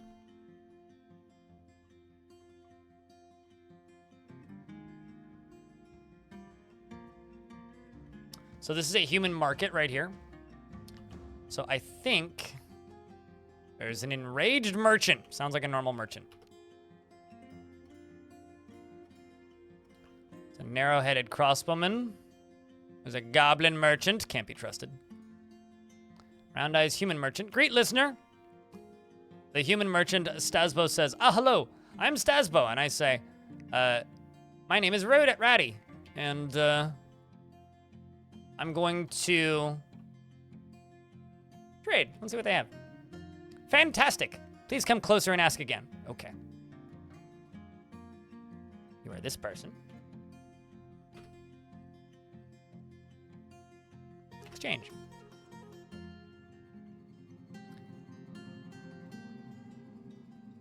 What game is this? This is adventure mode. For an older version of Dwarf Fortress. So, I have better stuff than he does. His stuff is like kind of crap. But he does have a nice, better boning knife.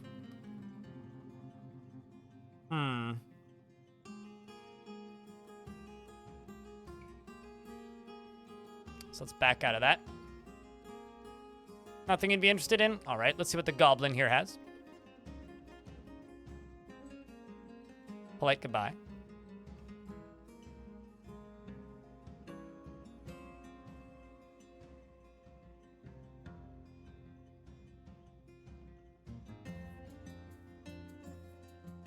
Trading in humans? No, a market in a human settlement. I don't think there is any slave trade in the game, even though goblins have trade. I'm speaking with a goblin merchant named Olungo, and he says, hello, dwarf. I am Olungo. What do you trade?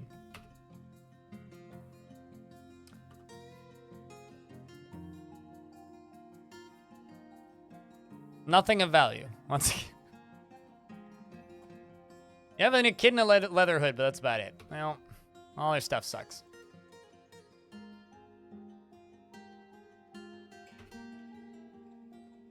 I wonder.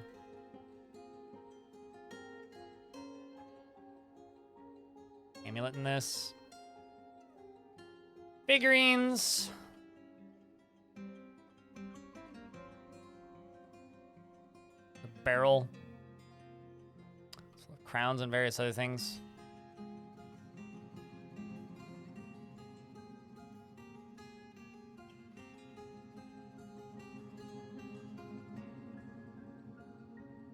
I am hitting trade. I mean, there's two different options. There's trade and settle debts, which is if I owe them a debt, I can give them items to settle the debt. And then there's the other option, which is the one that I'm doing, which is the trade goods for goods option. Really weird seeing...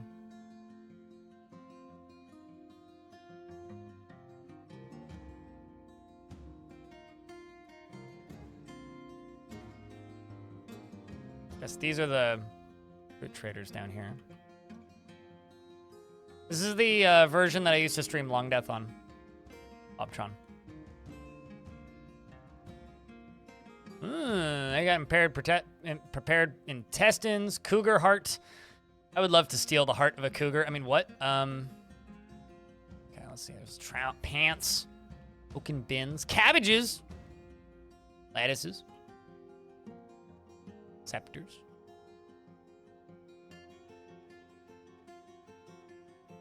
Lots of food. Bet you could steal stuff here really easily. Big old castle here. So, there is a criminal presence here. Curious about how far back I can go.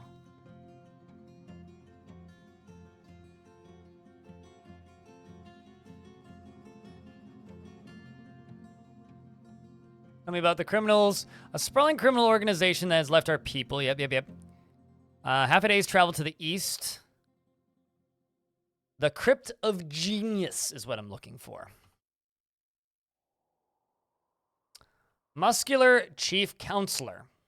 This is how you topple a human civ, is find like the king and then assassinate them. My name is Radi. Hello. Ask for directions. Crypt of Genius.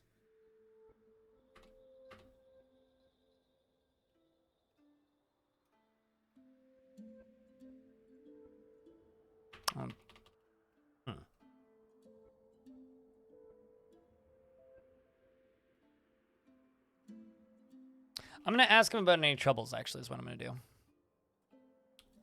It's chain... I see where I am.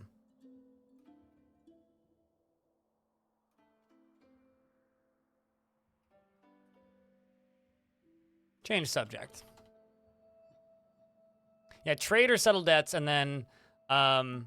Okay, I guess I can ask about it. This person I can ask about available services. But with the other one, it was trade or settle debts, and then the other one was trading items. Maybe I'm using the wrong screen, but anyway. So I'm going to ask about troubles. How's life here? Let's see. We've got an army on the march. Okay, well. Clearly they do not consider... I mean, maybe I have it backwards. It's definitely possible. Let's bring up a specific incident or rumor.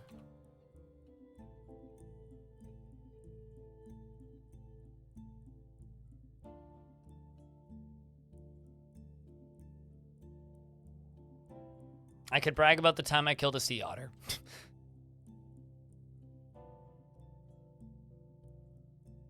The game doesn't usually crash for me, but it does run at, like, frames per minute. Jada, dude. I don't know about crashing. I never ran into crashings with that. Oh, I could summarize the conflict about the time that two kobolds killed each other. Oh, I can brag about the time that I killed somebody. I killed a kobold, and they say, Ponder was slain, it was inevitable. Okay. There's nothing really to say about that. Ask for the whereabouts of myself. Sorry, that's funny. That I bragged about me killing a thing, and that spread the rumor of me killing a kobold, and then I give the option to ask where I am. The walled crown. That's artifact. It's, I guess just the searching of this is not great. So I guess I will just scroll through this. There's only 10 pages of it, so The Tunnel of Crypts. I'm looking for the Crypt of Genius. So, chat, if you see the name the Crypt of Genius in here, holler at me. We're in an ad. I'm not going to leave this screen until the ad is done.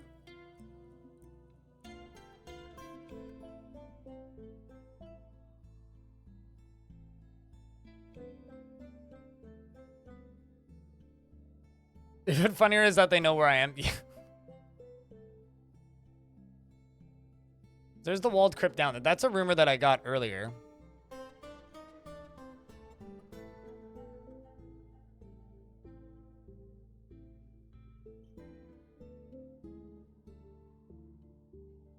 Yeah, it seems like the main goblin civilization in this world is Arn the March.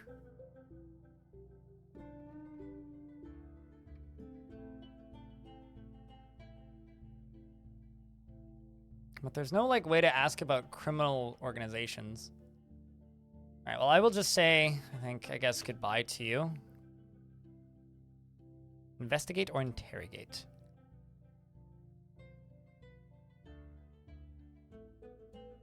We're gonna wait.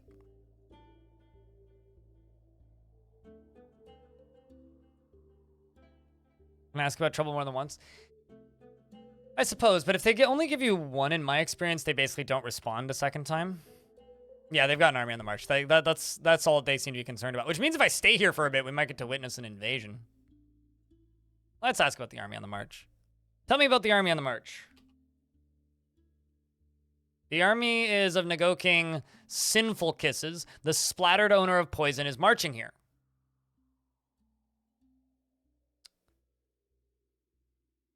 Ask for the whereabouts of the goblin. Can you tell me where to find Nago King Sinful Kisses? Black Parched is in the north jungles. Search first in the Strapping Palace. An underworld spire is there. Man, no, I'm good. I would absolutely die there. All right, well, let's ask about other troubles. Yeah, no, there's nothing else. Oh, he's giving me. Say goodbye. I'm going to pop out and maybe ask somebody who isn't in there about this. Maybe one of the merchants. We'll talk more.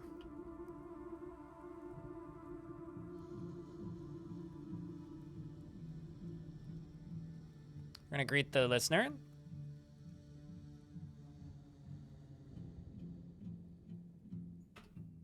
So we spoke with you already. Patient with me. Inquire about troubles. Okay, yeah, that is here. Oh boy. Okay, so that's accelerated. Has to join me and be rescued. It is inevitable. Okay, so the army is here, apparently. I kind of want to see if we can stay here and witness this battle. I'm sure that won't be like... Armies aren't that big.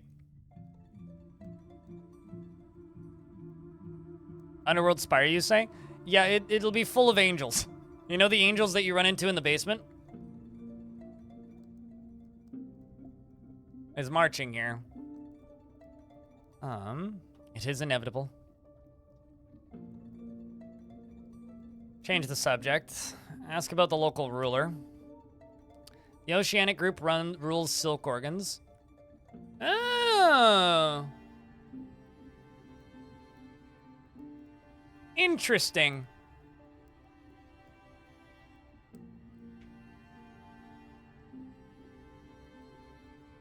So, the Oceanic Group rules this place. Zespagus Black Snarls is Baroness. It is for the best. Thought those were vaults, not spires? Rather, okay, spires are full of demons. Vaults are full of angels, yes. That is a goblin name, yes. The problem is I probably wouldn't make it out, because I'm pretty sure that was them back there. Hello, no banner flags, how are we?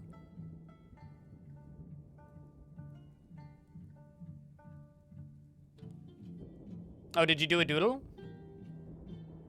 Let's see.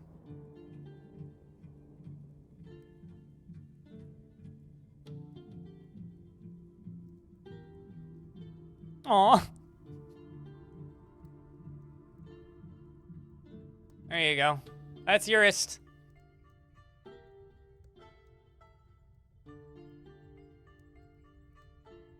Rest in peace, Urist. Small beans. It's entirely my fault that I gave our adventurer here a cat with the cutest possible name. So that's interesting. Ask them to join me in an insurrection. Ooh, I could go around and then find a bunch of guards and ask them to join me in an insurrection. I don't know, honestly. No banner flags. I never use that word. Exactly, Tofu Monks. How you doing, dude? How is Disnoff been? Since I barely ever get to see his streams these days.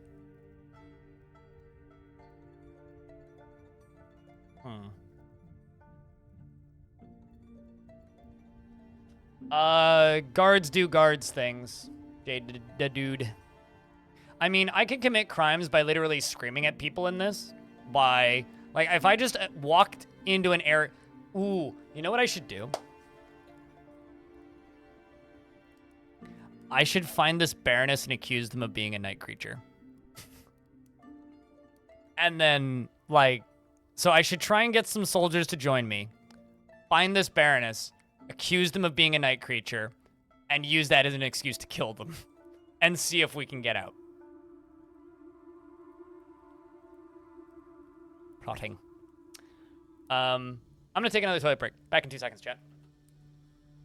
Don't go anywhere too quick. I am gonna, I think, run an ad depending on when the next one is. Let me just double check. Never mind. It's 22 minutes. It just ran apparently, and I missed it. God damn it. Or wasn't paying much attention. I will be back in a second.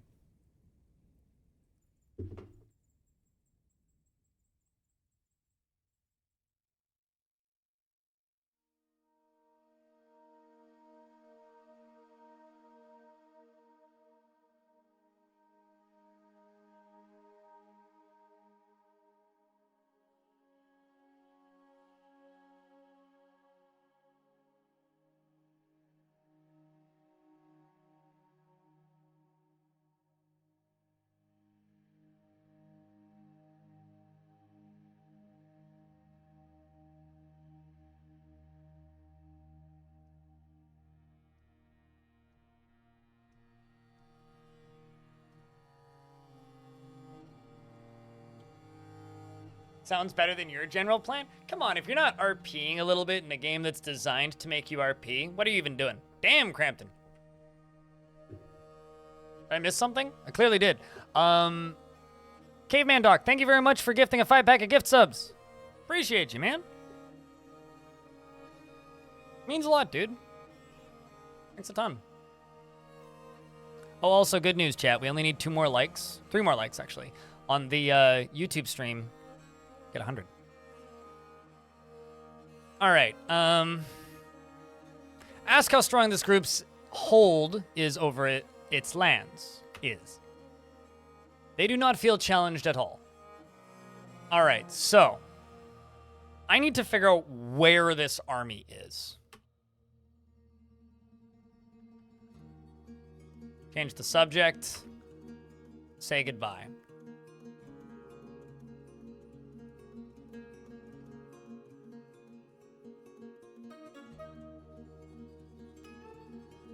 Because I know that they're on the march. It occurred on the 5th. Oh, wait, that's it. Okay, so we know that these guys exist here. And that an army is marching here. It could actually literally be this. It could literally just be that. The people love the content. Do they now? Wow. Crazy. Thank you. Thanks for the love, man. I was talking a little earlier about how it's interesting that adventure mode in particular equals slower revenue usually on streams. which I think is funny. Actually, just roguelikes in general. Stormy Raven of Rivers. The goblin in Red Flash Opal. Zolok, the Stormy Raven of Rivers, is making a plaintive gesture. The artwork relates to the moment when Yusan Glove Law cursed the goblin, Zolok, Stormy Raven of Rivers, to assume the form of a panda-like monster every full moon in silk organs in the early summer of 229.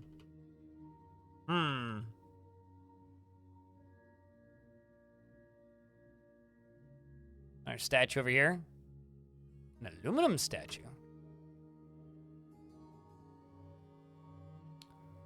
Toad is surrounded by the dwarves. The artwork relates to the election of the goblin Toad to the position of the most exalted medicine of the healing doctrines at 145.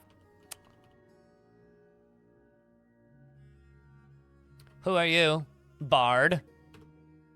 Speak to me, Bard. Let's have a conversation. I am Meng, Ink Crew. Life, in a word, metals.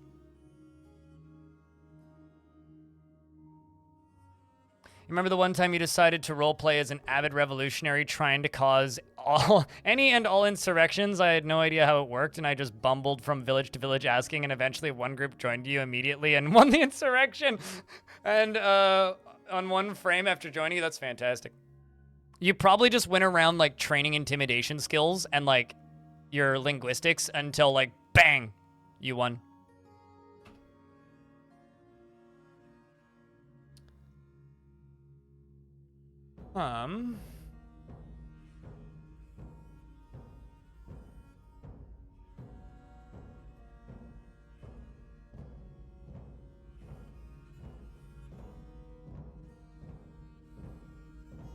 There you go. Spread the rumor of the Thief of Puzzles' march towards silk organs. It is terrifying.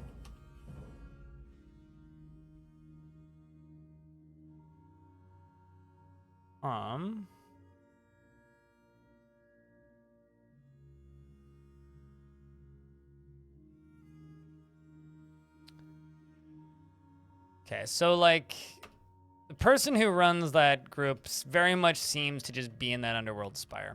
Also, I'm seeing something that I want to try as well. Move up here.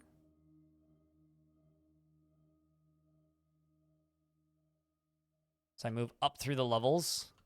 Ooh. This is interesting. Got an open patio up here. All right, let's keep moving up. If I jump off this, I die, by the way.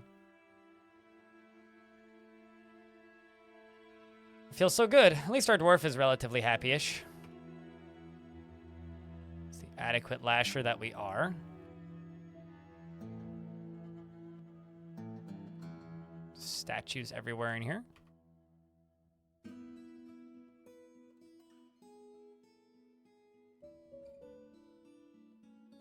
This might be the tomb. There's a scholar and an opal display case. Statue of Toad.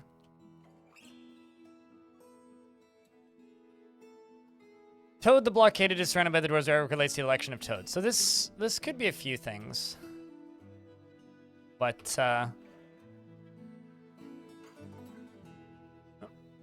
starting to think this might be the crypt. A peasant skeleton. Yeah, this is the crypt. I have to be careful in here to not get lost.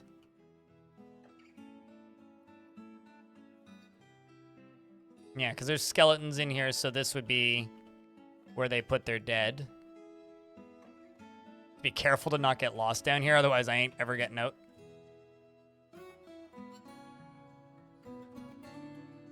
Statue of humans.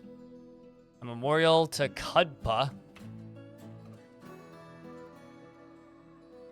Lived 86 to 95. Hold on a second. Oh, sorry. Never mind. I misread that.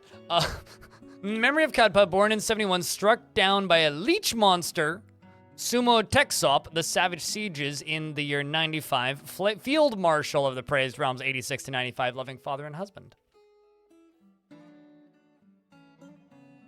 There's stairs up there.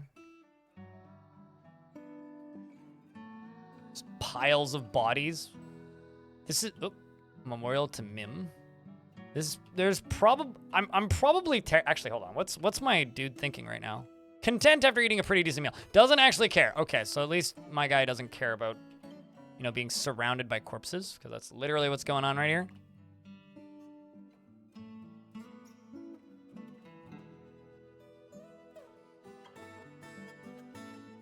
Statues and tombs beneath me, I think.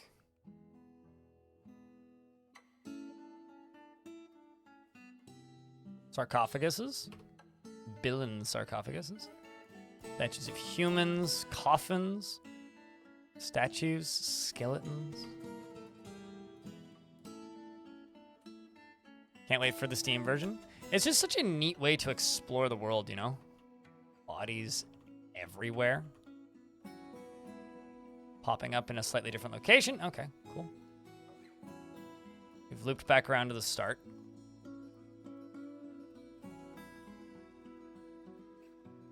Actually, you know what? Let's inquire with this scholar here about any troubles. Scholar Lorbam.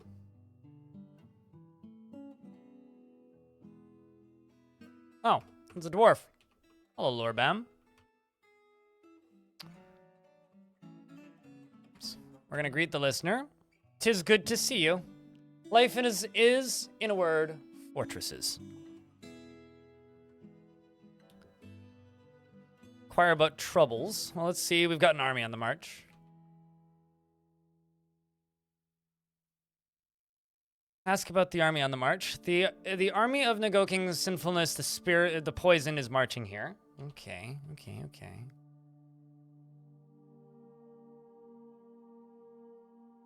Ton Ghost Hammer. Black Parched is in the North Jungles. I'm not sure why I was looking for Ton... That dwarf.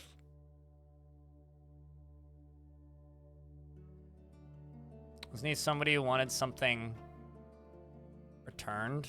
Yeah, these are all old events.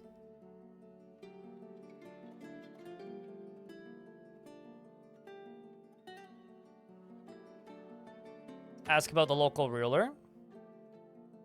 They know that it's a goblin named Black Snarls, and they don't know anything else about them.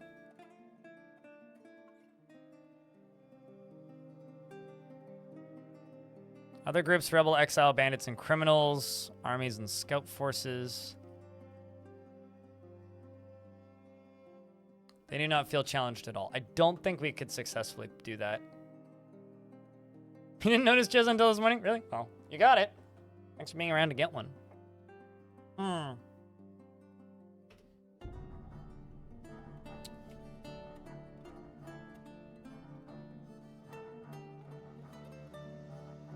About the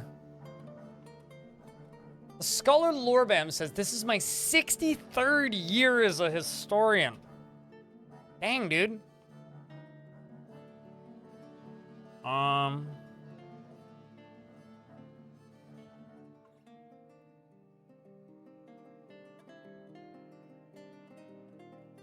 Investigate or interrogate.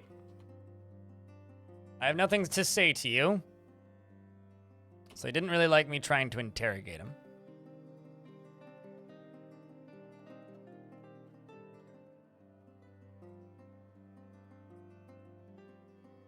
I'm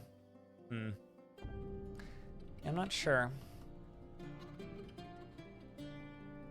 Ask about the structure you're in. That's actually a good thing. This is the Armored Sanctuary. It is said that it is... Okay, so this isn't the thing I'm looking for.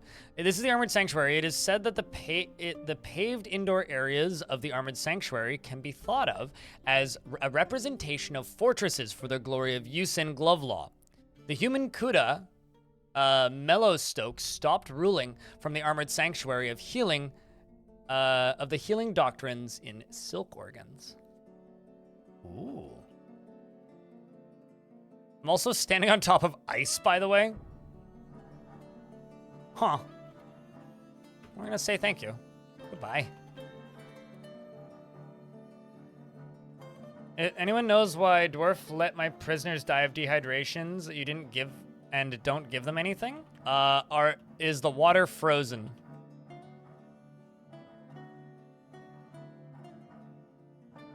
Because I had that happen the other day, where all of the water that they would give them was frozen, and so they couldn't give them beverages, and my dwarves kept dying of thirst, or the prisoners kept dying of thirst.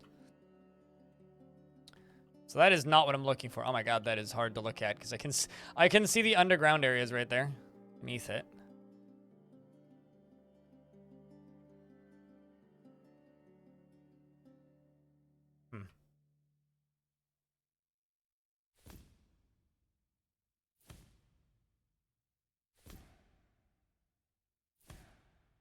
Ooh, we found a tavern. The Buff Deserts. Sounds delicious. Just what I needed. The thick-lipped poet is in the middle of a story. The rise of the troll wife, evil Rakust, boat snarls, as the enemy of the polished pregnancy. Please don't ever make me read those words again. In the early winter of 49. The poet tells the story in vivid detail.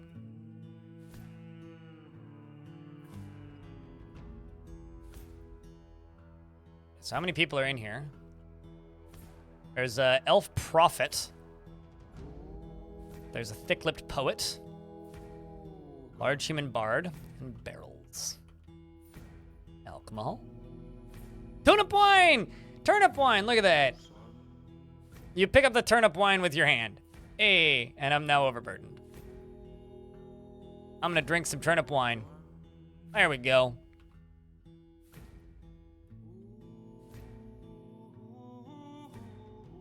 How are we feeling? Euphoric due to inebriation. There you go.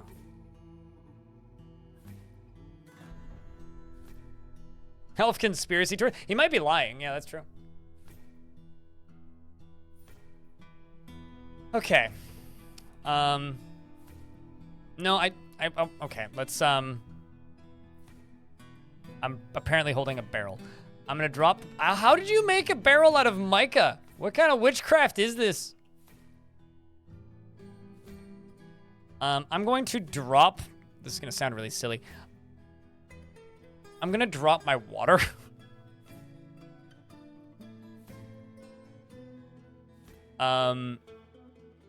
And I'm going to put my turnip wine into my backpack.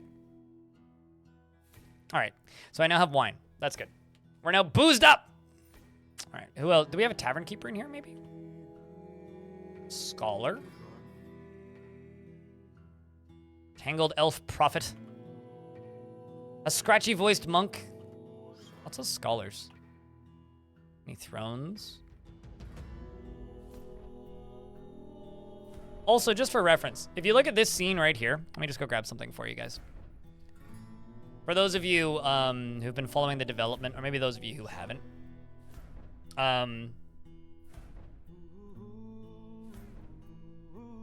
this is actually a very similar scene to this. To give you kind of an idea of what this would look like. So, I mean, I just had that conversation, right? This... From this drops everything from it. Let me double check. Yeah, you are correct, I think.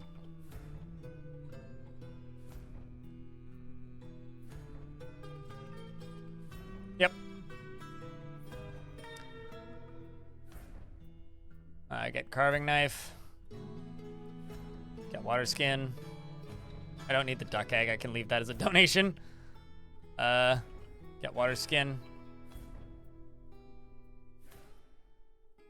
Got the boar ivory. The radish plants, all three. Get the axe. Get the coins. And the rock.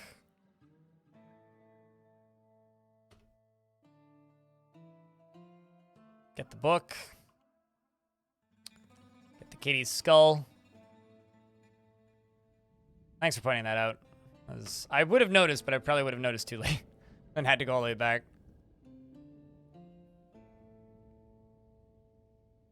Alright, I can leave the granite rock and the duck egg. That's fine.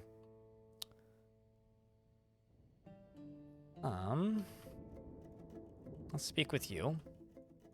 Elf Prophet. Hello, Dwarf. I am Anur Pot Curses. Spoke to Detan Earthrim.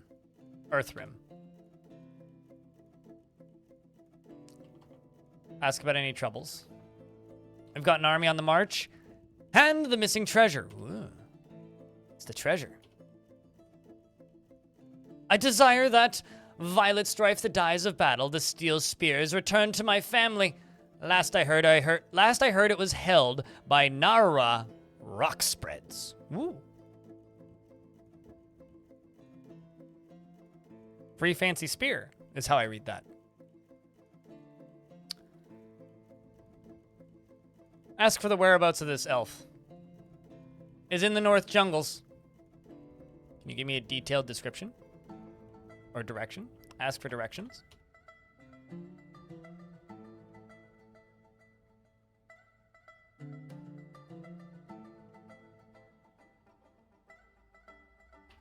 I guess not.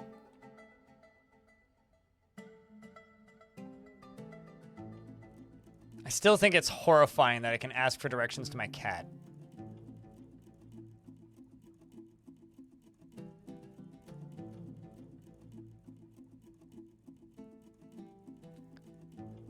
You know, the more I'm playing this, the more I'm starting to feel like I'm this guy just walking around going, my name is Inigo Montoya, you killed my Faza, prepare to... You know what I mean? Like, that's kind of like a very accurate description of this mode. It's like, what is adventure mode? My name is Inigo Montoya, you killed my Faza, prepare to die, the video game. Anyway, so this person wants their thing back, but yeah, I'm not gonna be able to get that because you don't know where that is. Got an army on the march, all right. The army of Fath Rhythmic Chambers is marching on Clasp Fells. Okay, well that I don't care about. Unrelated, okay, well.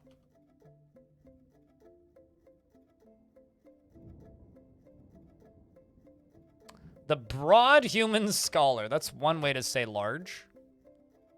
Hello. I am Lesno Parched Bathed. Life is, in one word, fortresses. Ongoing conversation with the human scholar. Ask about the local ruler. The Oceanic group rules Silk Organs. Is Baroness. I don't know anything else about them. Okay.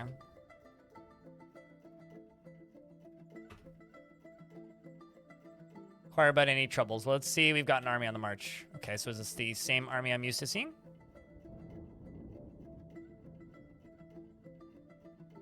Yep, okay, so this person's on the same conversation as everybody else.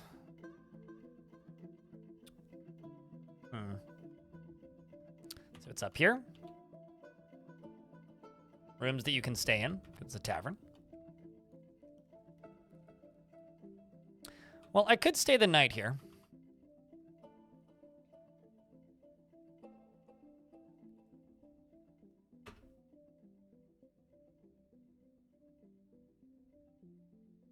Did you guys see that? Drink some turnip wine.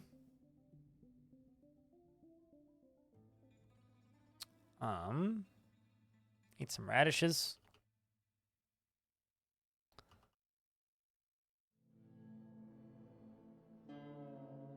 Hearing lots of voices and talking.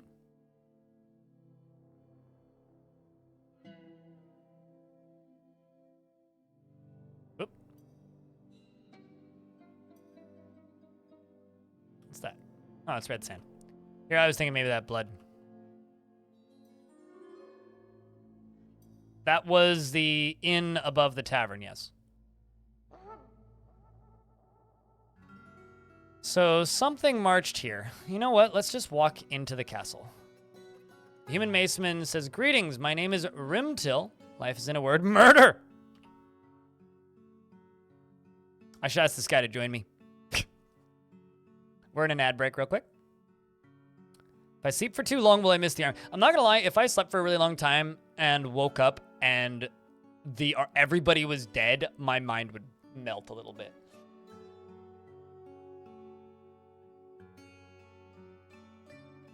Honestly, after a mid-adventure hour of watching you yawn, the thing stealth about the way adventure mode works is it's a game for a very particular kind of person. If you want a game that is you playing D&D with yourself, that is adventure mode. But you need to have a level of creativity to be able to enjoy a game like that. Exactly the same as Fortress mode, right? You know, a world where Fortress mode is like you are playing D&D with a large group of dwarves in a fortress in kind of an enclosed environment. Adventure mode is that, but like inversed, right? They move around on the overworld. They do take literal weeks, Russ Ames, to get places. I have, in walking before in adventure mode years ago, stumbled on armies and been insta-gibbed.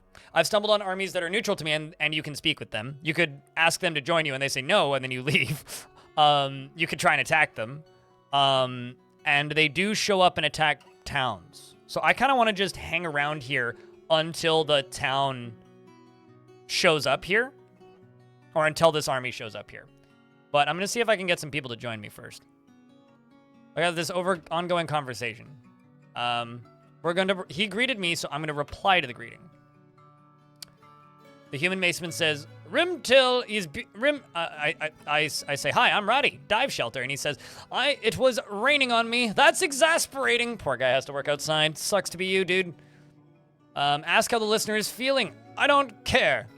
You don't care, so don't ask. Okay. Let's ask about the local ruler. The Oceanic Group rules Silk Organs. Zaspagus Black snarls as Baroness, and we are in the right, and that is all that matters. Oh, so I gather you are a very loyal bloke, then. Ask about other group stakes over the site. There are no fewer than 12 groups vying for control. Oh, do tell. How strong is this group's hold over the lands? They do not feel challenged at all. Okay, I get it. Let's ask about any troubles. We've got an army on the march. Dwoob! Thank you very much for the brand new Prime subscription. I think it's the first new sub today. I could scroll back up, but thank you very much for the brand new Prime subscription. What's up, Star Wanders? Do you pretend to visit any of your fortresses in this mode? Do I? You absolutely... Are you asking, do I or can you? I don't have any fortresses built in this mode, and I don't really want to dedicate time to fortress mode in this version of the game. Can you? Yes. You can visit your... Like, this is a human settlement that I'm in right now, right? With a human castle. Which is run by a goblin, apparently. But, yeah, you could absolutely visit your own settlements. You could steal your own items. Got an army on the march. Ask about the army. Marching here. I wish there was, like, a thing like, how far away are they? State the opinion that it must be stopped with violent force. All means at our disposal. Ask the listener to join you to be rescued. I'll bring you to safety. Wait, did he actually just join me?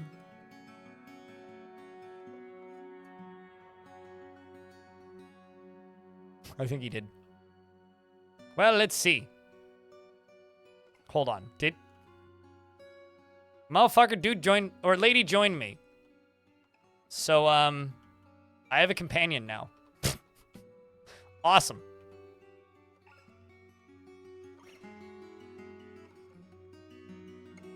Up on the wall. I see where I am. Okay, let's move back down this wall. Okay, let's take a peek. There's some stairs in the middle of this. Sacred Tulip. Some religious people. Master of Beasts. High Advisor. You know, honestly, that's what they call me in the evenings after I've had a little bit of the old Devil's Lettuce, the High Advisor. Broadier High Advisor, let's speak with you.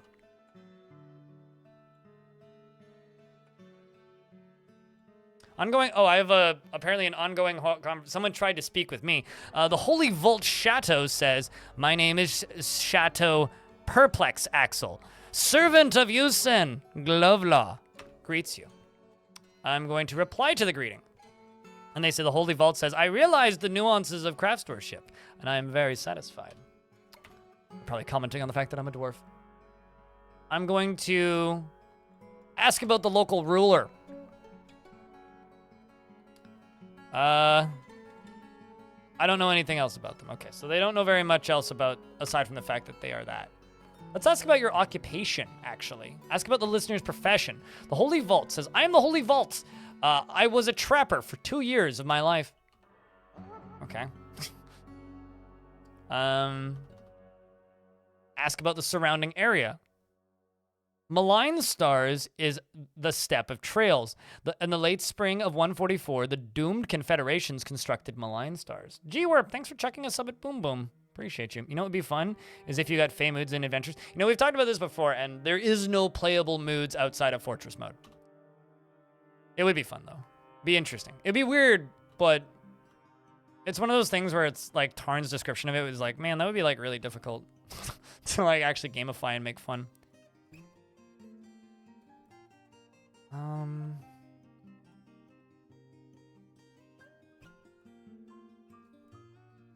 Got an army on the march. Yeah, well, I will change the subject and say goodbye. Goodbye. I want to see. Okay, where am I? Oh, there I am. I want to see if I can get up these stairs. Okay, so I am just in open space. There's a mercenary, a dry hair mercenary. The head executioner, Manum, says, "Greetings, my name is Manum. The servant of murder greets you." I'm going to reply to the greeting. And the head executioner says, "The bronze high boot really makes the outfit." Oh, they're complimenting me. How nice of them. Ongoing conversation. I could accept the compliment or deride the flattery. Do I accept the compliment, chat? Very important question. Also, the person who's talking to me, by the way, is indicated by the number 1. So down here it says number 1. They're blinking number 1, which means it's this person who's speaking with me. We accept the compliment? So we've accepted the compliment, and my response is, "Thank you for the kind words," and they compliment me again. Accept the compliment. They really likes my boots, man. Manom said the nod is now complimenting my gloves. All right. Thank you. Can I change the subject? I'm gonna ask something else.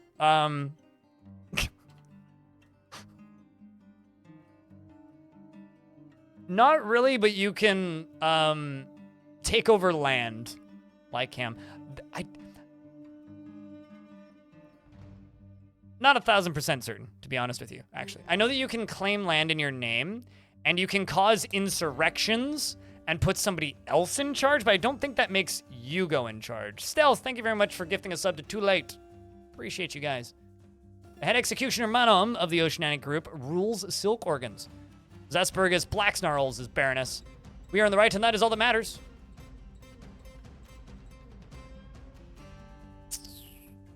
Ask about any troubles. Whether we've got an army on the march. Ask about the march. The army of Nago King, the splattered owner of poisons, is marching here.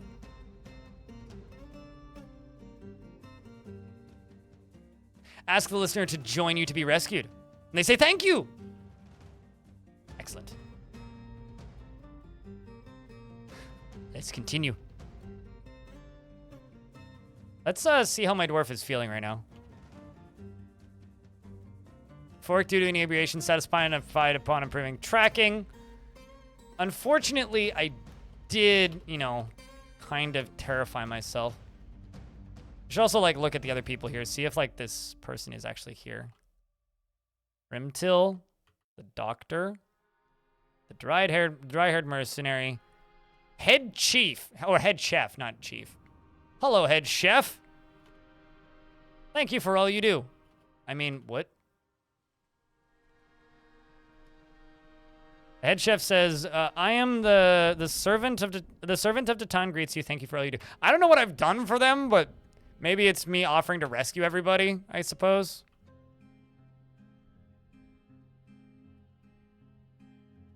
Round chin judge.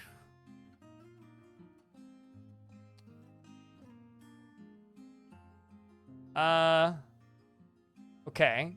So the high cheekbone scholar to a tall judicator says, outlaws have been causing us much hardship. They have a camp called Scrubbed Hold. They're somewhere in the steppe of trails.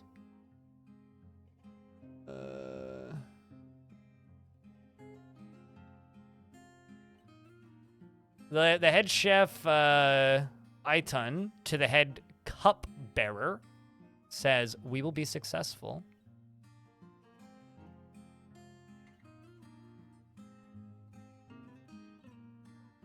Who's talking to the head chef?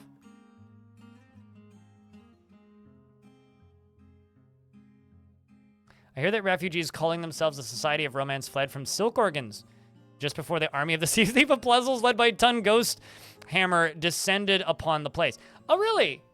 So whoever Tun Ghost Hammer is, that person attacked here previously. So I guess what we should be doing is trying to find Tun Ghost Hammer and maybe join him. Or ask him to join us and then attack this place. I don't know why I'm doing this, but I can.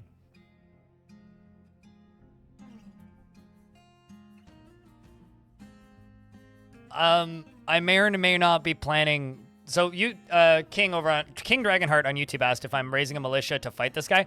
More so raising a militia to join the guy. But, you know, I'm a damaged soul whose cat died, so I don't know. I have excuses. Jeez, Chancellor Lycott, Muscular Beast Hunter, Human Bard, more bards. Dry-haired mercenary. Uh-huh. Go on. Ooh, has crossbow. Hey, Mr. Mercenary, you want to join me? Oh, apparently I'm talking with the Chamberlain. I'm going to reply to the conversation. Hi, I'm Radi. And the Chamberlain says, I got into an argument with Iteb Creature Letter. That was very exhilarating. Definitely a Spotify-sponsored podcaster. I'm going to say goodbye to him. Where's this mercenary? Where'd you go? Mercenary. Chamberlain. Bard. Ah, there you are. Dry-haired mercenary. I'm going to greet listener. Greetings, I'm Radi. Hello, Dwarf. I am Prial Test Crazy. Praise be to Dural. I'm just going to ask them to join me on my adventures. Neutral attitude and confident.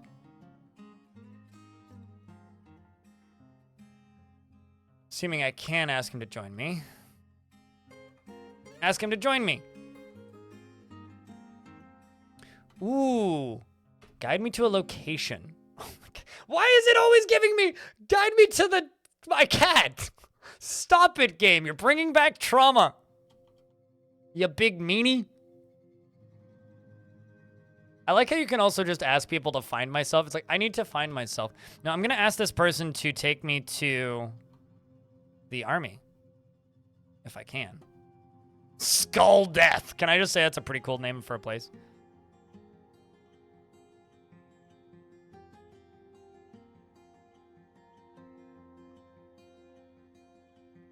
Please, I'm lost. What is me? Please help me find me. Like me in therapy.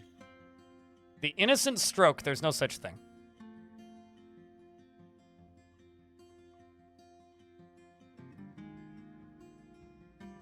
Paddle Knight just sounds like...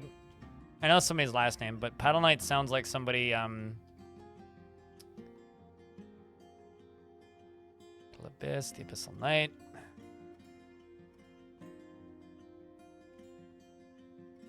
Sewer of Confusion.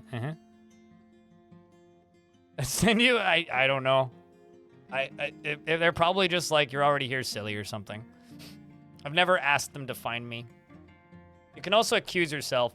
I think that option is there because you can, like, pretend to be somebody else.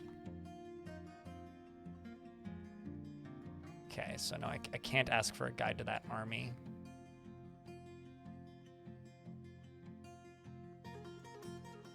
Ask about any troubles.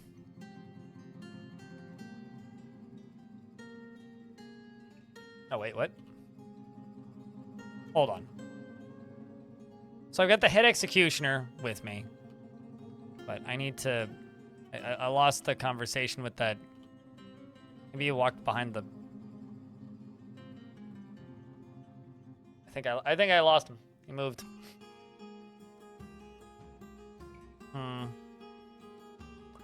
It's a Chamberlain. Oh, part of this is because I'm literally lying down, so everybody's moving way faster. So every time the turn order moves...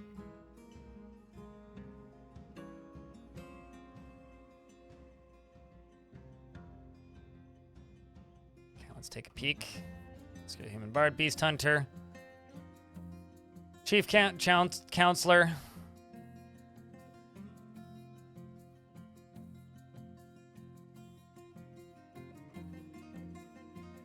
But yeah, this dialogue is gonna need to work because it is hard to move through rooms.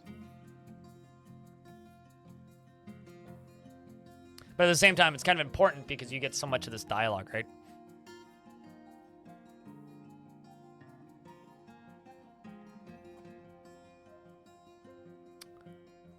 Will elves be angry if you try to sell them cuttlefish roast? Yes. Anything that's like if it's not vegan, they'll be angry. And if it required burning to make, they will be angry. Someone's really exasperated about being out in the rain.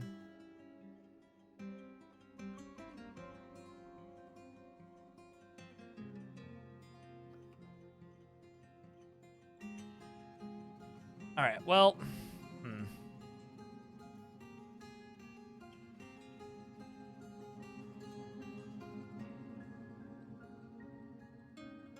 I heard that Lytast had assumptions the easy way in Silk Organs. They're talking about books.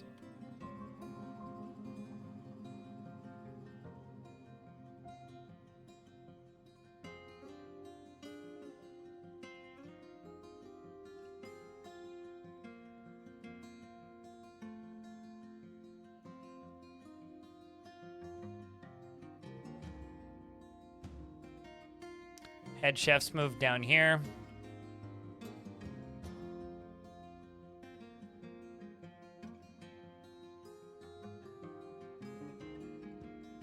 Endstone Throne.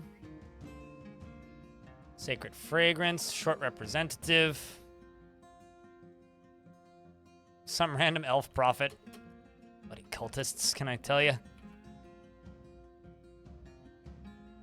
Okay, now standing, so I can move a little quicker. So these are just towers around the edges here. Haven't caught a glimpse of the Baron S, but I do have 2 party members now.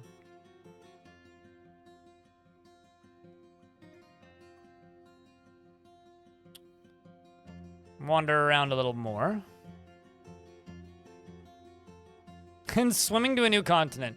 Not as a vampire. I have been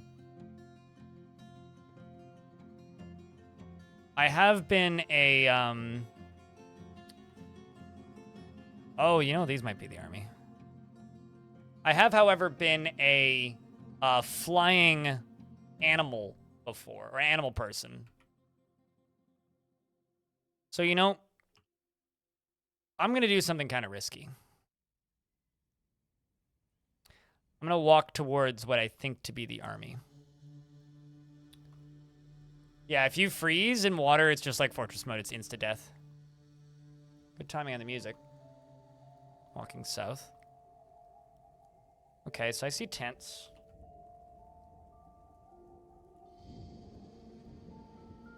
Muscular human animal tracker. Linen walls. Tents. There's a camp here.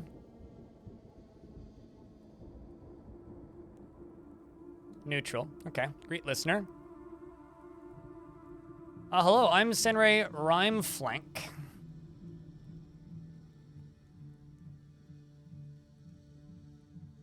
Spread the rumor of the thief of puzzles.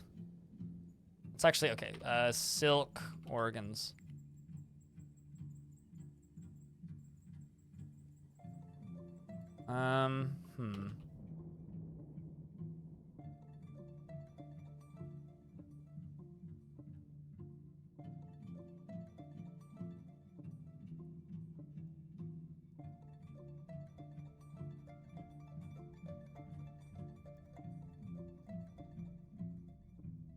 No, I've never tried doing it as a vampire. I never said you couldn't swim as a vampire.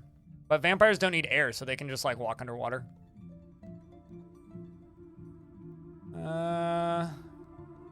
We've got armies, plural on the march. Beasts, bandits, criminals, skulking vermin, and bone-chilling horror, and a missing treasure. Okay, let's ask about the armies on the march. Army of Fath, okay. Sure. Ask about troubles. An army on the march. It's no longer plural. Meanwhile, the other two are just chatting in the background. Life is, in a word, death. Long live the cause, says Rimtil behind us. Okay, so this is the correct army. Oh, lost the conversation because he walked around the corner.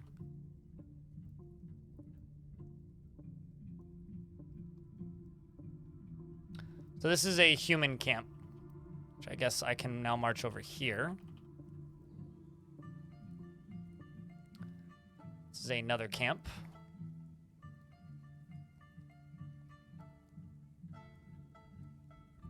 These are, okay, so these must be hunting camps or something.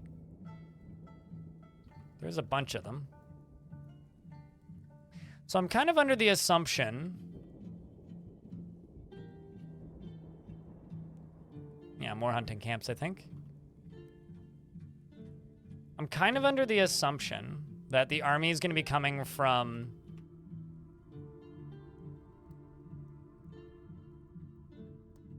Let me see this.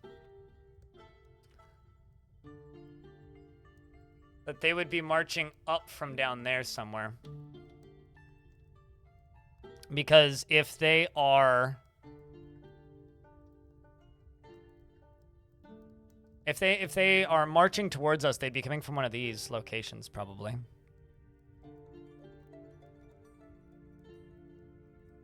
Armies generally camp close to their target. Yeah, I mean, that would be the safe assumption. You know what? Let's risk it. I see another possibility of place that we could check. Let's rest until dawn.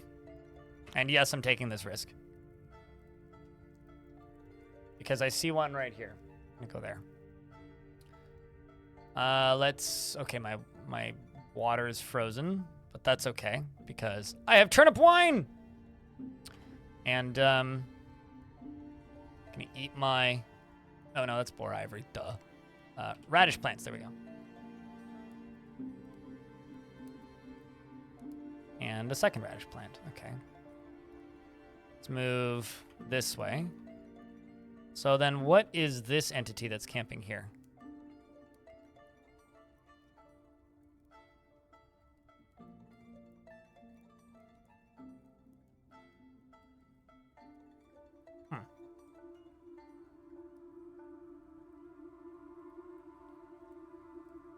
This servant, hello, it is good to see you. This servant of murder greets you. Long live the...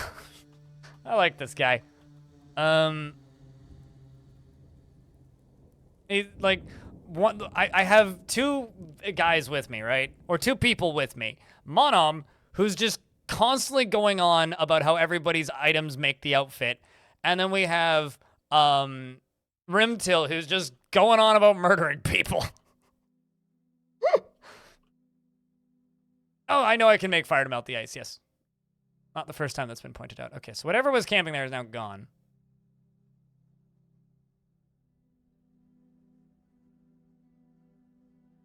I'm just looking for camps currently.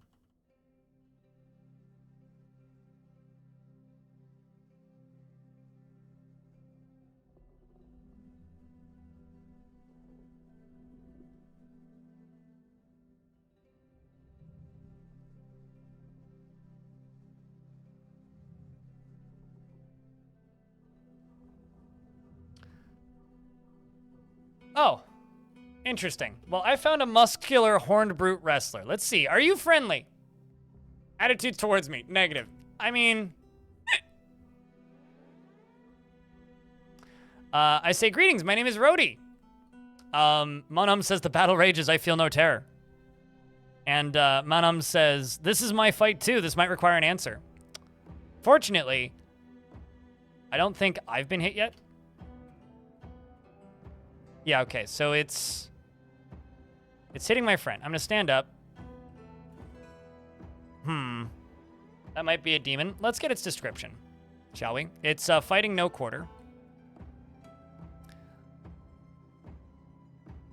A large humanoid with external ribs. It has 3 broad horns and a bloated body. Its clear skin is warty. You will know why you fear the night. He is incredibly muscular. I was stunned and on the ground, yes, but I've stood up now. I'm still stunned. I'm aware of this. Thank you, I can read. All right.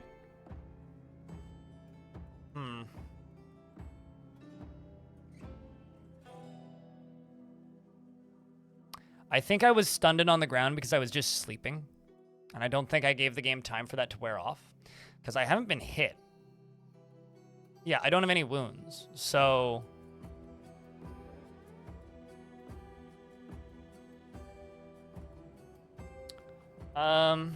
let's see what it's wielding.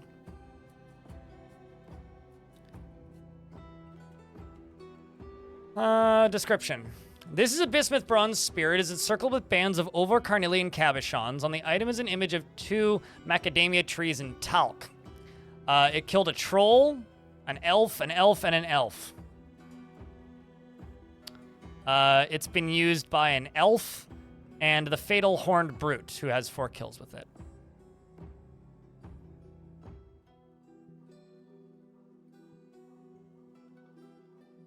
I'll be honest, I've never been a were creature while in fortress mode, or while in adventure mode, so I do not know. All right, well.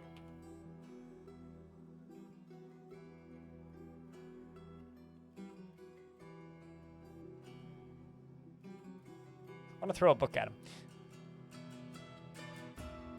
Actually, what I should do.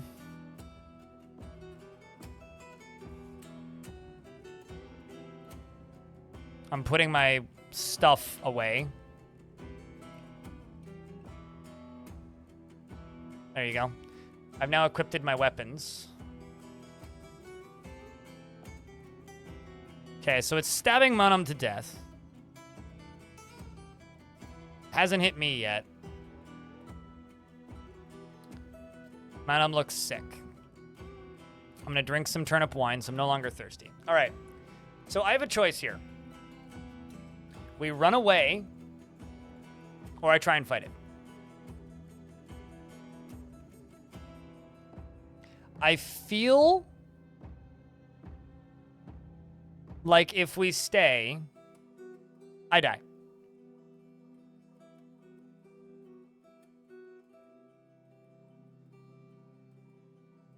Monum is an excellent pincushion. It seems like it, yeah.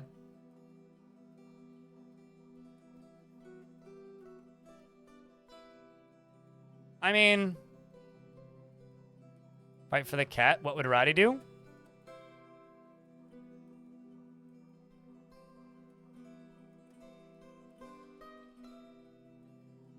Oh, I know. Nivik, don't stop it. Please, don't be like the person from the other day. Stop telling me what I can do. I'm well aware of what I can do. I'm aware that I can do this and speed up and slow down my speed, okay? I don't need help. If I need help, I will ask. If I don't need help, I won't ask. You're all good.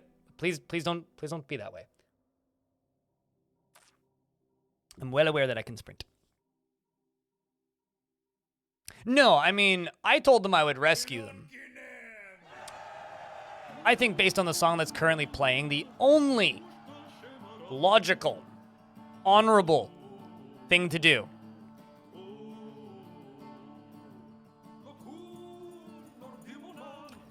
is set movement to sprint.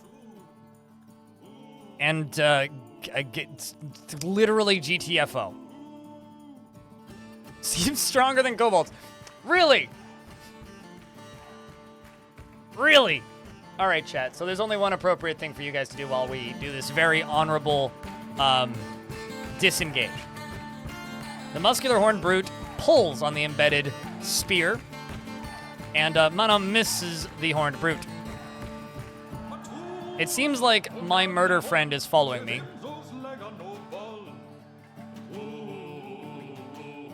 Yep. Our murder friend is, in fact, following me. Tactical relocation.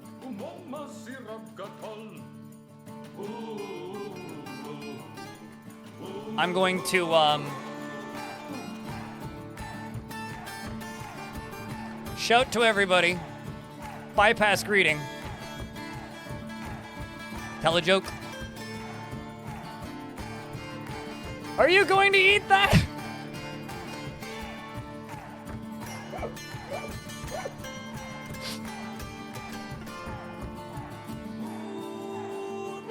That's what I said. Are you going to eat that? And Remtil, the death-obsessed sociopath, says, "This is truly horrifying. Don't waste my time." This is a work of art. All right, let's run.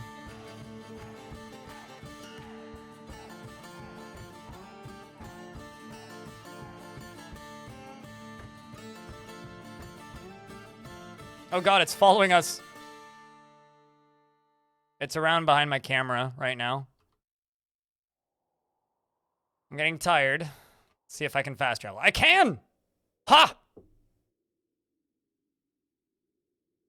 Made it. Hey man, Dwarf can move. When Dwarf gotta move, Dwarf can move.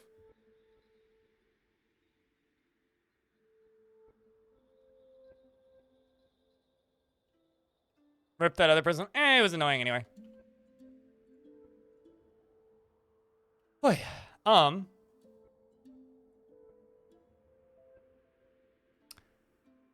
It's gonna move back up this way. Still looking for armies on the march.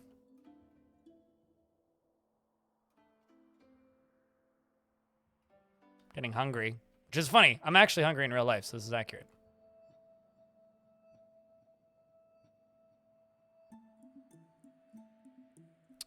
Moving to the trotted hatchet.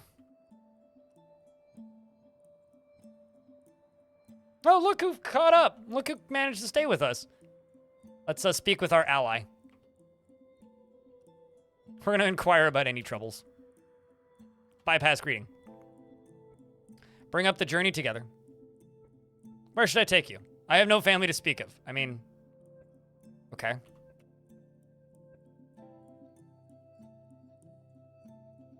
Ask how the listener is feeling. This is truly horrifying. Death. And why do you like death so much? Inquire about any troubles. Got armies on the march, beasts, criminals, bandits, skulking vermin, bone-chilling horror, and trouble, and brewing trouble with our neighbors. Oh. Ask about the brewing trouble.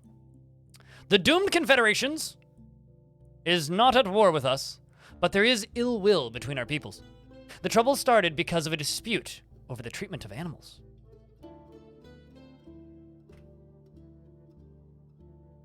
Interesting.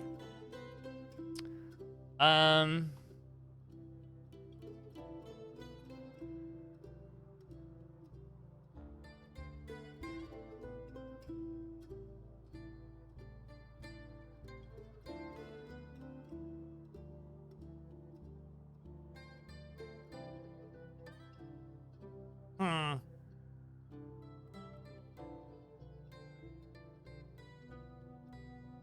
Impatient and agitate and animated. Interesting.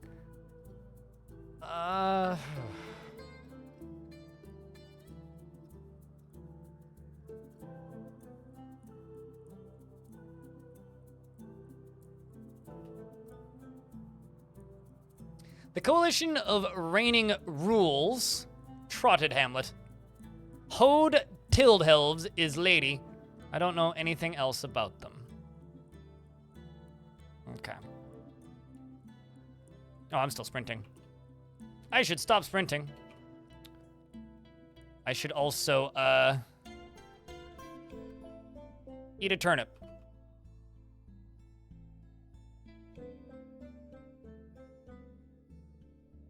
Well, what we probably should actually do is I should move out of here and head back down to where we were. Oh, maybe that's it. Hold the heckin' phone.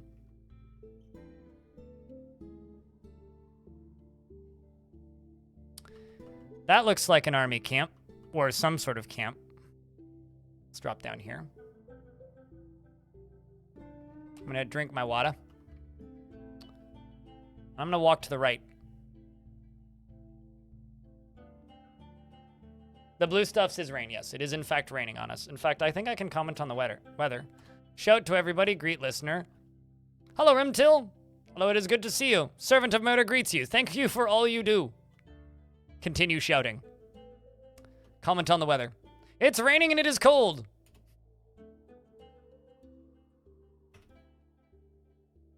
It doesn't say anything else, but it is raining and it is cold.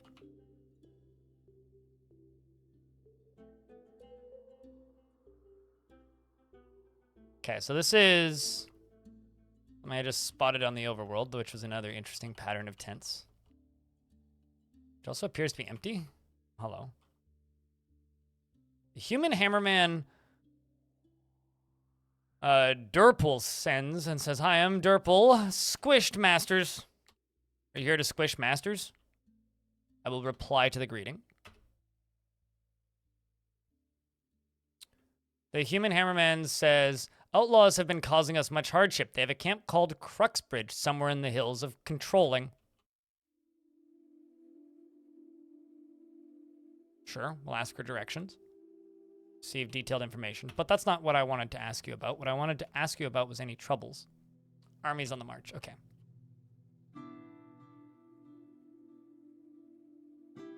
The army of Nago King Spider, the owner of Poisons, is marching on us. This feels like their army.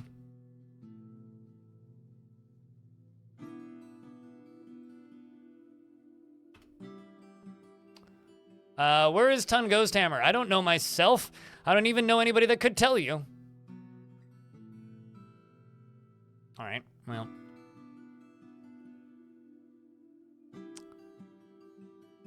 I'm going to brag and boast about the time I killed a horseshoe crab. Apparently. And we're going to say goodbye. All right, so...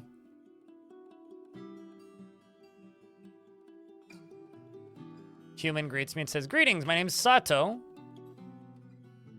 I'm going to ask Sato here to join me. Join me as an entertainer." Should have asked the other guy to join me as an entertainer. My duty is here. You sure about that? All right, then.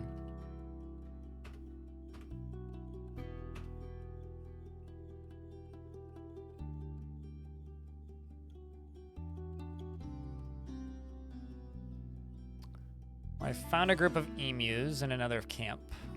The emus are scattering. We ask them why they are traveling. True. Maybe that's... Uh-oh, hold up. Did I just find another kobold camp? Oh, no, I found goblins. Oh, geez. Hold on. Fat goblin. Okay.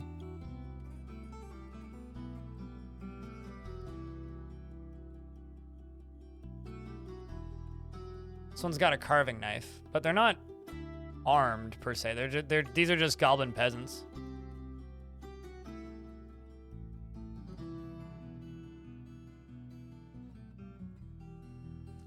Neutral attitude. Okay, so they're not against me. Ah, hello. I'm Buckwheat. Okay, what's going on with you? Armies on the march. Okay, are these people also afraid of the armies on the march? Okay, the army of Fath. That's definitely a dwarven army.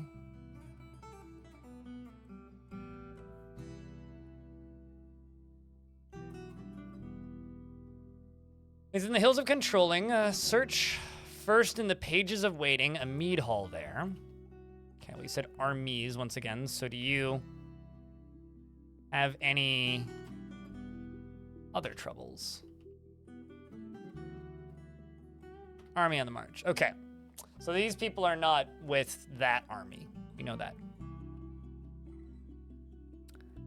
No, I didn't say that. Well, boom, boom. I definitely did not say that.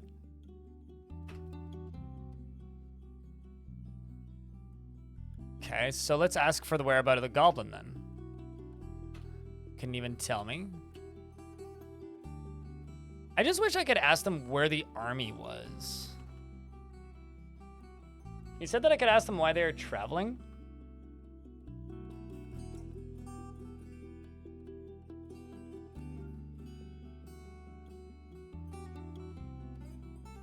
Profession, job, or work. I am a soldier. Ah.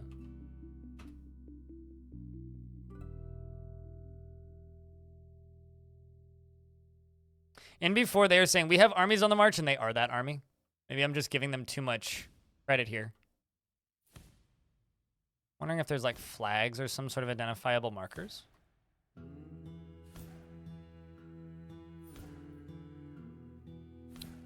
Until, says the goblin caretaker, death that's all around us. This is truly horrifying.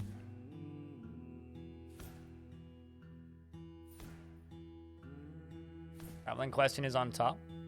Skinny poet. But not in directions? I must have just missed it. Let me look. Ongoing question. Bypass greeting.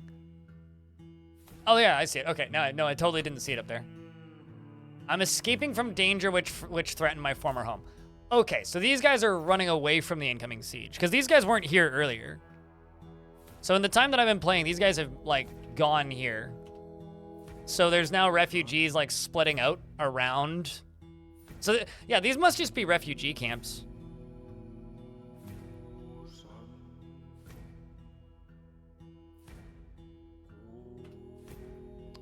Don't bother trying to play on my emotions. Okay, fine then. I will leave you alone.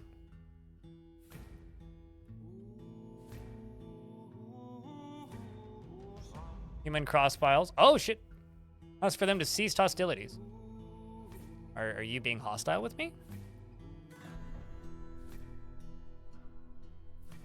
Or am I misunderstanding?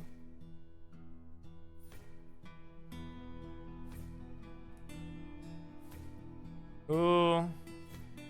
Cease, peace, stop. Never mind. So is this human attacking somebody? I'm confused here. Rag boast. Is he attacking my companion? I'm gonna demand he yields. You first, coward. Okay, yeah, you must be attacking my companion. Well, what do you think? Do I help my companion? Actually, hold on. Let's see if I can figure out who this slim crossbowman is a part of. Got a frill shark. He's a crossbowman, so he's like melee, right? He doesn't have any symbols on his clothing. Hold on. Let me see if I can find like a helm or a breastplate. River shark leather armor. Because sometimes the armor has like identifiers. He's crying. Or she's crying. They're crying. She's crying. Lost a fort to an undead invasion. No.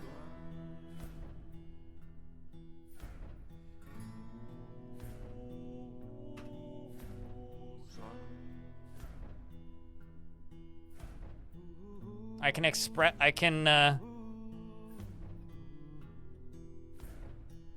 I can yell at you, and I can try and like yell at them about my feelings. Why they're traveling? I am escaping from danger. Interesting, but why are you attacking the weirdo I'm with? Oh wait, hold on. Am I talking to the right person? No, hold on. They're not attacking my... Okay, I'm just gonna follow them because they're being hostile towards somebody, but I don't know who. Let's see what uh-oh. Some random person says, "Hi, hello." Speaking with my companion.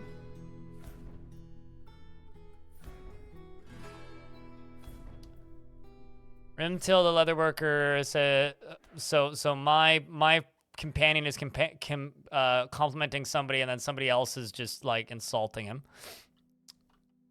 That's weird. What was that? The lanky leather worker has become enraged. Who is enraged at all enemies? Who is enemy in this situation is the question.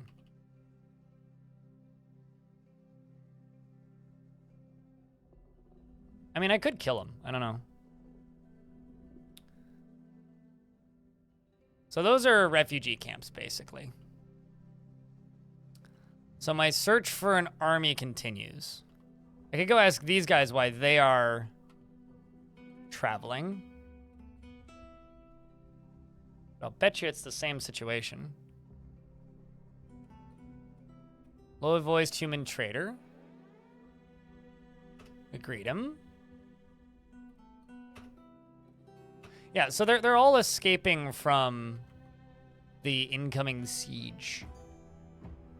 I don't know if this is intriguing or entertaining to you guys. If you guys get bored and want me to go do something else somewhere else in the world, do let me know. But I'm like weirdly fascinated by everything that's going on right now. Like it's almost like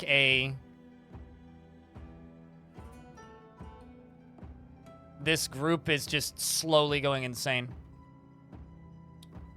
Right, I'm going to break here. Because the sun is going down. There is a crab over there.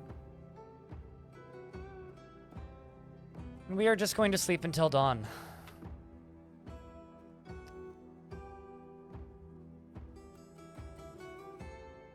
You regain consciousness. I stand up. I'm stunned because I've only just woken up. I drink some turnip wine. I drink some turnip wine. I need to get me more food. I eat a turnip plant.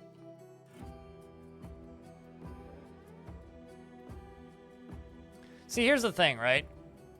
I'm not worrying too much about getting ambushed because I feel like that would be a great way to go.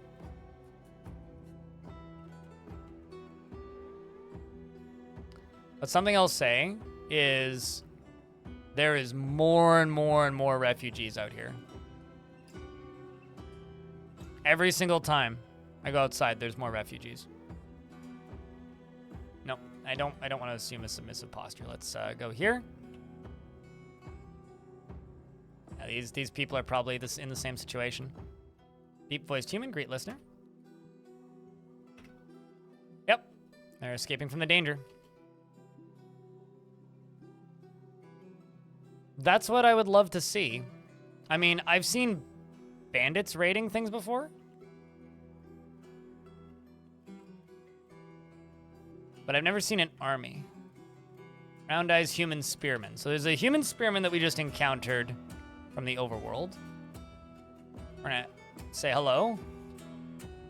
Ask him why he's traveling. I'm on an important mission.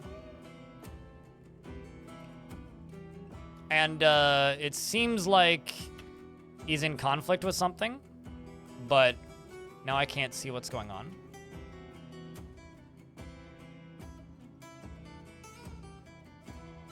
Human Spearman says I must withdraw. So are you running from something?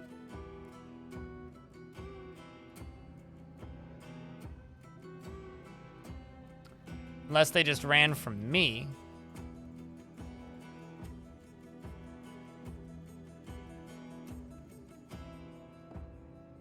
Let's try traveling again.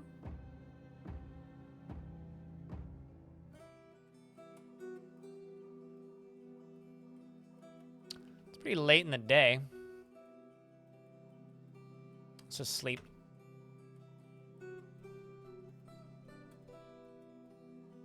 See if things move.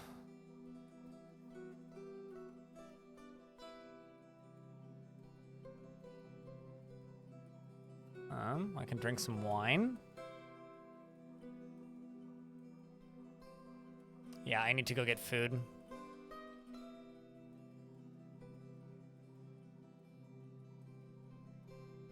A month ago, Bridgehood became the sacred law of the blockaded cult, replacing Tubal. This is the non-UI. This is classic, if that's what you're asking.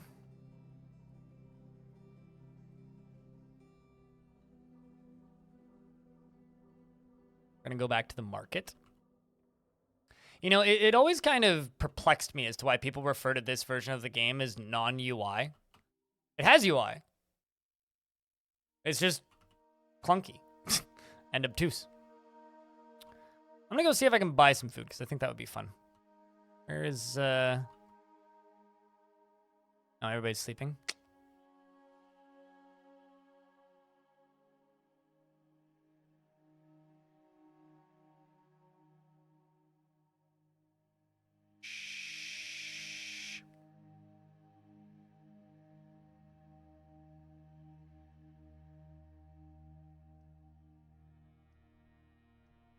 And Rimtil compliments me.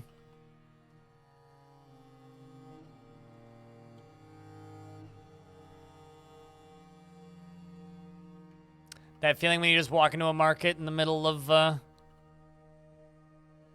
night and just walk away with their food. Don't tell anybody, chat. You wouldn't tattle on me, would you? I don't care if no one cares about stealing, Nivek. Remember how I said earlier that I don't want you to tell me things? Let me have fun. Let me goof off. I care about stealing, mate. Alright, you. B, granite statue. I've seen other statues of that goblin. Most of it was cut off by an ad. Do me a favor. Unless I'm directly asking you about mechanical questions, do not just go blurting out information. If I want to know, I'll look it up on the wiki. Holy shit, it's adventure mode? Surprise, Pikachu. Otherwise, it's just going to respond. You're just going to get constant responses from me saying, please don't tell me that. How did I end up in... Really? Interesting. Let's eat my turnip that I grabbed. Let's eat another turnip. Oh, what? The wrong button. And I'm full. No longer hungry. All right. I do not have ice to eat. No, that is my water that is frozen.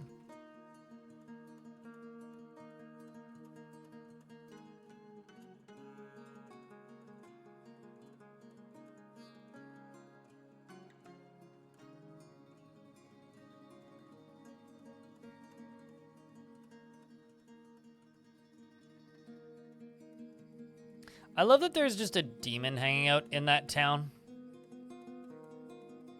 Okay, so we're gonna walk south-ish.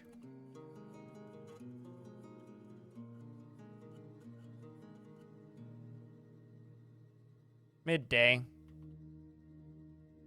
As we travel south. Trying to find this army.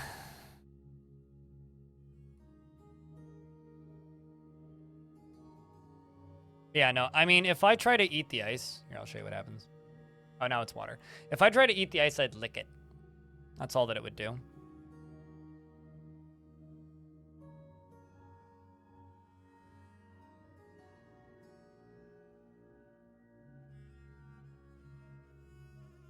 Slaughter Pass, that's where I started. Okay, this is interesting. So there is a person of interest right here. This is my starting spot. This is where I started this whole playthrough. Let's see who you are, what you are.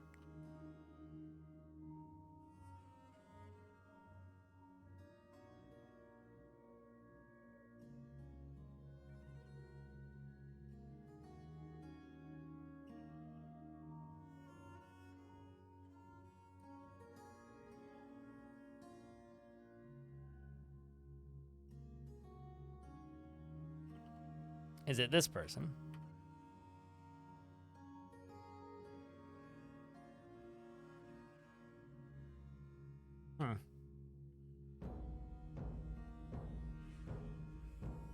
Speak with the skinny peasant. I am Madtob. Hello. Why are you traveling? I am returning to my home. All right. Well, that makes sense. Is that a well? Yep. Moving along the roads. There's the kobold camp once again. Caveman, thanks for gifting 3 months of sub to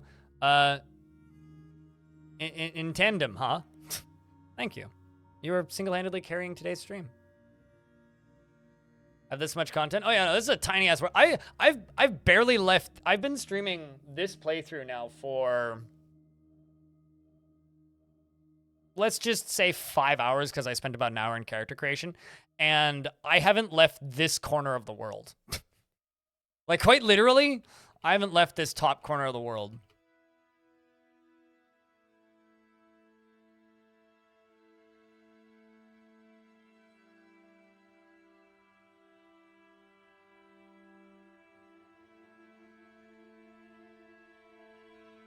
And the sun is going down. Crossing the river.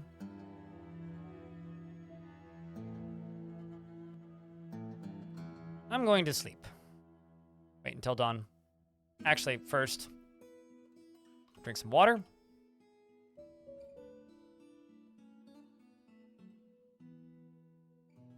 Eat a turnip.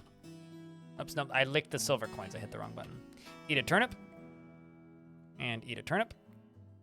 And drink some turnip wine. And snooze. Don't want to sleep on an empty stomach, you know?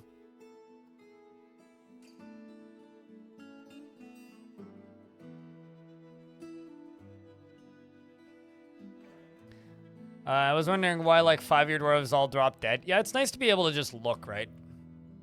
Okay, so we got snowed on in the middle of the night, so all my stuff is ice. Here, I can try and eat ice. Oh, wait, that's the wrong button. Pick up the ice. I'm gonna eat the ice. You lick the ice. See, yeah, you just lick it. Let's drink some more wine. Drink some more wine.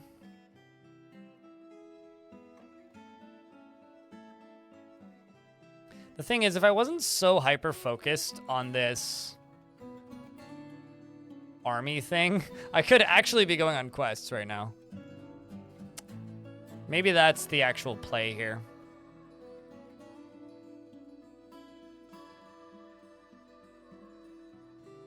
Because all we know is that there's a lot of people that are now in refugee camps that are outside of here. You know, actually, how about this?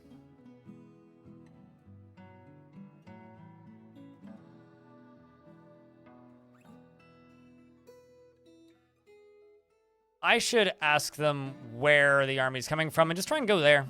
Because, like, you know, what's the worst that could happen? We all die? But Grady-voiced goblin became enraged. That seems normal. You okay there, goblin? Great listener. Hello, dwarf. I am Utis. Ask about troubles. Well, let's see. We've got an army on the march. Yep. That's what I'm here to ask about. Okay.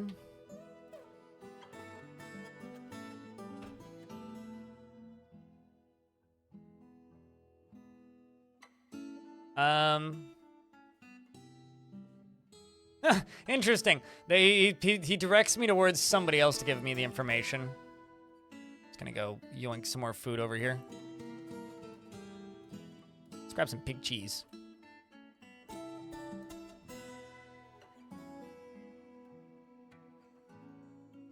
I'm gonna eat the pig cheese. All right. What are those? Are those cows? Dogs? Things? A stray obese dog. Will reunite with my cat? I mean, my dead cat?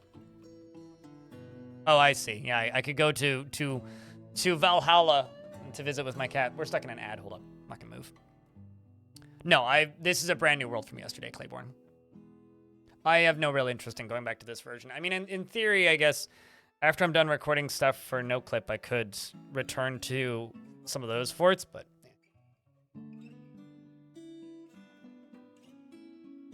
Let's just go on a quest. I'm kind of, Alright,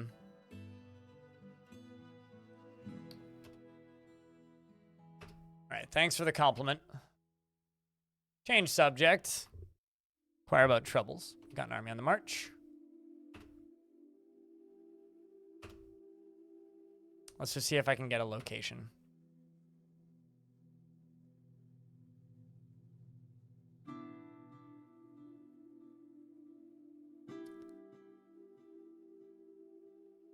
Don't even know anybody that could tell me. Okay.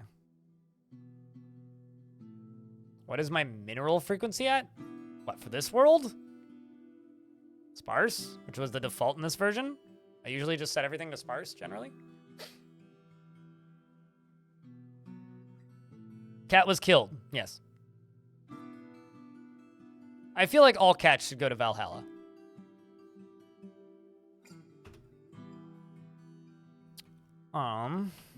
Although my cat was a kitten. My cat did attempt to defend me every opportunity it got.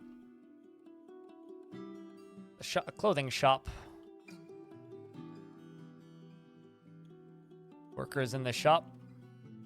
Ooh. Kinda want that silver spear, but I am a whip user, and I've got my whip.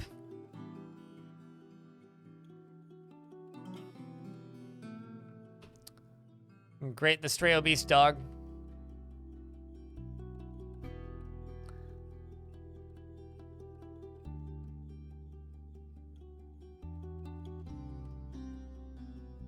I asked the dog to join me on my adventures, and it didn't. I'm sad.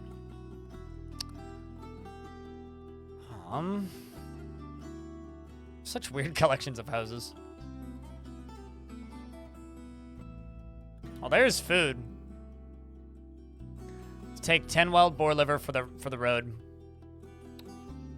And we are going to travel again.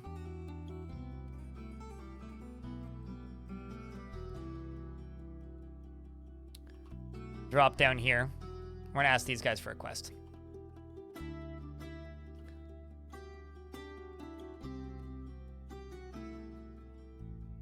I have no idea about their plans for afterlife. Hello, I'm cool. Echoed Grave. What an ominous name. Ask about any troubles. Chat, which troubles should we go after? We've been asking about armies for a while. It's criminals, skulking bandits, skulking vermin, bone-chilling horror, missing treasure.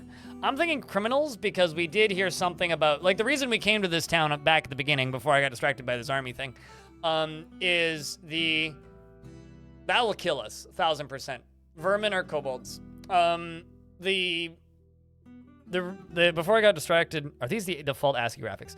ASCII is where the only characters on screen are letters and numbers and characters. Does this look like letters, numbers, and characters? Just saying, you could answer and ask your own question. I would also like to see the army, but I'm giving up. I'm gonna ask about criminals. There's a sprawling criminal organization that has left their people living in fear, and they have a town called Silk Organs somewhere in the halls of controlling. Bruh. Ask me for directions. Okay. Didn't you literally just come there?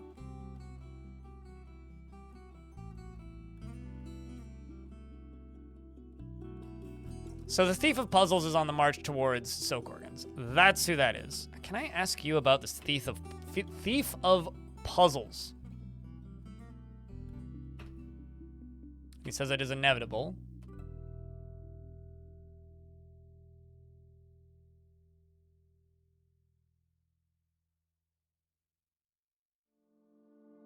Aw. Silk Organs is where we came from. I mean, I already knew all this. This isn't new information for me.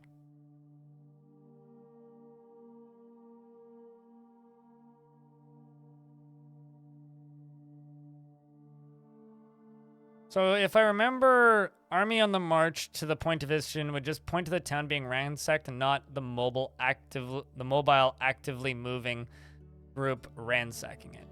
Got it. Well, I mean, that is kind of my goal, is to try and find that actual mobile group, but let's just head south and Because I know approximately where they're coming from.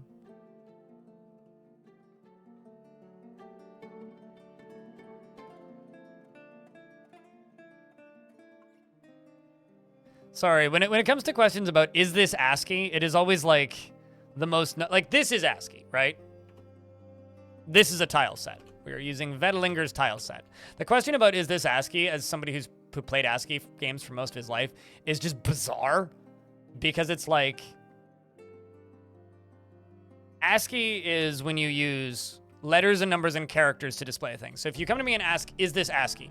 No. This is a tile set.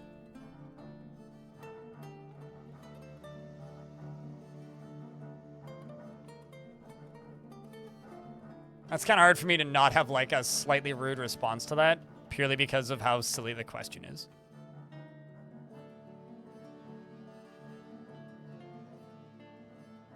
Yeah, if something is hostile to you and you bump into it on the travel screen, you fight.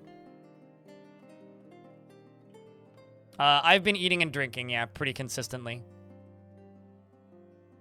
What is this? Can't travel through the fort. Okay, so there's a fort there. Something moving.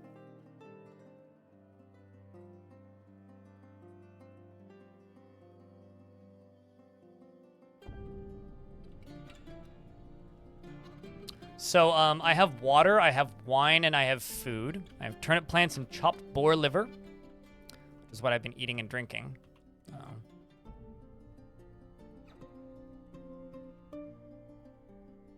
Too close to the river to fast travel.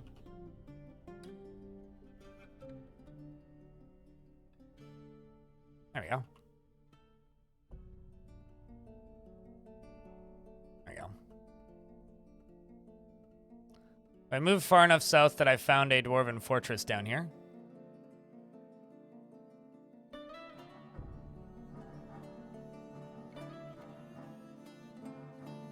We're hungry and thirsty, to kind of indirectly ask that question. I am in the North Jungles, which is supposedly... Uh-oh. Dingoes! This must be an untamed wilds area. So before I do anything, I'm going to chug some wine. I'm going to eat some wild boar liver. And I'm going to scan around and go, where are these dingoes? I actually don't see them. It must be north. Ah, there are the dingoes. Get some combat now. In regards to getting attacked. So the dingo is attacking me with no quarter. I am standing, which is good. All right, well. Try and eat this, baby. The dingo misses me. The fat dingo misses you. And Rimtail says, I cannot stand by. There is no need to feel vengeful. You pinch the dingo in the neck with your left hand, and the injured part collapses. Excuse me? The dingo misses you, and the fat dingo falls over. Okay, hold on. Let me just make sure that I have my stuff equipped. Yes, I do. Wait, actually, do I? Yes, I do. I'm going to... So I can use, like, direct attacking like this. So the one that's recovering from attacking me, I'm going to strike. Okay, I'm not going to land any hits on it. Let's hit the top one. I could hit it in the leg, which is a fairly solid, easy strike. And I'm going to bonk it with my shield. You strike the fat dingo in the right front leg with your iron shield, bruising the muscle.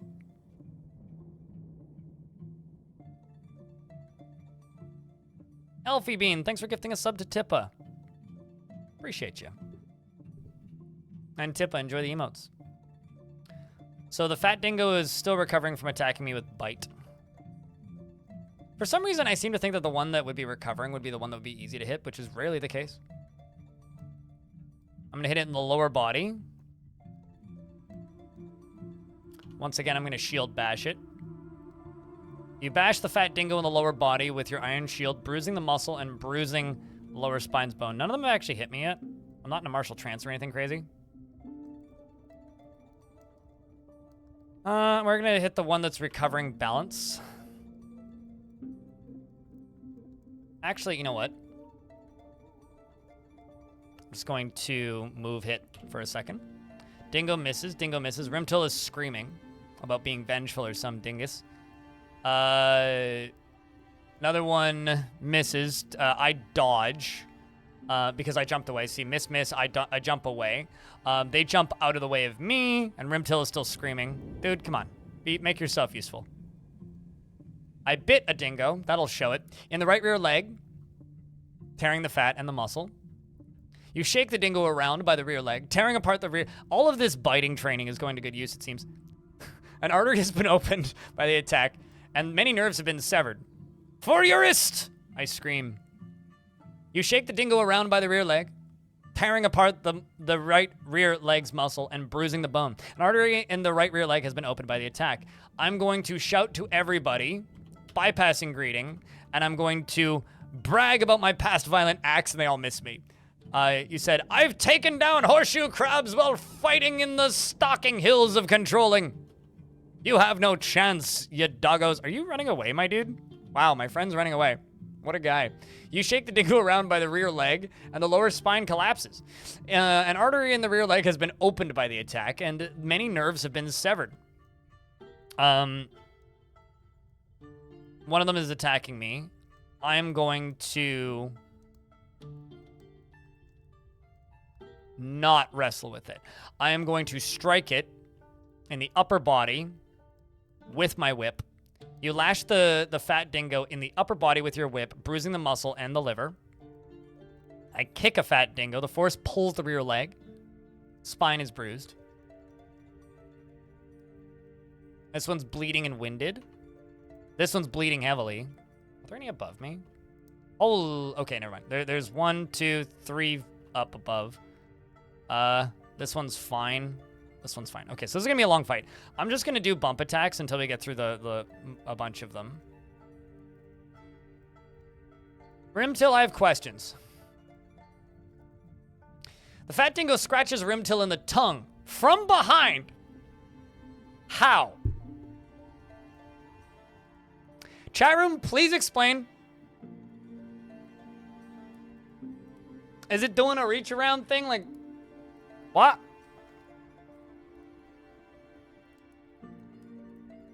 Like, oink. Some impressive gymnastics.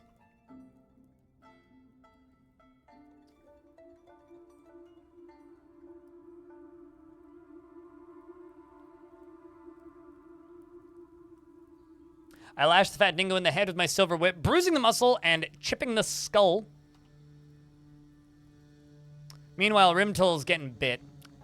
Dude, if you die, that's not on me. You kick the dingo in the right front paw with your left foot, and the injured part explodes into gore. I'm just trying to get rid of one dingo. I managed to block two dingo attacks with my shield, and 4 dingoes miss me. I lash the dingo again. I'm hitting the one to the right of me. They're all missing me. Good lord. Well, at least my ally here is a very good distraction. Grabbed his head with claws, missing and scratching the tongue in the process. Maybe he just has a really long tongue. Maybe this is like like a Disney film kind of situation where he's just going, "Blah," and like his tongue is like flapping behind him, and he just goes whap and whaps it. Maybe he has abnormally large tongue disorder or something.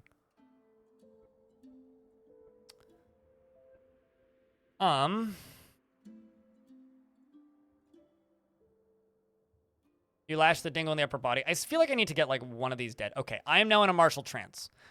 So I have an absolutely unfair advantage now. You lash the dingo in the right paw with your silver whip. Let's use our advanced attacks now.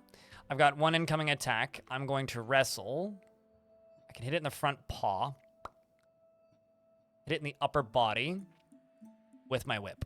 You lash the dingo in the upper body with your whip, bruising the right lung. There we go.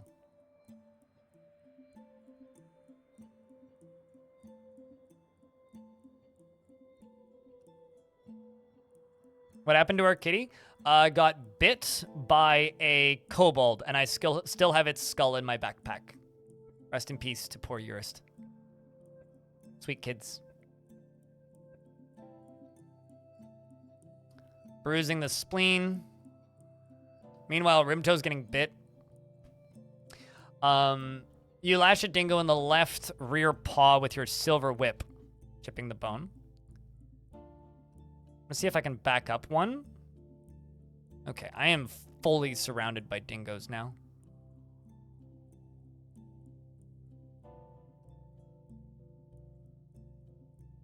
I am going to dodge west. I get past a bunch of dodges. I start hitting this dingo. I'm trying to go for a dingo where I'm not getting hit by as many constantly. Apparently 3 missed me, but there's only one that's actually right next to me. Lash the dingo in the right front leg. I'm worried about the part where I'm tired. I need coffee. I keep thinking I'm getting injured when in reality, Rimtil, my friend here, is dying to a single dingo. I can get this thing in the lower body square easily with my... We'll hit it with the whip, even though it's slow. You lash the dingo in the lower body from behind with your silver whip and bruising the right kidney. Let's go. Folk, thank you very much for the 6 months. It's good to see you. I'm going to go for the one that's easier to hit.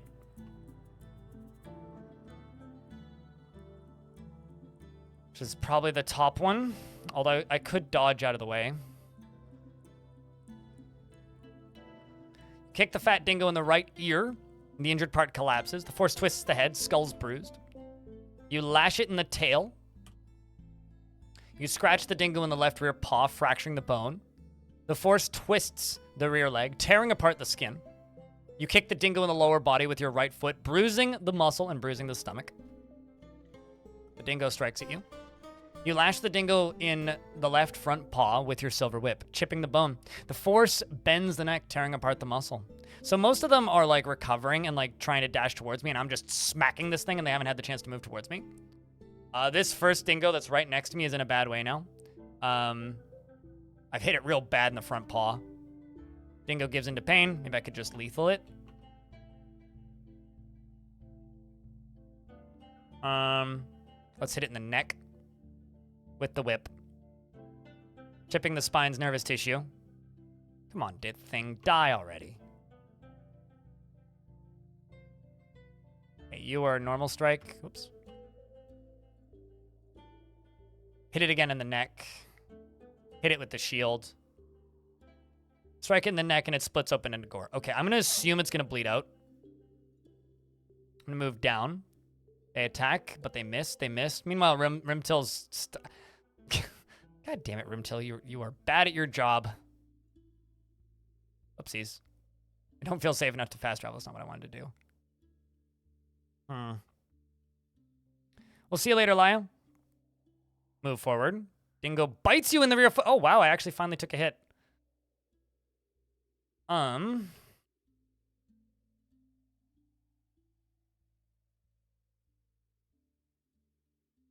Try to dodge. Let's dodge west. I'm no longer bleeding. I'm going to stand up. Oh, and then he bites me in the left hand, tearing the fat. It's just a bite in the hand. That I can survive. Hit it in the rear paw. Just going to bump it and see what the game does. You lash the dingo with your silver whip, bruising the fat. You lash the dingo. Okay, we're no longer bleeding. That's good. How are we doing health-wise? Left hand, light pain, wounds. I've got heavy bruising, so my hands could be in a better way, but I'm now a competent lasher, by the way. Lash it.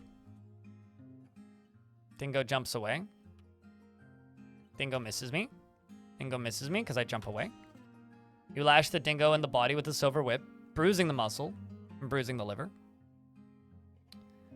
You bite the dingo in the lower body, tearing the fat. The dingo bites you in the right upper leg. God dang it.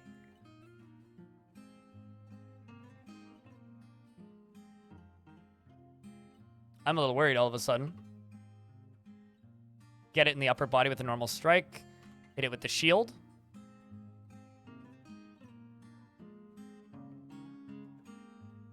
I'm going to block. I feel like that's a bad idea. Let's see if I can block the other one. Okay, I managed to block both of them. Good strat of tiring the prey. What, tiring me? Yeah. No, I mean, that's why they're having an advantage now, is because they've tired me out.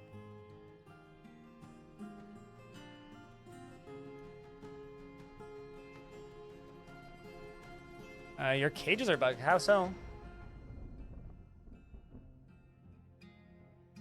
How are they bugged?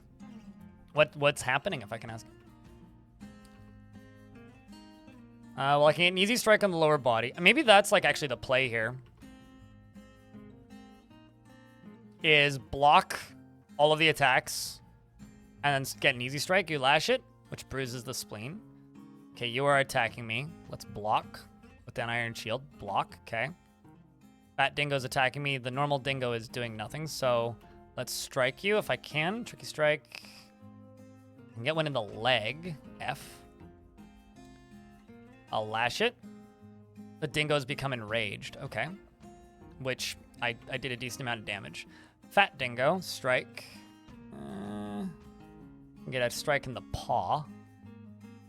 Can also hit it in the toe. That seems a little redundant. How about the other Dingo? All right. There we go. Let's hit it in the right rear leg with the whip. We blocked one shot, and then knocked the other one over.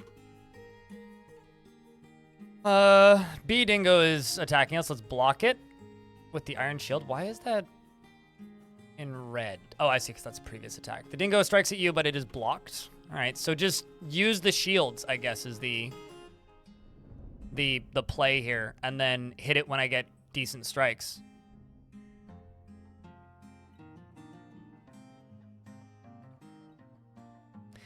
I have a question. Is there cobwebs on the cages?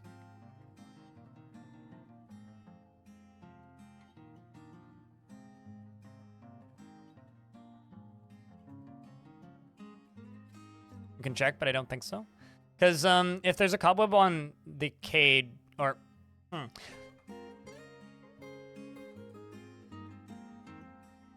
they metal cages? I would try melting them. Because that seems weird. Stuff shouldn't just get stuck in cages like... I mean, obviously, like you said, they're bugged, but like that's bizarre. I've heard about a lot of weird bugs that I've never encountered before today that...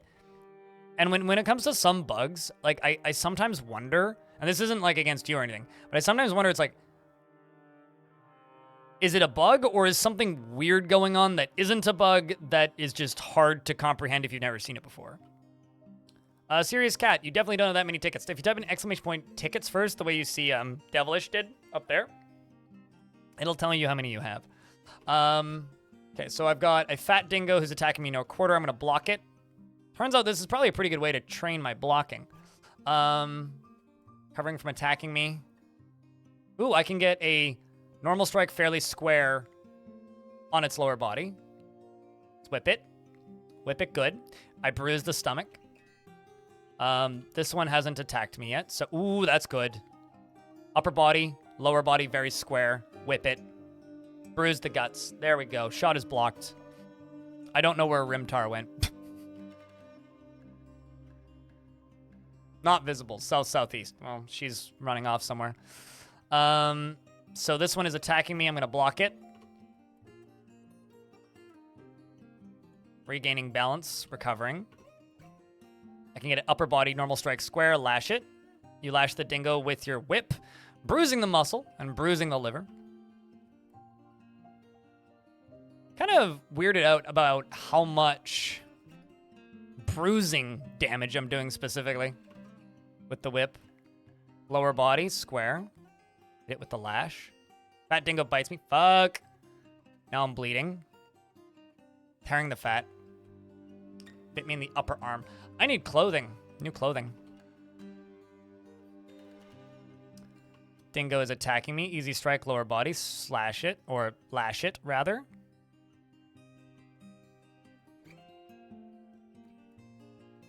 At least in Fortress mode it is.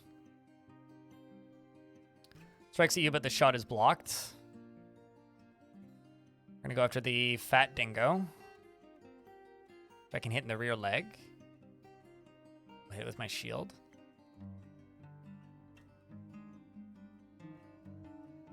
Oh, because I'm overexerted? Yeah.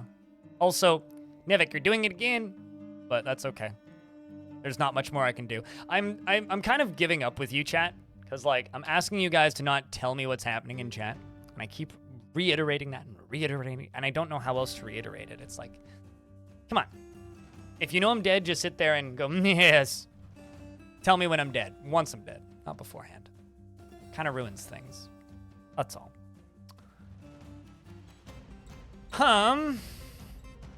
But yes, you are correct. I am probably dead. Fat dingo bites me in the right hand because I'm overexerted.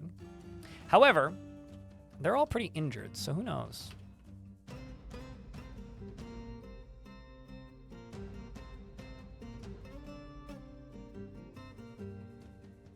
They all want the cat skull?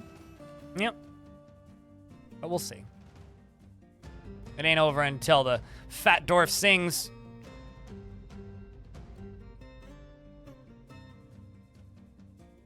I'm also actually not that badly injured, aside from the slight pain and bleeding. It could get way worse, but... Okay, so only one of them is following me. Let's see what we can do. Let's charge it. Fat dingo strikes at you, but it's blocked. Fat dingo bites you in the foot. I'm going to strike it. Going to dodge.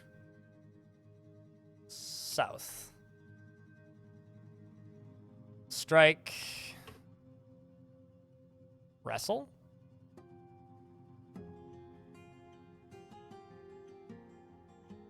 Chat screwed me.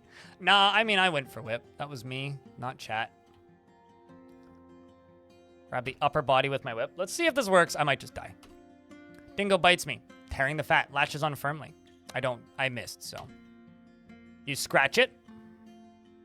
I'm not dead yet, right? And I'm not dead until I get the "you are deceased" screen. So. I guess you would have to enjoy Elder Scrolls in order to want to imagine this with that mod. I don't enjoy Elder Scrolls, so it's not a particularly exciting sounding thing to me. I guess I should just keep hitting it. Oh, now we're probably dead.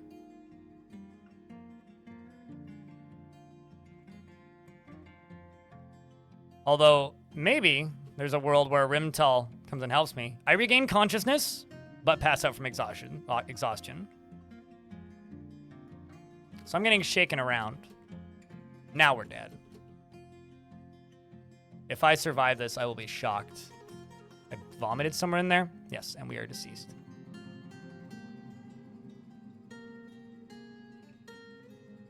I blame Rimtar.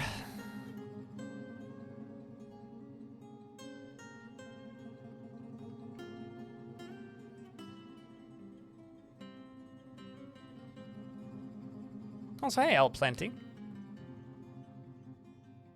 That was a fun adventure. If it wasn't for exhaustion. I mean, if Rimtar hadn't, like, ran off immediately, we would have had a chance. Turns out our murder friend was a bit of a coward.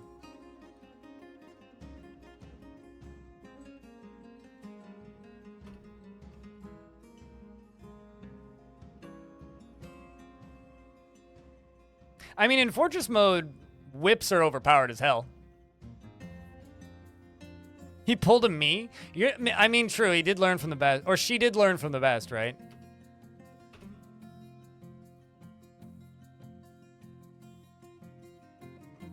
All bark, no bite, as they say.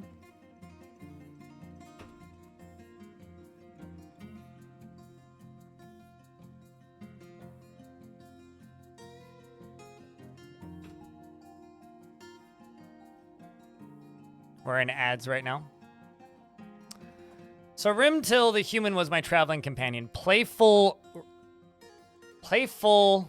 outrage. Playful Rimtil. Oh, female human. There you are.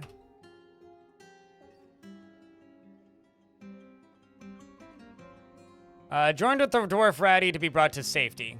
Well, we don't know what happened to him. That's unfortunate. All bark, no bite, really. Gnarly, yeah.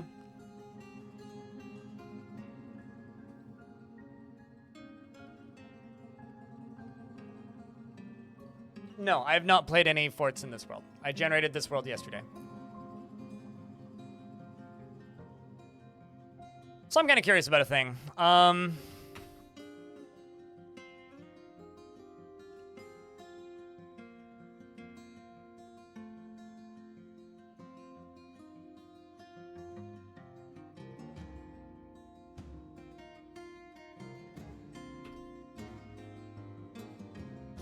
Oh, just took a while to load.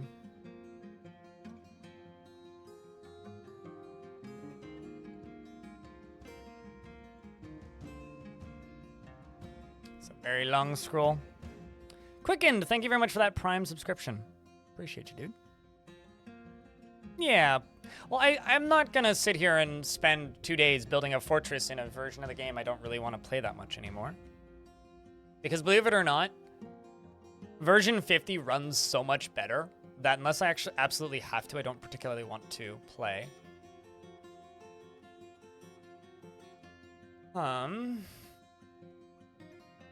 Yeah, so that attack never actually happened.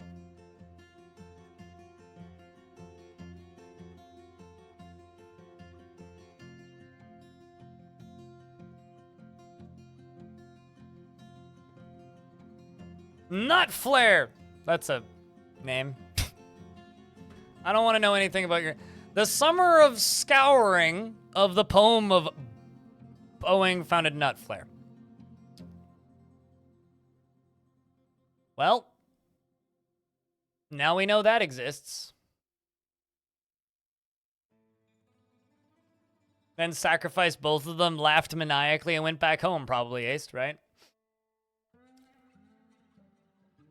Murder friend was projecting. Yeah. Boasting. Bragging, even. Of course, Nut Flare's an elven retreat. The funny names are... Conjure Orb is also a place I heard about once. There's an artifact there or something. Demon Freezes. Slaughter Pass was where we started, this place. Group of Voice of Union of Whiskers founded this place.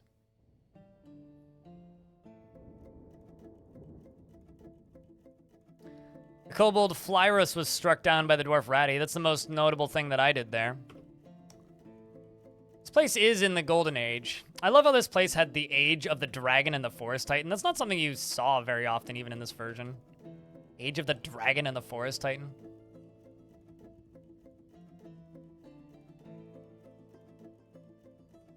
Did anybody catch the name of that demon that I saw very briefly? That brute, which I ran away from immediately. I mean, I can find it.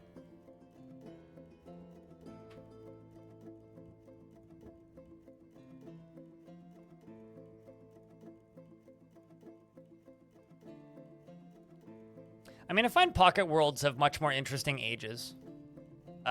Well, it's over now, Lazy Man, but it was an adventure. I think you guys had an adventure too. It was enjoyable. Oops.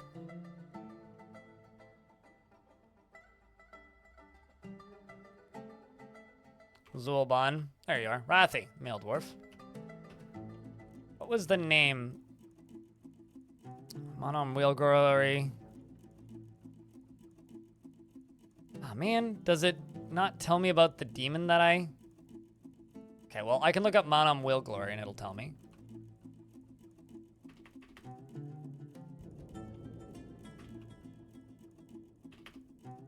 Okay, who killed you?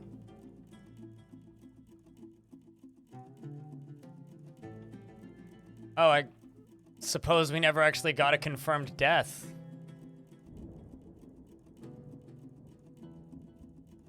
Wait, oh, there we go.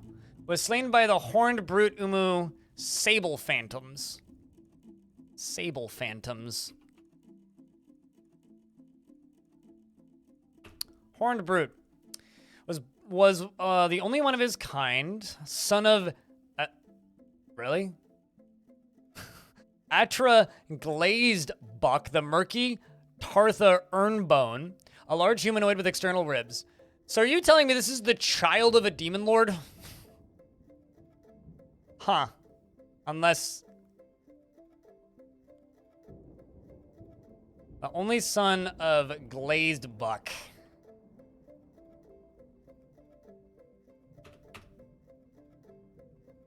Atra Glazebuck, the murky, horned brute consort, was one of the first of her kind. A large humanoid with external ribs, 3 broad horns, blah blah blah. Became a scout.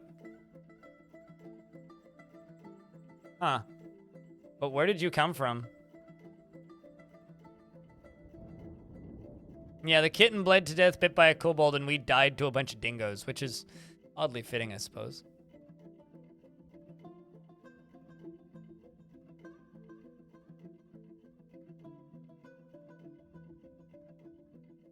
Well then. The adventure battles kind of seem like extreme anime fights. Yeah. Also, this one was struck down by a dwarf. Suxul. Last page.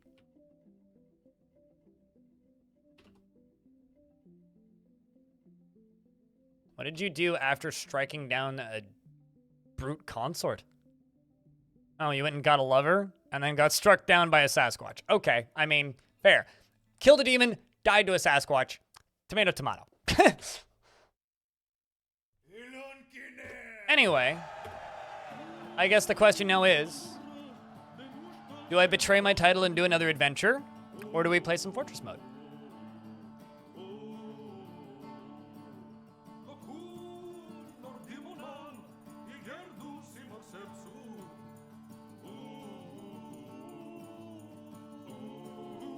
Really?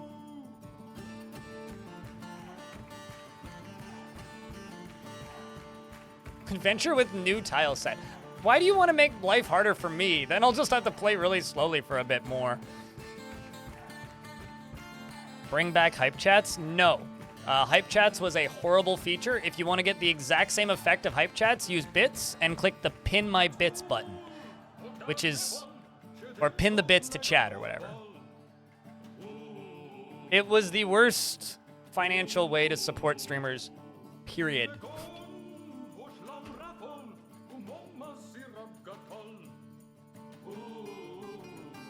Go find that chick that left me.